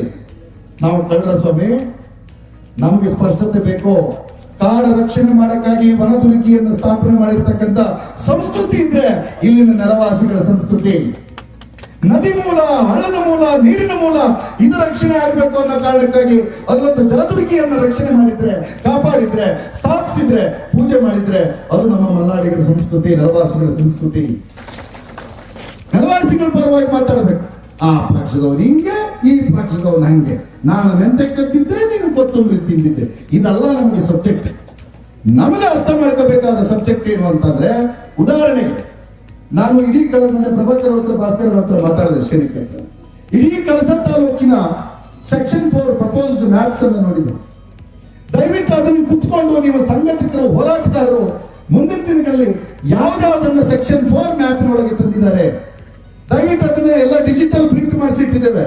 ನೀವು ಹೇಳಿದ್ರೆ ಬಂದು ಕುತ್ಕೊಳ್ತೀವಿ, ಚರ್ಚೆ ಮಾಡಿ ಇದ್ರ ಒಳಗಡೆ ನಾವೆಲ್ಲರೂ ಕೇಳ್ತಾ ಇದ್ದೀವಿ, ನನ್ನ ಮನೆ, ನನ್ನ ತೋಟ, ನಂದು ಅಡಿಕೆ, ನಂದು ಕಾಫಿ. ನಮ್ಮೂರಿನ ಶಾಲೆಯ ಬಗ್ಗೆ ಮಾತಾಡಿ, ನಮ್ಮೂರಿನ ರಸ್ತೆಯ ಬಗ್ಗೆ ಮಾತಾಡಿ, ನಮ್ಮೂರಿನ ಆಟದ ಮೈದಾನದ ಬಗ್ಗೆ ಮಾತಾಡಿ, ನಮ್ಮೂರಿನ ರಂಗಮಂದಿರದ ಬಗ್ಗೆ ಮಾತಾಡಿ, ನಮ್ಮೂರಿನ ಹೋಗುವ ರಸ್ತೆಗಳ ಬಗ್ಗೆ ಮಾತಾಡಿ. ಸ್ನೇಹಿತರೆ, ಮೊನ್ನೆ ನಮ್ಮ ನರಸಿಂಹರಾಜಪುರ ತಾಲೂಕಿನ ಆಡವಳ್ಳಿಯ ಗ್ರಾಮದ ಒಂದು ಸೆಕ್ಷನ್ 4 ಪ್ರಪೋಸಲ್ ಮ್ಯಾಪ್ ನೋಡ್ತಾ ಇದ್ವಿ. ಸರ್ಕಾರ ಕುಮಾರಸ್ವಾಮಿ ಅವರ 10 ವರ್ಷಗಳ ಹಿಂದೆ ಅಲ್ಲ ಇದ್ದಂತಹ ಬ್ರಿಟಿಷರ ಕಾಲದಲ್ಲಿ ಇದ್ದಂತ ರಸ್ತೆಯನ್ನ ಲಕ್ಷಾಂತರ ಖರ್ಚು ಮಾಡಿ ರಸ್ತೆಯನ್ನು ಅಭಿವೃದ್ಧಿ ಮಾಡಿದ್ದಾರೆ. ಸೆಕ್ಷನ್ 4 ಪ್ರಪೋಸಲ್ ಮ್ಯಾಪ್ ಅನ್ನು ಮಾಡಬೇಕಾದಂತ ಸಂದರ್ಭದಲ್ಲಿ ಅರಣ್ಯಾಧಿಕಾರಿಗಳು, ರೆವಿನ್ಯೂ ಅಧಿಕಾರಿಗಳು ಯಾರೇನು ಕಡಿಮೆ ಇಲ್ಲ, ಎಲ್ಲರದ್ದು ಜಂಟಿ ಸೈನ್ ಇದೆ. ಅದರಲ್ಲಿ ತಹಶೀಲ್ದಾರ್ ಆಫೀಸಿಗೆ ಹೋದ್ರೆ ತಹಶೀಲ್ದಾರ್ ಹೇಳೋದು ನಮ್ಮದಲ್ಲ ಸಮಸ್ಯೆ, ಅರಣ್ಯ ಇಲಾಖೆ ಅಲ್ಲ. ಇವರೆಲ್ಲರೂ ಸೇರಿ ಮೋಸವನ್ನು ಮಾಡಿದ್ದಾರೆ. ಇವರ ಬೇಜವಾಬ್ದಾರಿತನದಿಂದ ಸಮಸ್ಯೆಗಳು ಉಂಟಾಗಿದೆ. ಎಂತಹ ಬೇಜವಾಬ್ದಾರಿತನ ಅಂದ್ರೆ ಬ್ರಿಟಿಷರ ಕಾಲದಿಂದ ಅಸ್ತಿತ್ವದಲ್ಲಿರ್ತಕ್ಕಂಥ ರಸ್ತೆಯನ್ನೇ ಅರಣ್ಯ ಇಲಾಖೆ ವ್ಯಾಖ್ಯಾನಕ್ಕೆ ತಂದು ಸೆಕ್ಷನ್ 4 ಪ್ರಪೋಸಲ್ ಮ್ಯಾಪ್ ಅಂತೇಳಿ ಒಂದು ಹೊಸ ಗೀಟನ್ನ ಕಚೇರಿಯಲ್ಲಿ ಕೂಗಿ ಎಳೆದುಬಿಟ್ಟಿದ್ದಾರೆ. ಕೆಳಗೆ ಯಾರು ಸೈನ್ ಮಾಡಿದ್ದಾರೆ ಗೊತ್ತಾ? ಕನ್ಸರ್ನ್ RFO ಸೈನ್ ಮಾಡಿದ್ದಾರೆ, ತಹಶೀಲ್ದಾರ್ ಸೈನ್ ಮಾಡಿದ್ದಾರೆ, forest planning authority, survey planning authority ಅಂತಿದೆ, ಅವರು ಸೈನ್ ಮಾಡಿದ್ದಾರೆ. ನೆನ್ಪಿಟ್ಕೊಳ್ಳಿ, ಆ ರೀತಿಯಾದಂತ ಯಾವುದೇ ಪ್ರಕರಣವನ್ನು ಮಾಡುವಂತ ಮುಂಚೆ ನಮ್ಮ ಗ್ರಾಮ ಸಭೆಗಳಲ್ಲಿ ತಿಳಿಸ್ಬೇಕಿತ್ತು. ರಾಜೇಗೌಡರು ತುಂಬಾ ಸ್ಪಷ್ಟವಾಗಿ ಹೇಳಿದ್ರು, ನಮ್ಮ ಗ್ರಾಮ ಪಂಚಾಯತಿ ಅಧ್ಯಕ್ಷರು ಸದಸ್ಯರು ನಾನು ಮಾತಾಡ್ತಕ್ಕಂಥ ಸಂದರ್ಭದಲ್ಲಿ ನನ್ನ ಮಾತುಗಳು ಹೊರಟು ಅಂತ ಅನ್ಸಿದ್ರೆ ದಯವಿಟ್ಟು ಕ್ಷಮಿಸಿ. ನೀವು ಗ್ರಾಮ ಪಂಚಾಯತಿ ಸದಸ್ಯರೆಲ್ಲ ಆದಾಗ ನೀವು ಇಂತಹ ಸೂಕ್ಷ್ಮ ಸಂಗತಿಗಳನ್ನ ಗಮನಿಸದೆ ಹೋಗಿರ್ತಕ್ಕಂಥದ್ದು ಇವತ್ತು ಅರಣ್ಯಾಧಿಕಾರಿಗಳು ನಮ್ಮ ಮೇಲೆ ಗದಾ ಪ್ರಹಾರ ಮಾಡಲಿಕ್ಕೆ ಕಾರಣ ಆಗಿದೆ ಅನ್ನುವಂಥದ್ದನ್ನ ನಾನು ಘಂಟಾಘೋಷವಾಗಿ ಹೇಳ್ತೀನಿ. ನಿಮ್ಮ ಪಂಚಾಯತಿಗೆ PDO ಅವನಿಗೆ ಫಾರೆಸ್ಟ್ ತಂದು ಲೆಟರ್ ಕೊಡ್ತ, ಹಣ ಈ ರೀತಿ ಒಂದು ಸ್ಕೆಚ್ ಮಾಡ್ತಿದ್ದೀನಿ, ಸೈನ್ ಹಾಕಿ ಕೊಡಿ ಅಂತ. ಅವನು ಸೈನ್ ಹಾಕದ, ಕೆಲವು ಕಡೆ ಸಾಧ್ಯವಾದ ಅಧ್ಯಕ್ಷರು ಸೈನ್ ಹಾಕಿ ಕಳಿಸ್ತಾನೆ, ನನ್ನ ದಾಖಲೆ. ಇವರಿಗೆ ಭಾರಿ ಖುಷಿ, ಫಾರೆಸ್ಟ್ ಬಂದು RFO ನಮ್ಮ ಆಫೀಸಿಗೆ ಬಂದಾರೆ ಅಂತ. ಇವ್ರು ಯಾಕೆ ಬಂದಾರೆ ಅಂತ ಇವ್ರಿಗೆ ಗೊತ್ತಾಗ್ಲಿಲ್ಲ. ಇದನ್ನ ಇವತ್ತು ಕಾಲ ಮಿಂಚಿಲ್ಲ, ಪಕ್ಷಾತೀತವಾಗಿ ಕುತ್ಕೊಳ್ಳೋಣ. ಕಾಂಗ್ರೆಸ್, ದಳ, BSP, BJP, ಕಮ್ಯುನಿಸ್ಟ್, ಯಾವ ಪಕ್ಷ ಬೇಕಾರಾಗ್ಲಿ ಎಲ್ಲರೂ ನೆಲವಾಸಿಗಳ ಪರವಾಗಿ ಕುತ್ಕೊಳ್ಳೋಣ. ಚುನಾವಣೆ ಬರ್ತಿದ್ದಕ್ಕೆ ನಮ್ಮ ರಾಜಕೀಯ ಶರ್ಟ್ ಹಾಕೊಂಡು ಹೋಗೋಣ ನಾವು. ಈಗ ಕುತ್ಕೊಂಡು ನೀವು ಗ್ರಾಮ ಪಂಚಾಯತಿ ಸದಸ್ಯರಾಗಬೇಕಂತಿದ್ರೆ, ತಾಲೂಕ್ ಪಂಚಾಯತಿ ಸದಸ್ಯರಾಗಬೇಕಂತಿದ್ರೆ, ಜಿಲ್ಲಾ ಪಂಚಾಯತಿ ಮೆಂಬರ್ ಆಗ್ಬೇಕಂತಿದ್ರೆ, ನೆಕ್ಸ್ಟ್ MLA ಸ್ಥಾನ ಈ ಕ್ಷೇತ್ರಗಳು MLA ಆಗಬೇಕು ಅಂತ ಆಸೆ ಯಾರಿಗಾರಿದ್ರೆ ಈ ಕ್ಷೇತ್ರವೇ ಉಳಿಯೋದಿಲ್ಲ ಸೆಕ್ಷನ್ 17 ಆದ್ರೆ. ಯಾಕೆ ಹೇಳಿ, ಚಿಕ್ಕಮಗಳೂರು ಜಿಲ್ಲೆಯಲ್ಲಿ ಇವಾಗ ಎಷ್ಟು ವಿಧಾನಸಭೆ ಕ್ಷೇತ್ರ ಇದಾವೆ? 5 ಇದಾವೆ. ಕ್ಷೇತ್ರ ಪುನರ್ವಿಂಗಡಣೆ ಆಗೋಕೆ ಹಿಂದಿನ ಮುಂಚೆ ಎಷ್ಟು ವಿಧಾನಸಭೆ ಕ್ಷೇತ್ರ ಇತ್ತು? 6 ವಿಧಾನಸಭೆ ಕ್ಷೇತ್ರ ಇತ್ತು. ಬೀರೂರು ವಿಧಾನಸಭೆ ಕ್ಷೇತ್ರ ಹೊರಟಾಯ್ತು, ಶೃಂಗೇರಿ ವಿಧಾನಸಭೆ ಕ್ಷೇತ್ರಕ್ಕೆ ಕಾಂಡ್ಯ ಸೇರ್ತು, ನಿಮಗೆ ಮೂಡಿಗೆರೆಗೆ ಇನ್ನೊಂದು ಹೋಬಳಿ ಸೇರ್ತು. ಇದನ್ನ ಗಂಭೀರವಾಗಿ ಯೋಚನೆ ಮಾಡ್ಕೋಬೇಕು. ನಾವು ಮೊನ್ನೆ ರಂಭಾಪುರಿ ಮಠದ ಶ್ರೀಗಳ ಜಗದ್ಗುರುಗಳ ಸಮಕ್ಷಮ, ಆದಿಚುಂಚನಗಿರಿಯ ಶಾಖಾ ಮಠದ ಗುಣನಾಥ ಸ್ವಾಮಿಗಳ ಸಮಕ್ಷಮ, ನಮ್ಮ ರಾಜೇಗೌಡರ ಸಮಕ್ಷಮ ನಾವು ಮಲ್ನಾಡು ಕರಾವಳಿ ಜನಪರ ಒಕ್ಕೂಟದ ಸಭೆಯನ್ನು ಮಾಡಿ ರಂಭಾಪುರಿ ಮಠದಲ್ಲಿ ರಂಭಾಪುರಿ ಶ್ರೀಗಳು ಅವತ್ತೊಂದು ಮಾತನ್ನು ಹೇಳಿದ್ರು. ಅದೇನು ಹೇಳೋದಂದ್ರೆ, ಶ್ರಾವಣ ಪೂಜೆಯ ಕೆಲವು ವ್ರತದ ಸಂದರ್ಭದಲ್ಲಿದ್ದೀನಿ, ಆದ್ರೆ ನನಗೆ ಆ ವ್ರತಾಚರಣೆಯ ವೈಯಕ್ತಿಕ ನಿಯಮ ನಿಷ್ಠೆಗಳಿಗಿಂತ ಮುಖ್ಯ ನಮ್ಮ ಜನರ ಬದುಕು ಮುಖ್ಯ ಅಂತೇಳಿ ಈ ಸಭೆಗೆ ಬಂದಿದ್ದೇನೆ ಅಂತ ಹೇಳಿ ಅವತ್ತು ಜಗದ್ಗುರುಗಳ ಬಂದು ನಮಗೆ ಧೈರ್ಯವನ್ನು ಕೊಟ್ಟರು. ಬಗ್ಗೆ ಎಚ್ಚರದಿಂದೇರಿ, ಅವ್ರ ಬಗ್ಗೆ ವೈಯಕ್ತಿಕವಾದ ಟೀಕೆಯನ್ನು ನಾನು ಮಾಡ್ತಾ ಇಲ್ಲ. ಅವ್ರು ಯಾರಿಗೂ ಹುಲಿಗಳ ಬಗ್ಗೆ ಪ್ರಾಮಾಣಿಕತೆ ಇಲ್ಲ, ಆನೆ ಬಗ್ಗೆ ಪ್ರಾಮಾಣಿಕತೆ ಇಲ್ಲ. ಅವರ ಪ್ರಾಮಾಣಿಕತೆ ಇರತಕ್ಕಂಥದ್ದು ವಿದೇಶದ ದೇಣಿಗೆಯ ಬಗ್ಗೆ ಅವರ ಪ್ರಾಮಾಣಿಕತೆ ಇದೆ. ಆ ಕಾರಣಕ್ಕಾಗಿ ನಮ್ಮ ನೆಲವಾಸಿಗಳ ಮೇಲೆ ಅವರು ದಬ್ಬಾಳಿಕೆಯನ್ನು ಮಾಡ್ತಿದ್ದಾರೆ. ಇವ್ರ ಮನೆ ಮೇಲ್ತಗೊಂಡೋಗಿ ಆನೆ ಸಾಕ್ತಾರೆ ಅನ್ನೋ ತರ ನಿನ್ನತನ ಇವರೆಲ್ಲ ಹೇಳೋದು. ಇವ್ರ ಮೇಲೆ ಕೋಳಿ ಸಾಕಿ ಇವ್ರ ಹುಲಿ ತಗೊಂಡು ಕೊಡ್ತಾರೆ ಅನ್ನೋ ತರ ಇವ ಲೆಕ್ಕ ಕೊಡೋದು. ಏನಂತ, ಮುತ್ತೋಡಿ ಹುಲಿ ಜಾಸ್ತಿ ಆಗ್ಯಾವೆ, ಈ ಸರಿ ಲಿಂಕ್ ಮಾಡಬೇಕು. ಇವನು ಯಾವಾಗ ಒಂದು ಹುಲಿ ಲೆಕ್ಕ ಒಂದು ಪೋಲ್ಟ್ರಿ ಎಂಥದ್ದು ಕಾಲರ್ ಇಡೋದಂತೆ, ಕ್ಯಾಮ್ರಾ ಇಡೋದಂತೆ, ಎಂಥದ್ದು ಕ್ಯಾಮ್ರಾ ಟ್ರ್ಯಾಪ್ ಅಂತೆ. ಆ ಟ್ರ್ಯಾಪ್ ಗೊತ್ತಾಯ್ತು, ಮುತ್ತೋಡಿ 53 ಹುಲಿ ಇತ್ತು, ಈ ಸರಿ 77 ಹುಲಿ ಆಗಿದೆ. ನಮ್ಮೂರಲ್ಲಿ ಜನಸಂಖ್ಯೆ ಎಷ್ಟು ಜಾಸ್ತಿ ಆಗಿದೆ ಕಳಸದಲ್ಲಿ. ಇವತ್ತು ಕಳಸದ ಮಂಜನಕಟ್ಟೆ ಪಕ್ಕ ಎಷ್ಟು ಮಕ್ಕಳು ಹುಟ್ಟಿದ್ದಾರೆ ಅಂತ ಹೇಳಿ ಗ್ರಾಮ ಪಂಚಾಯತಿ ಸೆಕ್ರೆಟರಿಗೆ ಗೊತ್ತಾಗಲ್ಲ, ಗ್ರಾಮ ಪಂಚಾಯತಿ ಮೆಂಬರಿಗೆ ಗೊತ್ತಾಗಲ್ಲ, ಇಲ್ಲಿ ಹುಲಿ ಸಂಖ್ಯೆ ಗೊತ್ತಾಗಲ್ಲ. ಇದನ್ನು ಜನರಿಗೆ ಗಂಭೀರವಾಗಿ ಹೇಳಿ. ಅದಕ್ಕಾಗಿ ನಾನು ಮಾತನಾಡಕ್ಕೆ ನಿಂತಿದ್ದೀನಿ. ಕಸ್ತೂರಿ ರಂಗನ್ ಅಂತ ಹೇಳ್ತಕ್ಕಂಥ ಒಂದು ವರದಿ ಬಂದಿದೆ. ಮಾಧವ್ ಗಾಡ್ಗೆ ಅವರಿಗೆ ವರದಿ, ಅದನ್ನು ರಿಜೆಕ್ಟ್ ಮಾಡಿಲ್ಲ ಸುರೇಶ್ ಭಟ್ರೆ, ಅದನ್ನು ಇಟ್ಕೊಂಡಿದ್ದಾರೆ ಸರ್ಕಾರ. ಕಸ್ತೂರಿ ರಂಗನ್ ವರದಿ ಇಟ್ಕೊಂಡು ಕಸ್ತೂರಿ ರಂಗನ್ ವರದಿಯನ್ನು ಜಾರಿ ಮಾಡೋದಕ್ಕೆ 5ನೇ ಬಾರಿ ಹಿಂದೆ ಅಬ್ಜೆಕ್ಷನ್ ಅನ್ನು ಕೊಟ್ಟಾಗ ಕೇಂದ್ರ ಸರ್ಕಾರ ಸಂಜಯ್ ಮೋಹನ್ ಅಂತ ಹೇಳಿ ಒಬ್ಬ ರಿಟೈರ್ಡ್ IAS ಆಫೀಸರ್ನ ಇದನ್ನ ರೀಕನ್ಸಿಡರ್ ಮಾಡಕ್ಕೆ ರಾಜ್ಯ ಸರ್ಕಾರದ ತಕರಾರುಗಳನ್ನು ಪರಿಶೀಲನೆ ಮಾಡಕ್ಕೆ ಒಂದು ಕಮಿಟಿ ಮಾಡಿತು. ಅವನು ಸಂಜಯ್ ಮೋಹನ್ ಡೆಲ್ಲಿಯಿಂದ ಬಂದ, ಬೆಂಗಳೂರಿಗೆ ಬಂದ, ಫಾರೆಸ್ಟ್ ಮಿನಿಸ್ಟರ್ ಭೇಟಿಯಾದ, ವಾಪಸ್ ಡೆಲ್ಲಿಗೆ ಹೋದ. ಅವನು ಕಸ್ತೂರಿ ರಂಗನ್ ವರದಿ ಸರಿ ಇದೆ ಅಂತ ಹೇಳಿ. ಪುಣ್ಯಾತ್ಮರ ಕಸ್ತೂರಿ ರಂಗನ್ ವರದಿಯನ್ನು ಸುಮ್ಮನೆ ರಿಜೆಕ್ಟ್ ಮಾಡೋದಂತ ಹೇಳೋದಲ್ಲ, ನೀವು ಯಾವುದನ್ನು ಎಕೋ ಸೆನ್ಸಿಟಿವ್ ಝೋನ್ ಅಂತ ತೋರಿಸಿದ್ದೀರಿ. ಅಲ್ಲಿ ನಮ್ಮ ಪಿಂಚಲ ಇದ್ದಾನೆ, ನಮ್ಮ ದನಿಯ ಇದ್ದಾನೆ, ನಮ್ಮ ರೈತ ಇದ್ದಾನೆ, ನಮ್ಮ ಪುಟ್ಟಪ್ಪ, ಕೃಷ್ಣಪ್ಪ, ರಾಮಪ್ಪ, ಜೋಸೆಫ್, ಮೊಹಮ್ಮದ್ ಇವರುಗಳ ಮನೆ ಮತ್ತು ತೋಟ ಇದೆ. ಇದನ್ನು ಬಂದು ನೋಡಿ ಆಮೇಲೆ ಭೌತಿಕ ವರದಿಯನ್ನ ನೀವು ಕೊಡಬೇಕೇ ಹೊರತು ಉಪಗ್ರಹ ಆಧಾರಿತ ವರದಿ ಹೇಳ್ತೀನಿ. 5 ಬಾರಿ ಕರ್ನಾಟಕ ಸರ್ಕಾರ ತಿರಸ್ಕಾರ ಮಾಡಕ್ಕೆ ಕೊಟ್ಟಿದೆ. ಈಗ ನಾಳೆ 19ಕ್ಕೆ ಸಭೆ ಇದೆ ಅಂತ ಕೇಳಿದ್ವಿ, ತಿರಸ್ಕಾರ ಮಾಡಿ ಅಂತ ಹೇಳ್ತಾರೆ. ಆದ್ರೆ ನಾನು ಹೇಳ್ತಾ ಇದ್ದೇನೆ, ಹೇಗೆ ಕೇರಳ ಸರ್ಕಾರ ಕಸ್ತೂರಿ ರಂಗನ್ ವರದಿಯ ಕಾರಣದಿಂದ ಎಕೋ ಸೆನ್ಸಿಟಿವ್ ಝೋನ್ಗಳನ್ನು ಬಿಡಿಸ್ಕೊಂಡಿದೆ, ಅದೇ ರೀತಿ ಬಿಡಿಸ್ಕೊಳ್ತಕ್ಕಂಥ ಪ್ರಯತ್ನವನ್ನ ನಮ್ಮ ಎಲ್ಲಾ ಸರ್ಕಾರಗಳು, ಕೇಂದ್ರ ಸರ್ಕಾರಗಳು ಮಾಡಬೇಕು. MP ಅವರು ಹೊರಟೋದ್ರು ಅಂತ ಅನ್ಸುತ್ತೆ. ನಮ್ಮನೆ ಅಬ್ಜೆಕ್ಷನ್ ಲೆಟರ್ ಶೇಷಗಿರಿ ಅವರು ಕೈಗೆ ಒಂದು ಕೊಡ್ಬೇಕು, MP ಅವರು ಅಬ್ಜೆಕ್ಷನ್ ಹಾಕ್ಬೇಕು. ಅವ್ರು ನಮ್ಮ ಪರ ಇದ್ದಾರೆ, ತಕರಾರು ಏನಿಲ್ಲ. ನಮಗವರಿಗೆ ಪಕ್ಷದ ಕಾರಣಕ್ಕೆ ಮಾತ್ರ ಬೇರೆ ಬೇರೆ ಬೇಜಾರು, ವಿಚಾರದ ಕಾರಣಕ್ಕಾಗಿ ಹೊಟ್ಟೆ ಮಾಡಿ ಅವ್ರು ಅದನ್ನು ಮಾಡ್ತೀನಿ ಅಂತ ಹೇಳಿದ್ದಾರೆ. ಸಂತೋಷ. ಕಸ್ತೂರಿ ರಂಗನ್ ವರದಿ ಜಾರಿ ಈ ಬಗ್ಗೆ ನಾವು ನಮ್ಮ ಮನೇಲೂ ನವೀನೆಲ್ಲ ಧರಣಿ ಕೂತ್ಕೊಂಡು ಎಲ್ಲಾ ಪಂಚಾಯತಿಯವರು ನಿರ್ಣಯ ಮಾಡಬೇಕು ಅಂತಂದ್ವಿ. ತಕರಾರು. ಒಬ್ಬ ಗೆಳೆಯ ಬಂದ, ಸ್ವಲ್ಪ ಬಿಸಿಲಲ್ಲಿ ಇರ್ತಿದ್ರಿಂದ ತಮಾಷೆಯಾಗಿ ಹೇಳ್ತೀನಿ.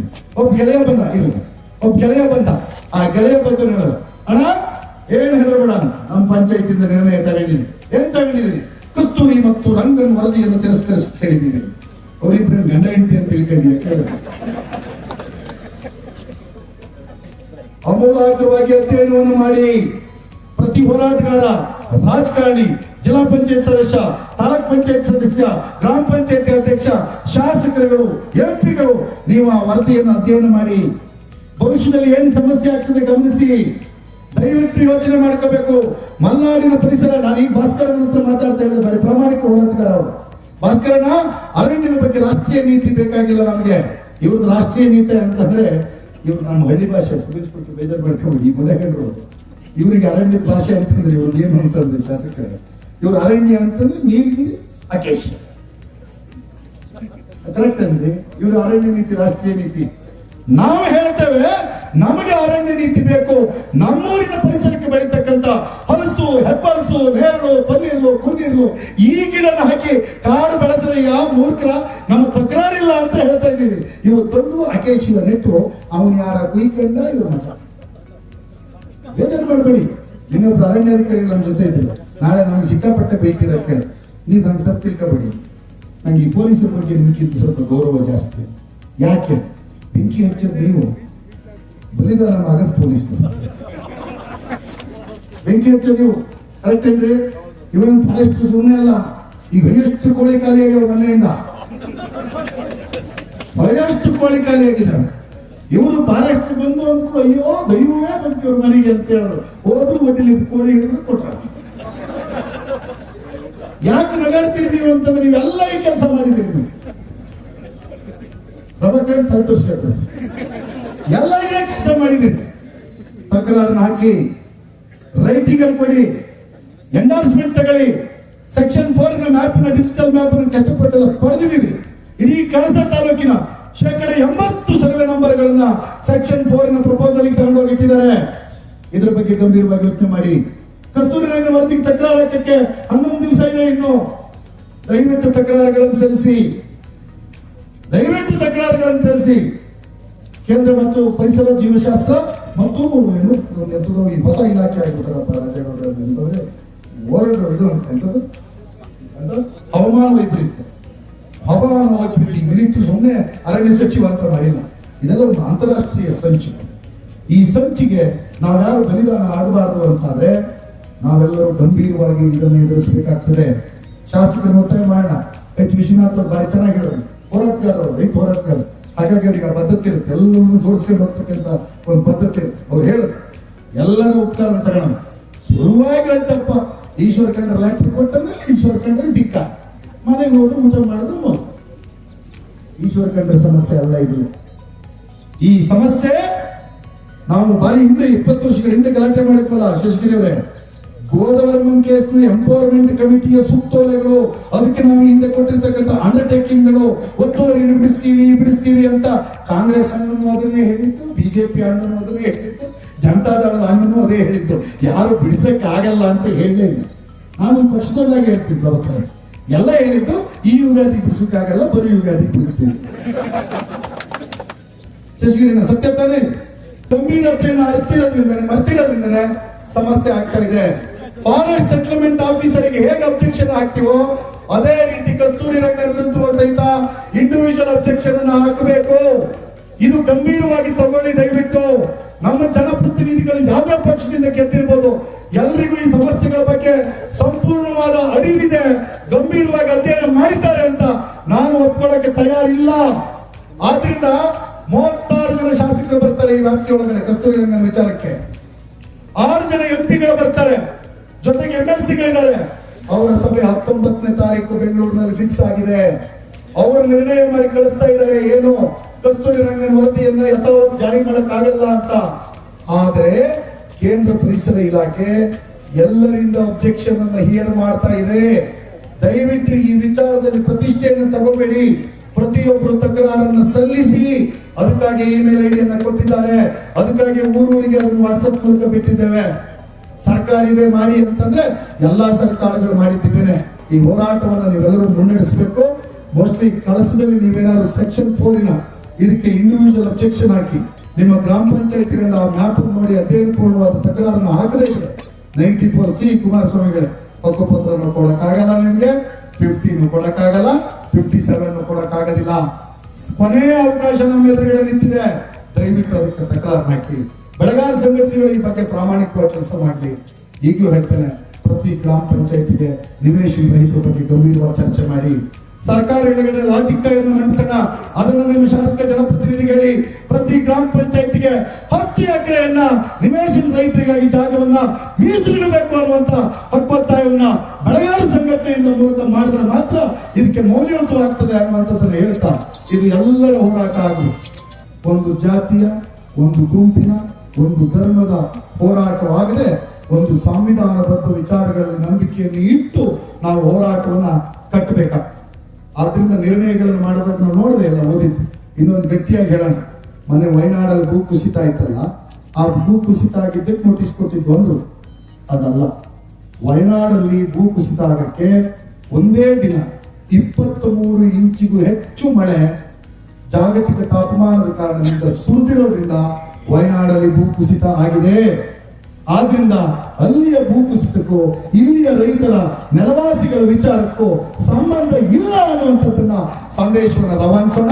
ಭವಿಷ್ಯದಲ್ಲಿ ನಿಮ್ಮೆಲ್ಲರ ಜೊತೆ ಹೋರಾಟ ಮಾಡೋಣ, ಗಟ್ಟಿಯಾಗಿ ನಿಲ್ಲೋಣ, ಎಲ್ಲರನ್ನ ವಿಶ್ವಾಸಕ್ಕೆ ತಗೋಣ. ಆಡಳಿತಕ್ಕಿರೋರು, ವಿರೋಧದಲ್ಲಿರೋರು, ಕೇಂದ್ರದಲ್ಲಿ ಒಂದು ಪಕ್ಷ, ರಾಜ್ಯದಲ್ಲಿ ಒಂದು ಪಕ್ಷ, ರಾಜ್ಯದಲ್ಲಿ ಇರ್ತಕ್ಕಂಥ 3ನೇ ಪಕ್ಷ ಜಾತ್ಯತೀತ ಜನತಾದಳ, ಅದಕ್ಕೂ ಸಹಿತ ಕೇಂದ್ರದಲ್ಲಿ ಇವತ್ತು ಅವಕಾಶ. ಹಾಗಾಗಿ ಈ ರಾಜ್ಯದ 3 ಪ್ರಮುಖ ಪಕ್ಷಗಳು ಸಹಿತ ಇದನ್ನ ಇಲ್ಲಿಯ ನೆಲವಾಸಿಗಳ ಪರವಾಗಿ ಧ್ವನಿಯನ್ನ ಎತ್ತಬೇಕು ಅನ್ನುವಂಥದ್ದನ್ನ ಆಗ್ರಹಪಡಿಸಿ ನನ್ನ ಮಾತುಗಳನ್ನು ಮುಗಿಸ್ತೇನೆ. ಧನ್ಯವಾದ. ಏನು ಪಾರಂಪರಿಕವಾಗಿ ಸೆಕ್ಷನ್ 17ನಲ್ಲಿ ಯಾರಿಗೂ ಸಹಾಯ ಮಾಡಕ್ ಆಗ್ತಾ ಇಲ್ಲ. ಆ ದೃಷ್ಟಿನಲ್ಲಿ ಏನು ಪರಿಶಿಷ್ಟ ಪಂಗಡಕ್ಕೆ ಫಾರೆಸ್ಟ್ ರೈಟ್ ಆಕ್ಟ್ ಅಲ್ಲಿ ಅವಕಾಶ ಮಾಡಿಕೊಟ್ಟಿದ್ಯೋ ಅದೇ ಅವಕಾಶನ ಇತರರಿಗೂ ಕೂಡ ಮಾಡಿಕೊಡ್ಬೇಕು ಅಂತ ಹೇಳಿ ಮೊನ್ನೆ ನಡೆದಂತ ಅಧಿವೇಶನದಲ್ಲಿ ಅರಣ್ಯ ಸಚಿವರೇ ಸಭೆಯಲ್ಲಿ ಪ್ರಸ್ತಾಪ ಮಾಡಿ ನಿರ್ಣಯ ಮಾಡಿ ಕೇಂದ್ರ ಸರ್ಕಾರಕ್ಕೆ ಕಳಿಸ್ಕೊಟ್ಟಿದ್ದಾರೆ. ಇದು ಫಾರೆಸ್ಟ್ ರೈಟ್ ಆಕ್ಟ್, ರಾಷ್ಟ್ರೀಯ ಉದ್ಯಾನವನಗಳು, ಸೆಕ್ಷನ್ 17 ಇವುಗಳಿಗೆ ಸಂಬಂಧಪಟ್ಟಂತ ವಿಚಾರ ಕಳಿಸ್ಕೊಟ್ಟಿದ್ದಾರೆ. ಅದು ಕೂಡ ಆಗಿದೆ. ನೀವು ಇಟ್ಟಂತ ಬೇಡಿಕೆಯಲ್ಲಿ ಸುಮಾರು ಪರಿಹಾರ. ಕಸ್ತೂರಿ ರಂಗನ್ ವರದಿ ಬಗ್ಗೆ ಕೇರಳ ಮಾದರಿ ಮಾಡಬೇಕು ಅಂತ ಹೇಳಿ ಕೆಲವರು ಅಭಿಪ್ರಾಯ ಇದೆ, ಕೆಲವರು ಸರಿಸಾಗಾಟ ತಿರಸ್ಕಾರ ಮಾಡಬೇಕು ಅಂತ ಅಭಿಪ್ರಾಯ ಇದೆ. ಸರಿಸಾಗಾಟ ತಿರಸ್ಕಾರ ಮಾಡಿದ್ರೆ ಕೇಂದ್ರ ಸರ್ಕಾರ ಸುಪ್ರೀಂ ಕೋರ್ಟ್ ಆದೇಶ ಅನ್ವಯ ನಮ್ಮ ಮೇಲೆ ಹೇಳ್ತಾರೆ. ಹಾಗಾಗಿ ಅದ್ರ ಬಗ್ಗೆ ಚರ್ಚೆ ಮಾಡಿ ಯಾವ್ದು ಸೇರಿಸಬೇಕು ಯಾವ್ದನ್ನು ಬಿಡಬೇಕು ಅಂತ ಹೇಳಿ ಕೆಲವು ಜಾಗನ ಸೇರಿಸಿ ಕಳಿಸಿದ್ರೆ ಅದು ಕೂಡ ಶಾಶ್ವತವಾಗಿ ಪರಿಹಾರ ಆಗ್ತದೆ. ಹಾಗೇನೆ ಈಗಾಗಲೇ ಸುಮಾರು ಅನೇಕ, ಈಗ ತಾವೇನು ನಮ್ಮನ್ನ ನಿಯೋಗ ಕರ್ಕೊಂಡು ಹೋಗ್ಬೇಕು ಅಂತ ಹೇಳಿದ್ವಿ, ಈ ಕಸ್ತೂರಿ ರಂಗನ್ ವರದಿ ಸಂಬಂಧಪಟ್ಟಂಗೆ, ಹಾಗೇನೆ ಫೋರಂ ನೋಟಿಫಿಕೇಶನ್, ಈ ಅನೇಕ ಅರ್ಜಿಗಳು 94C, CC, 50, 53, 57 ಇವುಗಳಲ್ಲಿ ಇತ್ಯರ್ಥ ಆಗುವುದು ತೆರವುಗೊಳಿಸಬೇಕು, ಮಾಡಬಾರದು ಅಂತಕ್ಕಂಥ ಸೂಚನೆ ಕೊಟ್ಟಿದ್ದಾರೆ. ಲೋಕಸಭೆಯವರು ಅದನ್ನು ಕೂಡ ಮಾಡಲಿಲ್ಲ.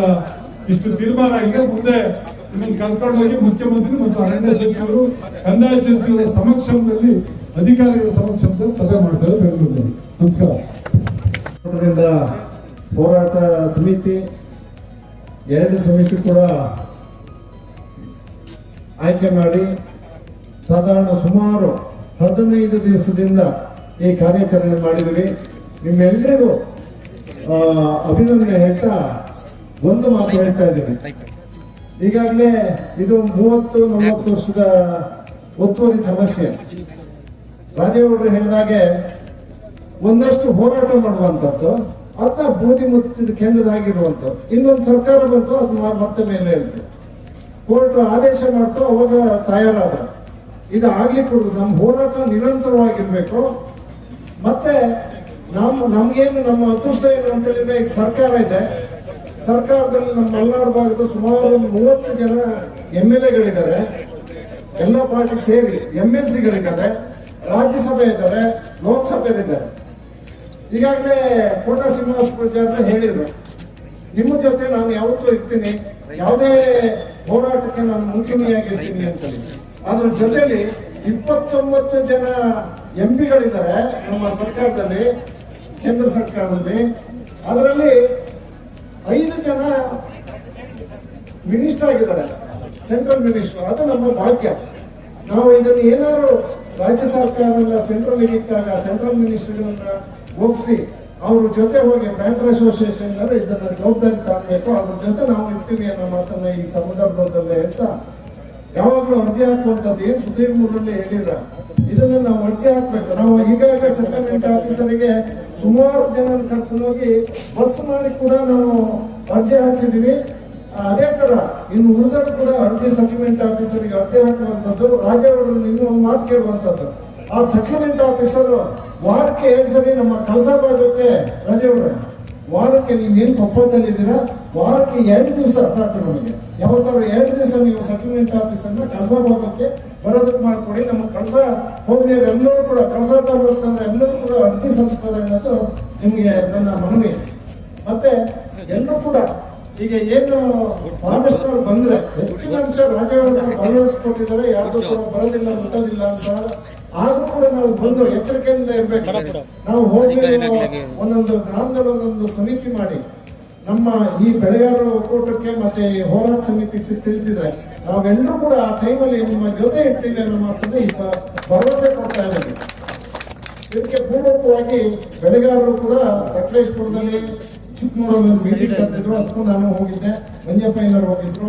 ಇದರಲ್ಲಿ ನೆಕ್ಸ್ಟ್ ಅವ್ರನ್ನೆಲ್ಲ ಏನ್ ಜನಪ್ರತಿನಿಧಿಗಳು ಯಾವುದೇ ಪಕ್ಷ ಪಾರ್ಟಿ ಇಲ್ದಾನೆ ಜನಪ್ರತಿನಿಧಿಗಳನ್ನ MLC ಇರ್ಬೋದು, MLA ಇರ್ಬೋದು, ರಾಜ್ಯಸಭೆ ಇರ್ಬೋದು, ಲೋಕಸಭೆಗಳಿರ್ಬೋದು, ಶಿವಮೊಗ್ಗ, ಚಿಕ್ಕಮೂರು, ಹಾಸನ, ಕೂರ್ಗು ಇಷ್ಟು ಜನರು ಕರೆದು ಒಂದು ಸಭೆ ಮಾಡ್ತೀವಿ ಅಂತ ಭರವಸೆ ಕೊಟ್ಟಿದ್ರೆ ಆ ಮಾತನ್ನ ಜಯರಾಮ್ ಗೌಡರು ಈಗಾಗಲೇ ನೆಕ್ಸ್ಟ್ ಭಾಷಣ ಮಾಡೋದಕ್ಕೆ ಹೇಳ್ತಾರೆ.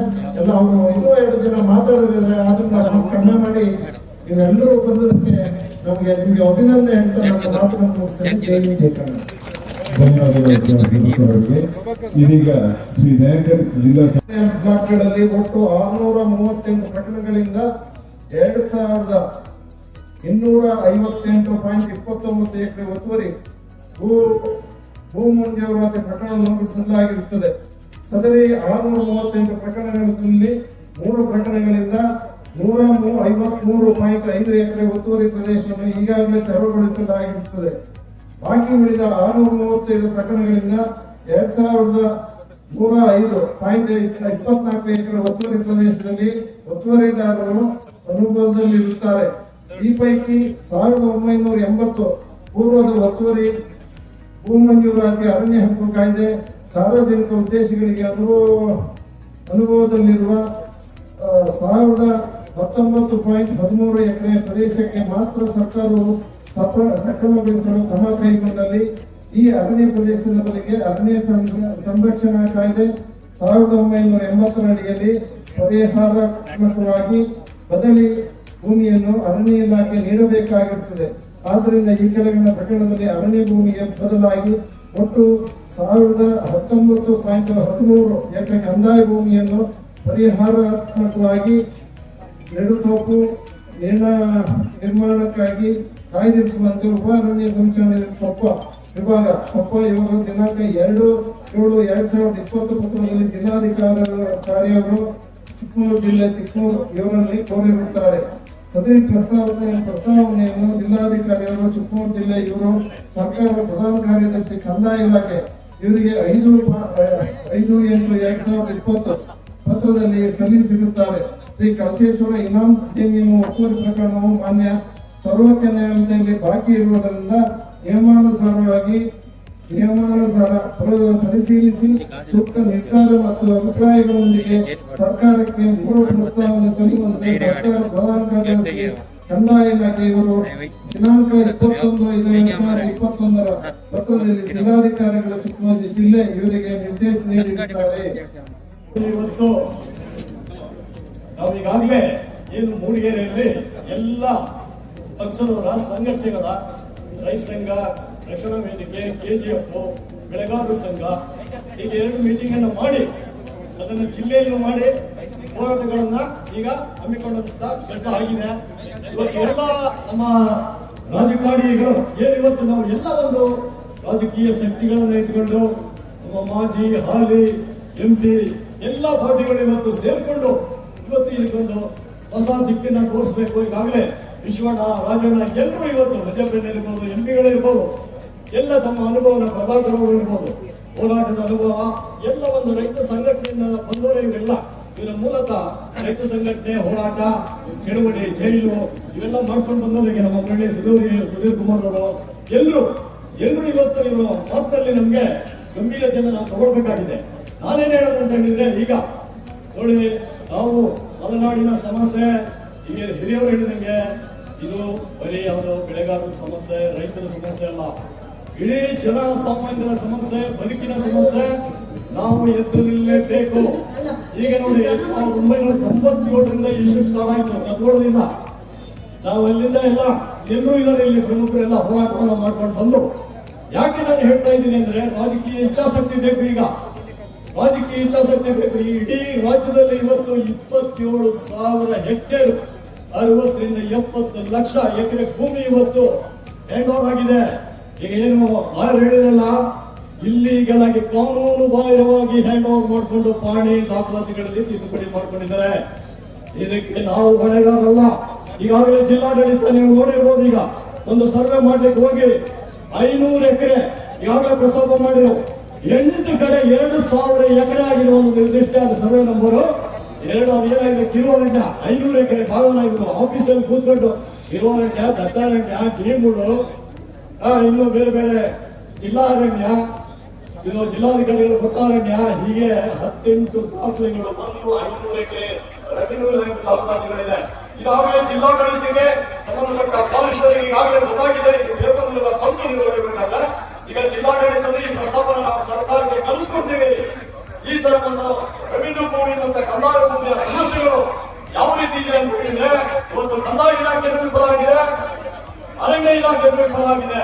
ಅವರವರ ಭೂಮಿಯನ್ನ ಇವತ್ತು ಸ್ವಾತಂತ್ರ್ಯ ಬಂದು ಎಷ್ಟು ದಿವಸ ಆಯ್ತು, ಇವತ್ತು ಸರ್ವೆ ನಂಬರ್ ವಾಯಿಸಿ ಹತ್ರ ಏನಾದ್ರು ದಾಖಲಾತಿಗಳಿದೆ, ಒಂದು ಊರಲ್ಲಿ ಎಷ್ಟು ಸರ್ವೆ ನಂಬರ್ ಇದೆ, ಎಷ್ಟು ಜಾಗ ಇದೆ, ಎಷ್ಟು ಅರಣ್ಯ ಇದೆ, ನಾವು ರಿಸರ್ವ್ ಫಾರೆಸ್ಟ್ ಅನ್ನ ಹೋಗ್ತೀವಿ.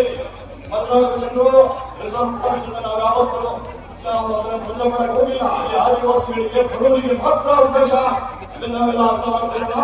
ಈಗ ನಮ್ಮ ಸಮಸ್ಯೆ ಇರೋದು 98% ಇವತ್ತೇನು ಕಾನೂನು ಬಾಹಿರವಾಗಿ ಇವತ್ತು ರೆವಿನ್ಯೂ ಲ್ಯಾಂಡ್ಗಳನ್ನ ಏನು ಟೇಬಲ್ ಟು ಟೇಬಲ್ ಕುತ್ಕೊಂಡು ವರ್ಗಾವಣೆ ಮಾಡಿ ಪಾಣಿನಿ ಇವತ್ತು ಸರ್ಕಾರಕ್ಕೆ ತೀರ್ಮಾನ ಯಾವ ಆಧಾರದ ಮೇಲೆ ಮಾಡಿದರೆ ಪ್ರಜಾಪ್ರಭುತ್ವ ಸಂವಿಧಾನದ ವಿರೋಧ ಇದನ್ನು ಮಾಡಿರುವಂತ ಅಧಿಕಾರಿಗಳ ಕೆಲಸ. ಈಗ ಆಗ್ಬೇಕಾಗಿರೋದೇನು, ಈಗ ಜಿಲ್ಲಾಡಳಿತಕ್ಕೆ ಸ್ಪಷ್ಟವಾಗಿ ಗೊತ್ತಾಗಿದೆ. ಈಗ ನಮ್ಮ ಜನಪ್ರತಿನಿಧಿಗಳು ಮತ್ತೆ MPಗಳು ಎಲ್ಲ ಜಿಲ್ಲೆಯಲ್ಲಿ ಒಂದು ಏನು ನಮ್ಮ ಸಂಘ ಸಂಸ್ಥೆಗಳು, ಹಿರಿಯರು, ಎಲ್ಲ ವಕೀಲರು, ನಾಯಕರುಗಳು ಕೂತ್ಕೊಂಡು MLA, MP ಇರ್ಬೋದು, ಎಲ್ಲ ಬೆಳೆಗಾರರು ಸಂಘಟನೆ ಮುಖಂಡರಿರ್ಬೋದು, ಒಂದು ಜಿಲ್ಲೆಯಲ್ಲಿ ಮೀಟಿಂಗ್ ಮಾಡಿ ಇದರ ಆಳ ಅಧ್ಯಯನ ಮಾಡಿ ಈಗ ನಾವು ಈ ಪ್ರಪೋಸಲ್ ಸರ್ಕಾರಕ್ಕೆ ಇಡಬೇಕು. ಇಡೀ ರಾಜ್ಯಾದ್ಯಂತ ಇಶ್ಯೂ ಇದು. ಬರೀ ಯಾವುದೇ ಕಳಸಾದ್ರು ಚಿಕ್ಕಮಗಳೂರಲ್ಲ. ಇವತ್ತು ಚಿಕ್ಕಮಗಳೂರು ಅವರು ಹೇಳಿದಂಗೆ ಬಸ್ ಸ್ಟ್ಯಾಂಡ್ ಸಮೇತ ಈ ಕಳಸ ಇವತ್ತು ನೋಡಿದ್ರು ಏನು ಫೋನಿಗೆ ಪ್ರಪೋಸಲ್ ಇದೆ. ಇವತ್ತಿನ ತಕಾರಿನ ಕಿಂಬುಡಾರಣ್ಯ ಅಂತ ಹೇಳಿ ಇವತ್ತು ಬಸ್ ಸ್ಟ್ಯಾಂಡ್ ಇರ್ಬೋದು, ಚಿಕ್ಕಮಗಳೂರು ಜಿಲ್ಲೆಯಲ್ಲಿ ಯಾವುದೇ ಕೆಲವು ಆಫೀಸ್ ಫಾರೆಸ್ಟ್ ಆಫೀಸು ಇರ್ಬೋದು. ಈ ಒಂದು ಅಧಿಕಾರಿಗಳಿಗೆ ಇವತ್ತು ಏನಾದರೂ ನಾವು ನಿಮ್ಮೊಟ್ಟಿಗೆ ಇದ್ರೆ ಮಾತ್ರ ಇವತ್ತು ಅಧಿಕಾರಿಗಳ ಯೋಚನೆ ಮಾಡಿಕೊಳ್ಳಿ ನಾವು ಈ ಫಾರೆಸ್ಟ್ ಅನ್ನು ಉಳಿಸಲಿಕ್ಕೆ ನೀವು ಸಾಧ್ಯ.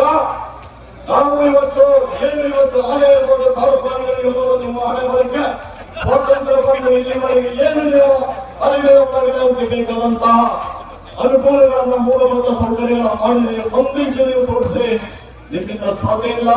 ಇದನ್ನ ಮಾಡಿರೋದು ನಾವು ರೈತರು. ನೀವು ಅಪೇಕ್ಷೆ ನೀಲಗಿರಿ ಮತ್ತೆ ಸಾಮಾನ್ಯ ನಿಮ್ಮ ಏನು ಬ್ರಿಟಿಷರ ತತ್ವ ಇದೆ ಇದರಿಂದ ಹೊರಗೆ ಬರಬೇಕು ನೀವು. ಇಲ್ಲ ಅಂದ್ರೆ ನಾವು ಈ ಜನ ಮಲ್ನಾಡು ಜನ ಬಿಡಲ್ಲ. ಇನ್ನು ಮುಂದೆ ಯಾವುದೇ ಒತ್ತುವರಿ ಚಳವಳಿ ಮಾಡಕ್ ಬಂದ್ರೆ ರೈತ ಬಂದ್ರೆ ಆಗ ಮೊನ್ನೆ ತಮ್ಮನಿಗೆ ಹೋಗಿದ್ದೆ. ಅಲ್ಲಿ ನಾವು ನಮಗೆ ಅದು ವಿಷಯ ಗೊತ್ತಾಗಲ್ಲ. ಮಾಡಿದ ದಿವಸ ಹೋಗಿ ನಾವು ಅಲ್ಲಿ ಅವರು ಪ್ರೆಸ್ಪೆಕ್ಟ್ ಮಾಡಿದ್ರು. ನೋಡಿದ್ರೆ ಇವತ್ತು 60 ವರ್ಷದಿಂದ ಸಾಗುವಳಿ ಮಾಡ್ಕೊಂಡು ಬಂದಿದ್ದಾರೆ. 3 ಜನ ಕುಟುಂಬಕ್ಕೆ ಇವತ್ತು 18 ಎಕರೆ 1972ರಲ್ಲಿ ಬಿಂದುವಾಗಿತ್ತು. ಅವರು 6 ಎಕರೆಗೆ ಮತ್ತೆ 6 ಎಕರೆನ ರೆವೆನ್ಯೂ ಲ್ಯಾಂಡ್ ಅಲ್ಲಿ ಅವರು ಸಾಗುವಳಿ ಮಾಡ್ಕೊಂಡು ಬಂದಂತ ಭೂಮಿಯನ್ನ ಯಾವುದೇ ನೋಟಿಸ್ ಇಲ್ಲ ಹೈಕೋರ್ಟ್ ಆರ್ಡರ್ ಅಂತ ಹೇಳಿ ಇವತ್ತೇನು 163 ಮತ್ತೆ 64 ನಾವು ಒಂದೇ ಕಡೆ ಪ್ರೊಸೀಡಿಂಗ್ಸ್ ಮಾಡಿ ಸರ್ವಾಧಿಕಾರ ಮಾಡಿ ಇವರು ನಮ್ಗೆ ಯಾವುದೇ ಅವಕಾಶ ಕೊಡದೆ ಎಲ್ಲ ಇವತ್ತು ನಿಮ್ಗಳು ಅಂತ ಮಾಡಿ ಮಾಡಿಕೊಂಡು ನಮ್ಗೆ ಹೈಕೋರ್ಟ್ ಆದೇಶವನ್ನು ಮಾಡಿ ಇವತ್ತು ಖಾಲಿ ಮಾಡಿಸಿದರೆ ಖಂಡಿತವಾಗಿ ನಾವು ರೈತ ಬಂಧುಗಳೇ, ಒಂದು ರಾಜಕಾರಣಿಗಳು ಅವರ ಕೆಲಸ ನಾವು ಮಾಡ್ತಾರೆ ಪದ್ಧತಿಯನ್ನು ಹೇಳಿದರೆ ನಾವು ಹಳ್ಳಿಯಲ್ಲಿ ಒಗ್ಗಟ್ಟಾಗಿ ಯಾವುದೇ ತೆರವಿಗೆ ಬಂದ್ರೆ ನಮಗೆ ಅವರು ಕಾನೂನಾಗಿ ಉತ್ತರ ಕೊಡಬೇಕು. ಇಲ್ಲ ಅಂದ್ರೆ ಅವ್ರಿಗೆ ಯಾವುದೇ ಗಿಡದ ನಾವು ಬೆಳೆಯಕ್ಕೆ ಬಿಡಲ್ಲ. ನಾವೆಲ್ಲರೂ ಒಗ್ಗಟ್ಟಾಗೋಣ. 5,000 ಜನ ನಾವು ಸೇರೋಣ. ಅವರು ನಮ್ಮ ಉತ್ತರ ಕೊಟ್ಟು ಖಾಲಿ ಮಾಡಬೇಕು. ನೋಡೋಣ ಈಗ ಅಧಿಕಾರಿಗಳು ಮನವರಿಕೆ ಮಾಡಿಕೊಂಡ್ರೆ ಇಲ್ಲ ಅಂತ ನಮ್ಮ ಭಾಸ್ಕರ್ ಅವರನ್ನು ಸಹಿತ ಅಭಿನಂದಿಸ್ತೀನಿ. ಹಾಗೆ ನೋಡಿ ಇಲ್ಲಿ ಮಾತಾಡೋಗೆಲ್ಲ ಹೇಳಿದ್ರು. ನಮ್ಗೆ ತೇಜಸ್ವಿ ಅವರು ಒಂದು ಮಾತಾಡಿದ್ದಾರೆ 1975 ಸಂದರ್ಭದಲ್ಲಿ ಬುಕ್ ಬಂದಿದೆ. ಆ ಬುಕ್ಕಲ್ಲಿ ಪ್ರಸ್ತಾಪ ಮಾಡಿದ್ದಾರೆ ಬಹಳ ಚೆನ್ನಾಗಿ. ಏನಾಗುತ್ತೆ ಮುಂದೆ ಫಾರೆಸ್ಟ್ ಇಲಾಖೆ ಕಾಡು ಪ್ರಾಣಿಗಳು ಎಲ್ಲಿ ಬರ್ತವೆ, ಓಟಿನ ಬಲವಿಲ್ಲದ ನಾಟಗಳು ತೆರೆಗೆ ಹೊರಡುತ್ತವೆ ಅಂತ. ಅಂದ್ರೆ ರಾಜಕಾರಣಿಗಳ ಬೆಂಬಲ ಇರುತ್ತೆ ಸಂದರ್ಭದಲ್ಲಿ ಕಾಡಲ್ಲಿ ಇರ್ತಕ್ಕಂಥ ಪ್ರಾಣಿಗಳು ಕೆಳಗೆ ಬಿಡ್ತವೆ, ಕಾಡು ಪ್ರಾಣಿಗಳು ಬಂದು ಕೊಡುಗೆ ಮರೆಯಾಗುತ್ತೆ. ನೋಡಿ ಇವತ್ತು ಇವತ್ತು ಆಗ್ತಾ ಇರೋದು ಅದೇ. ಅಲ್ಲಿ ನೀಲಗಿರಿ ಇದೆ, ಅಗ್ಗೇಸಿ ಇದೆ, ಕುಡಿಯ ನೀರಿಲ್ಲ.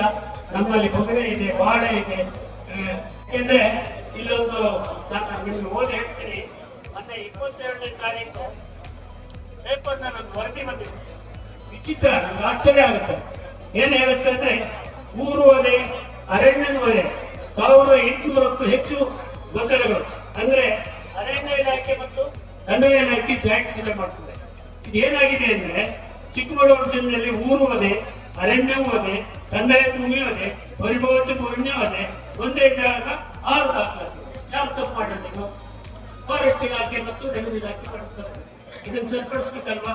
ಇವತ್ತು ಇದೇ ಜಾಗ ಸಹಿತ ನೀತಿ ಕೊಟ್ಟಿರೋ ಜಾಗ ಸುಮಾರು 76,844 ಜನ ಒತ್ತುವರಿದಾರರು 3 ಜಿಲ್ಲೆನಲ್ಲಿದ್ದಾರೆ. ಇದನ್ನ ಗುರುತಿಸಿ ಲೀಸ್ ಕೊಟ್ಟಿದ್ದಾರೆ. ಸರ್ಕಾರಕ್ಕೆ 1.5 ರಿಂದ 2,000 ಕೋಟಿ ಲೀಸ್ ಕಂದಾಯ ಬರ್ತದೆ ಅಂತ ಹೇಳಿ ಮಾಡಿಕೊಟ್ಟಿದ್ದಾರೆ. ಭೂಕಂಪನಿಗೆ ವಿಶೇಷ ನ್ಯಾಯಾಲಯ ಕೊಟ್ಟು ತದನಂತರ ನಾವು ಇದನ್ನ ಲೀಸ್ದಲ್ಲಿ ಕೊಡ್ಬೇಕಂತ ಬಹಳ ಪ್ರಯತ್ನಗಳು ಮಾಡ್ತಿರ್ಬೇಕಾದ್ರೆ 2017ರಲ್ಲಿ ಇದೇ ಸಿದ್ದರಾಮಯ್ಯನವರು ಬೆಳಗಾವಿ ಅಧಿವೇಶನದಲ್ಲಿ ನಾವು ಸಹಿತ ಹೋಗಿದ್ದು. ಅಲ್ಲಿ ರಾಜೇಗೌಡರು ಹಾಗೆ ನಮ್ಮ ಜೀವರಾಜ್ ಅವರು ಸಹಿತ ನಮ್ಮ ಜೊತೆ ಇದ್ರು, BT ರವಿ ಇದ್ರು, ಮೋತಮ್ಮ ಅವರಿದ್ರು, ಹಾಗೆ ಕುಮಾರಸ್ವಾಮಿ ಅವರಿದ್ರು, BB ನಿಂಗೆ ಇದ್ರು. ಅವರೆಲ್ಲ ಸೇರಿ 3 ಜಿಲ್ಲೆ MLAಗಳು ಸೇರಿ ಒಂದು ಸಭೆ ಮಾಡಿ ನಿರ್ಣಯ ಮಾಡಿ ಅವತ್ತು ಏನು ಇದರಲ್ಲಿ ಅಧಿವೇಶನದಲ್ಲಿ 10 ಎಕರೆವರೆಗೆ ಲೀಸ್ ಕೊಡೋದು ಅಂತ ಹೇಳಿ ತೀರ್ಮಾನ ಆಯ್ತು. ತದನಂತರ ಅದು ಕಾನೂನು ರೂಪಿತ ಆಗಲಿಲ್ಲ. ಹಾಗೆ ಉಳಿದು ಮತ್ತೆ ಕಾನೂನು ಆಯ್ತು. ಕಾನೂನು ಆಗಕ್ಕಿಂತ ಮುಂಚೆ ನಮ್ಗೆ ಒಂದು ಕೊಡುತ್ತಿತ್ತು. 192A ಇಂದ ಕೃಷಿ ಭೂಮಿನ ಹೊರಗಡೆ ತರಬೇಕು ಅಂತ ಹೇಳಿ ನಾವು ನಮ್ಮ ಹೋರಾಟ ಮುಂದುವರಿಸಿದ್ರು. ಅದರಂತೆ ನಮ್ಮ ಆರ್ ಅಶೋಕ್ ಅವರ ನೇತೃತ್ವದ ಸರ್ಕಾರ ಅಂದ್ರೆ SR ಬೊಮ್ಮಾಯಿ ಅವರ ನೇತೃತ್ವದ ಸರ್ಕಾರದಲ್ಲಿ ಅದನ್ನ ವಿಡ್ರಾ ಮಾಡಿದ್ರು.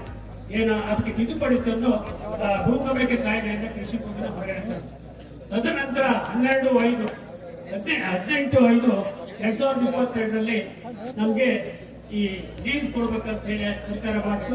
ಸುಮಾರು 25 ಎಕರೆವರೆಗೆ ಕೊಡ್ಬೇಕು ಅಂತ ಮಾಡಿ 1 ಎಕರೆಯಿಂದ 20 ಎಕರೆವರೆಗೆ, ಅಂದ್ರೆ 1 ಎಕರೆಗೆ 1,000, 5 ಎಕರೆಗೆ 1,500, 5ರಿಂದ 10 ಎಕರೆಗೆ 2,000, 10ರಿಂದ 15 ಎಕರೆಗೆ 2,500, 15ರಿಂದ 20 ಎಕರೆಗೆ 3,000, ಹಾಗೆ 25 ಎಕರೆವರೆಗೆ 3,500 ಅಂತ ಹೇಳಿ ಮಾಡಿ ಆದೇಶ ಮಾಡಿದ್ರು. ನಮ್ಮ ಕಾರ್ಮಿಕರು ಇವ್ರು 2 ಜನ ಮುಂಚೆ ಇವ್ರು 2 ಜನಕ್ಕೆ ಎಲ್ಲಿ ಓದುತ್ತವೋ ಇಲ್ಲ. ನಾವೇನೋ 1 ವರ್ಷ ಕೈ ಕಟ್ಟಿ ಕೂತ್ರೆ ಇವರೆಲ್ಲ ಗತಿ ಮುಂದುವರ್ಸಿ ಇವ್ರು ಇಲ್ಲಿಂದ ಬೆಂಗಳೂರಿಗೆ ಹೋಗ್ತಾರೆ. ಹೋಗಿ ಬೇಕು ನಮ್ಮ ಕಟ್ಟಾಗಿರೋ ಬಂಡಪ್ಪ ಕಾಲ್ ಹಿಡಿದ್ರೆ ನಮ್ಮ ಬೆಂಗಳೂರು ಮೀಟಿಂಗ್ ಅದೇ ಮತ್ತೊಂದು ಅದೇ ಅಲ್ಲಿಗೆ ಹೋಗ್ಲಿ. ಈಗ ನಮ್ಮ ಪಾರ್ಟಿಯವರು ಇದ್ರು ಅವ್ರು ಕಳ್ಸಕ್ಕೆ ನಾನು ಹಿಂದೆ ಫೋನ್ ಮಾಡಿದ್ದೀನಿ, ಆದ್ರೂ ಬನ್ನಿ, ಇಲ್ಲ ನೀವು ಕಳ್ಸಕ್ಕೆ ಕಾಲು ಹಿಡಕ್ ಕೂಡುದು ಅಂತ. ನಾವು ಇವ್ರನ್ನ ಆಡ್ಸೋದು, ಇವ್ರು ನಮ್ ಜನ, ಇವ್ರು ಸರ್ಕಾರ ಆಡ್ಸೋದು. ಸರ್ಕಾರ ಅಧಿಕಾರಿಗಳನ್ನ ಏನು ನಾವು ದೂರಂಗಿಲ್ಲ. ನಮ್ಮ ಮನೇಲಿ ಪಾಪ ಮ್ಯಾನೇಜರ್ ಇದ್ದಂಗೆ ನಮ್ಮ ಅಧಿಕಾರಿಗಳಿರೋದು. ಸರ್ಕಾರ ಹೋಗಿ ಗಿಡ ಕೀಳ ಅವ್ನು ಹೇಳ್ತಾನೆ, ಪಾಪ ಕೀಳದಂಗೆ ಮತ್ತೆ ಕೇಳ್ತಾರೆ, ಕಿತ್ತೆ ನಿನ್ ಗಿಡ ಹಿಂಗೆ ಆರ್ಡರ್ ಮಾಡಲೇ ನಾನು. ಇದು ನಮ್ಮ ಅವಸ್ಥೆ. ತಪ್ಪು ನಮ್ದು, ಅಧಿಕಾರಿಗಳು ಯಾರು ತಪ್ಪಿಲ್ಲ.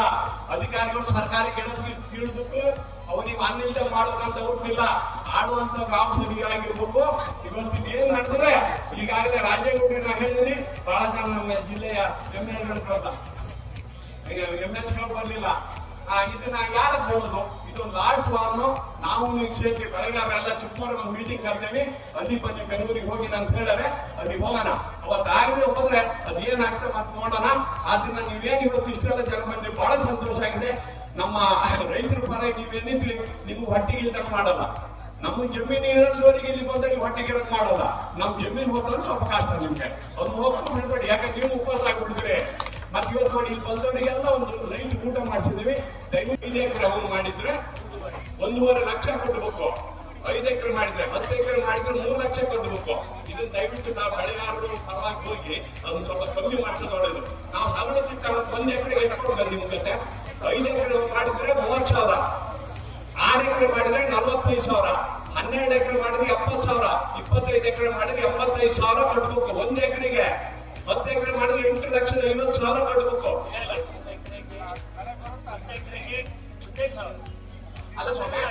ಅಲ್ಲ ಅಲ್ಲ 31 ಎಕರೆ ಕಟ್ಬೇಕು ಅಂತ. 1,000 30 ಒಂದೇ ಸರಿ ಕಟ್ಬೇಕು 30,000. 5 ಎಕರೆ ಮಾಡಿದ್ರೆ 1.5 ಲಕ್ಷ. ಅದಕ್ಕೆ ಬಹಳ ದೂರದಿಂದ ಬಂದಿದ್ದಾರೆ. MLA ಬಂದಿದ್ದಾರೆ, MLCಗಳು ಬಂದಿದ್ದಾರೆ, ಜಿಲ್ಲಾ ಪಂಚಾಯತ್ ಇವರು ಬಂದರೆ, MP ಗಳು ಬಂದರೆ. ಆದ್ರಿಂದ ಇವತ್ತು ಅವರೆಲ್ಲರಿಗೂ ಕೂಡ ಒಂದಿಷ್ಟ ಅದೆಲ್ಲರಿಗಿಂತ ಹೆಚ್ಚಾಗಿ ತಾವೆಲ್ಲ ಇಷ್ಟು ಉತ್ಸಾಹದಿಂದ ಇವತ್ತು ಬಂದು ಇಲ್ಲಿ ಕೂತು ಈಗ ನಮ್ಮ ಜಿಲ್ಲೆ ಮೂಲಗಳಿಂದ ಬಂದಿದ್ದಾರೆ ಜನಗಳು. ಮತ್ತು ಅವರೆಲ್ಲರಿಗೂ ಕೂಡ ಒಂದಿಷ್ಟ ಇವತ್ತೆಲ್ಲರೂ ಅಲ್ಲಿ ಊಟದ ವ್ಯವಸ್ಥೆ ಮಾಡಿವಿ. ಊಟ ಮಾಡಿ ಹೋಗ್ಬೇಕು. ನಿಮ್ ಸಹಕಾರ ನಮ್ಗೆ ಯಾವತ್ತೂ ಇದೇ ರೀತಿ ಇರ್ಲಿಪ್ಪ. ನಾವು ಬಡ ರೈತರು, ನಮ್ಮ ಕಾಲ್ಸದ ರೈತರನ್ನ ಬದುಕಕ್ಕೆ ಇವತ್ತು ಏನೇನು ಯಾರು ಬಂದಿದ್ರಿ ನಮ್ದು ಅದು ಫೈನಲ್ ಆಗೋದಿಗೆ ನೀವು ನಮ್ಮ ಜೊತೆ ಇರ್ಬೇಕಂತ ಹೇಳಿ ನನ್ನ 2 ಮಾತು ಮೂಲಕ ರಾಜ್ಯ ಸರ್ಕಾರಕ್ಕೆ ಸಲ್ಲಿಸ್ತೇವೆ.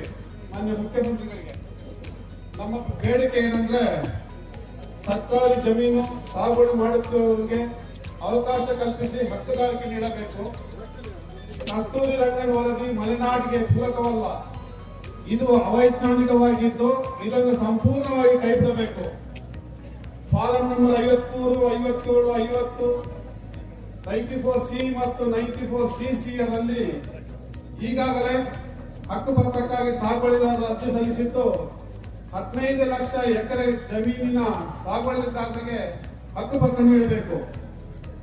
4ನೇ ಬೇಡಿಕೆ, ಅರಣ್ಯ ಹಕ್ಕು ಕಾಯ್ದೆಗೆ ತಿದ್ದುಪಡಿ ತಂದು ಬುಡಕಟ್ಟು ಜನಾಂಗದವರಿಗೆ ಯಾವ ರೀತಿ ಕಾಯ್ದೆ ತಂದಿದ್ದೀರೋ ಅದೇ ರೀತಿ ಎಲ್ಲಾ ವರ್ಗದವರಿಗೆ ಬದುಕುವ ಹಕ್ಕನ್ನು ಅರಣ್ಯ ಹಕ್ಕು 25 ವರ್ಷ ನಿಗದಿಪಡಿಸಬೇಕು. ಆನೆ, ಕಾಡುಕೋಣ, ಚಿರತೆ, ಮಂಗ, ನವಿಲು ಮತ್ತಿತರ ವನ್ಯಜೀವಿಗಳ ಹಾವಳಿ ತಡೆಯಲು ಅರಣ್ಯದ ಗಡಿಭಾಗದಲ್ಲಿ ರೈಲ್ವೆ ಕಂಬಿ ಬೇಲಿ ನಿರ್ಮಾಣ ಮಾಡಬೇಕು. ವನ್ಯಜೀವಿಗಳಿಂದ ಬೆಳೆ ಹಾನಿ, ಪ್ರಾಣ ಹಾನಿಗೆ ಸೂಕ್ತ ಕಾನೂನು ಕ್ರಮ ಕಾಯ್ದೆ ತರಬೇಕು. ವೈಮಾನಿಕ ಸಮೀಕ್ಷೆ ಮಲೆನಾಡಿನ ಈ ಭಾಗಕ್ಕೆ ಪೂರಕವಾಗಿಲ್ಲದಿರುವುದರಿಂದ ವಾಸ್ತವಿಕ ಸರ್ವೆ ಅರಣ್ಯ ಮತ್ತು ಕಂದಾಯ ಇಲಾಖೆ ಜಂಟಿ ಸಭೆ ಮಾಡಬೇಕು. ಫಾರೆಸ್ಟ್ ಸೆಟ್ಲ್ಮೆಂಟ್ ಜಾಯಿಂಟ್ ಸರ್ವೆಗಳಾಗದೆ ಅರಣ್ಯದ ಒತ್ತುವರಿ ತೆರವು ಕಾರ್ಯಾಚರಣೆ ವಿಸ್ತರಣೆ ಮಾಡಬಾರದು. ಪಶ್ಚಿಮ ಘಟ್ಟ ಮೀಸಲು ಅರಣ್ಯ ಪ್ರದೇಶದಲ್ಲಿ ಸರ್ಕಾರ ಅರಣ್ಯ ಇಲಾಖೆಯಿಂದಲೇ ನಿರ್ಮಿಸಿರುವ ಪ್ರವಾಸಿ ಮಂದಿರ, ಕಚೇರಿ, ಜಂಗಲ್ ರೆಸಾರ್ಟ್ಗಳನ್ನು ಕೂಡಲೇ ತೆರವುಗೊಳಿಸಿ ಮಾನವ ಪ್ರವೇಶ ಮತ್ತು ವಾಸ್ತವ್ಯವನ್ನು ನಿಷೇಧಿಸಿ ಸೂಕ್ಷ್ಮ ಸಹಜ ಕಾಡುಗಳನ್ನಾಗಿಸಬೇಕು. ಕಂದಾಯ ಇಲಾಖೆಯ ವ್ಯಾಪ್ತಿಯ ಒತ್ತುವರಿ ಹಿಡುವಳಿ ಜಾಗದ 25 ಎಕರೆಯನ್ನು ಪ್ಲಾಂಟೇಶನ್ ಕ್ರಾಪ್ ಲೀಸ್ ಒಪ್ಪಂದದಂತೆ ಬೆಳೆಗಾರರಿಗೆ ಲೀಸ್ ಹಕ್ಕುಪತ್ರ ಮಾಡಿಕೊಡಲು ಕೂಡಲೇ ಕ್ರಮ ಕೈಗೊಳ್ಳಬೇಕು. ಎಲ್ಲೆಡೆಯೂ ಜನಸಂಖ್ಯೆ ಬೆಳೆದಿದ್ದು ಅವಿಭಕ್ತ ಕುಟುಂಬದಲ್ಲಿ ಒಬ್ಬ ವ್ಯಕ್ತಿಯು ವೈವಾಹಿಕ ಜೀವನ ಪ್ರಾರಂಭಿಸಿದ ನಂತರ ಅವನ ಸಂಸಾರವನ್ನು ಒಂದು ಕುಟುಂಬವೆಂದು ಸರ್ಕಾರ ಪರಿಗಣಿಸಬೇಕು. ಅಕೇಶಿಯಾ ಕಾಡನ್ನು ಸಂಪೂರ್ಣ ತೆರವುಗೊಳಿಸಿ ಸಹಜ ಕಾಡಿನ ಅಭಿವೃದ್ಧಿಪಡಿಸಬೇಕು. ಅಕೇಶಿಯಾ, ನೀಲಗಿರಿಯಂತಹ ಪರಿಸರ ಮಾರಕ ಮರಗಳನ್ನು ಬೆಳೆಯುವುದನ್ನು ತಡೆಯುವುದಕ್ಕೆ ಒಂದು ರಾಷ್ಟ್ರೀಯ ನೀತಿಯನ್ನು ಸಿದ್ಧಪಡಿಸಿ ಜಾರಿಗೊಳಿಸತಕ್ಕದ್ದು.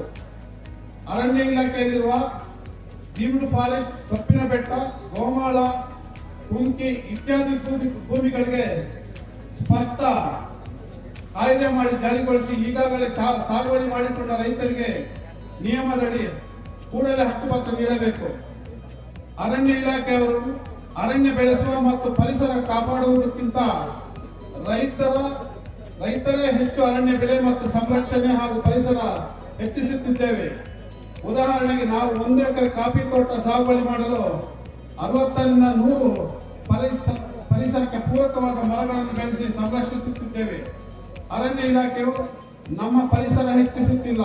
ಹಾಗಾಗಿ ಅರಣ್ಯ ಇಲಾಖೆಗಿಂತ ಪರಿಸರ ಸಂರಕ್ಷಣೆಯನ್ನು ರೈತರೇ ಹೆಚ್ಚು ನಿಭಾಯಿಸುತ್ತಿದ್ದಾರೆ.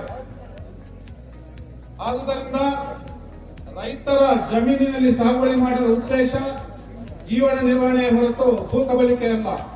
ಸರ್ಕಾರದ ಬಂಜರು ಭೂಮಿಯನ್ನು ಸಾಗುವಳಿ ಮಾಡಿ ದೇಶದ ಆದಾಯಕ್ಕೆ ತಂದುಕೊಟ್ಟು 99% ಗ್ರಾಮೀಣ ಜನತೆ ಉದ್ಯೋಗ ಕಲ್ಪಿಸಿಕೊಂಡು ಪರಿಸರ ಸಂರಕ್ಷಣೆಗೆ ಒತ್ತು ನೀಡುತ್ತಿರುವ ರೈತ ಬೆಳೆಗಾರರು ಉತ್ತಮ ಸಮಾಜದ ರೂವಾರಿಗಳು. ಬ್ಯಾಂಕಿನಲ್ಲಿ ಭೂ ಅಭಿವೃದ್ಧಿಗಾಗಿ ರೈತರು ಮಾಡಿರುವ ಸಾಲವನ್ನು ತೀರಿಸಲಾಗದೆ ಬ್ಯಾಂಕ್ ಖಾತೆಗಳು ಎನ್ಪಿ ಆಗುವ ಮೂಲಕ ಆರ್ಥಿಕ ಅಸಮತೋಲನ ಉಂಟಾಗಲಿದೆ. ಇದು ರೈತರ ಅಳಿವು ಉಳಿವಿನ ಪ್ರಶ್ನೆಯಾಗಿದೆ. ಇದೇ ಪರಿಸ್ಥಿತಿ ಮುಂದುವರೆದರೆ ರೈತರಾದ ನಾವು ಭೂರಹಿತರಾಗಿ ಬೀದಿಗೆ ಬೀಳುವುದು ಕಟಸತ್ಯ. ಇಂತಹ ಸಂದರ್ಭದಲ್ಲಿ ಯಾವುದೇ ರೀತಿಯ ಒತ್ತುವರಿ ತೆರವನ್ನು ನಾವು ಈ ಮೂಲಕ ಪ್ರಕಟಿಸುತ್ತೇವೆ. ಸ್ವಾಸ್ಥ್ಯ ಸಮಾಜದ ಅಧಿಕಾರರಾದ ನಾವುಗಳು ನಿರಾಶ್ರಿತರಾಗುವುದರಿಂದ ನಮ್ಮ ಈ ಎಲ್ಲಾ ಬೇಡಿಕೆಗಳನ್ನು ಪರಿಗಣಿಸಿ ಸೂಕ್ತ ಕ್ರಮ ಕೈಗೊಳ್ಳಬೇಕಾಗಿ ಕರ್ನಾಟಕ ರಾಜ್ಯದ ಮಾನ್ಯ ಮುಖ್ಯಮಂತ್ರಿಗಳಲ್ಲಿ ವಿನಂತಿಸಿಕೊಳ್ಳುತ್ತೇವೆ. ರಾಜ್ಯದ ಮುಖ್ಯಮಂತ್ರಿಗಳಿಗೆ, ಕಂದಾಯ ಮಂತ್ರಿಗಳಿಗೆ, ಅರಣ್ಯ ಮಂತ್ರಿಗಳಿಗೆ ಮಾನ್ಯ ತಹಶೀಲ್ದಾರ್ ಅವರ ಮೂಲಕ ಕೊಡ್ತಾ ಇದ್ವಿ. ದಯವಿಟ್ಟು ಕೂಡಲೇ ತಾವು ಇದನ್ನು ಮಾನ್ಯ ಮುಖ್ಯಮಂತ್ರಿ ತಲುಪಿಸುವ ಕೆಲಸ ಮಾಡಬೇಕು ಅಂತ ಎಲ್ಲಾ ರೈತರ ಪರವಾಗಿ ನಾವು ಹೇಳ್ತೀವಿ.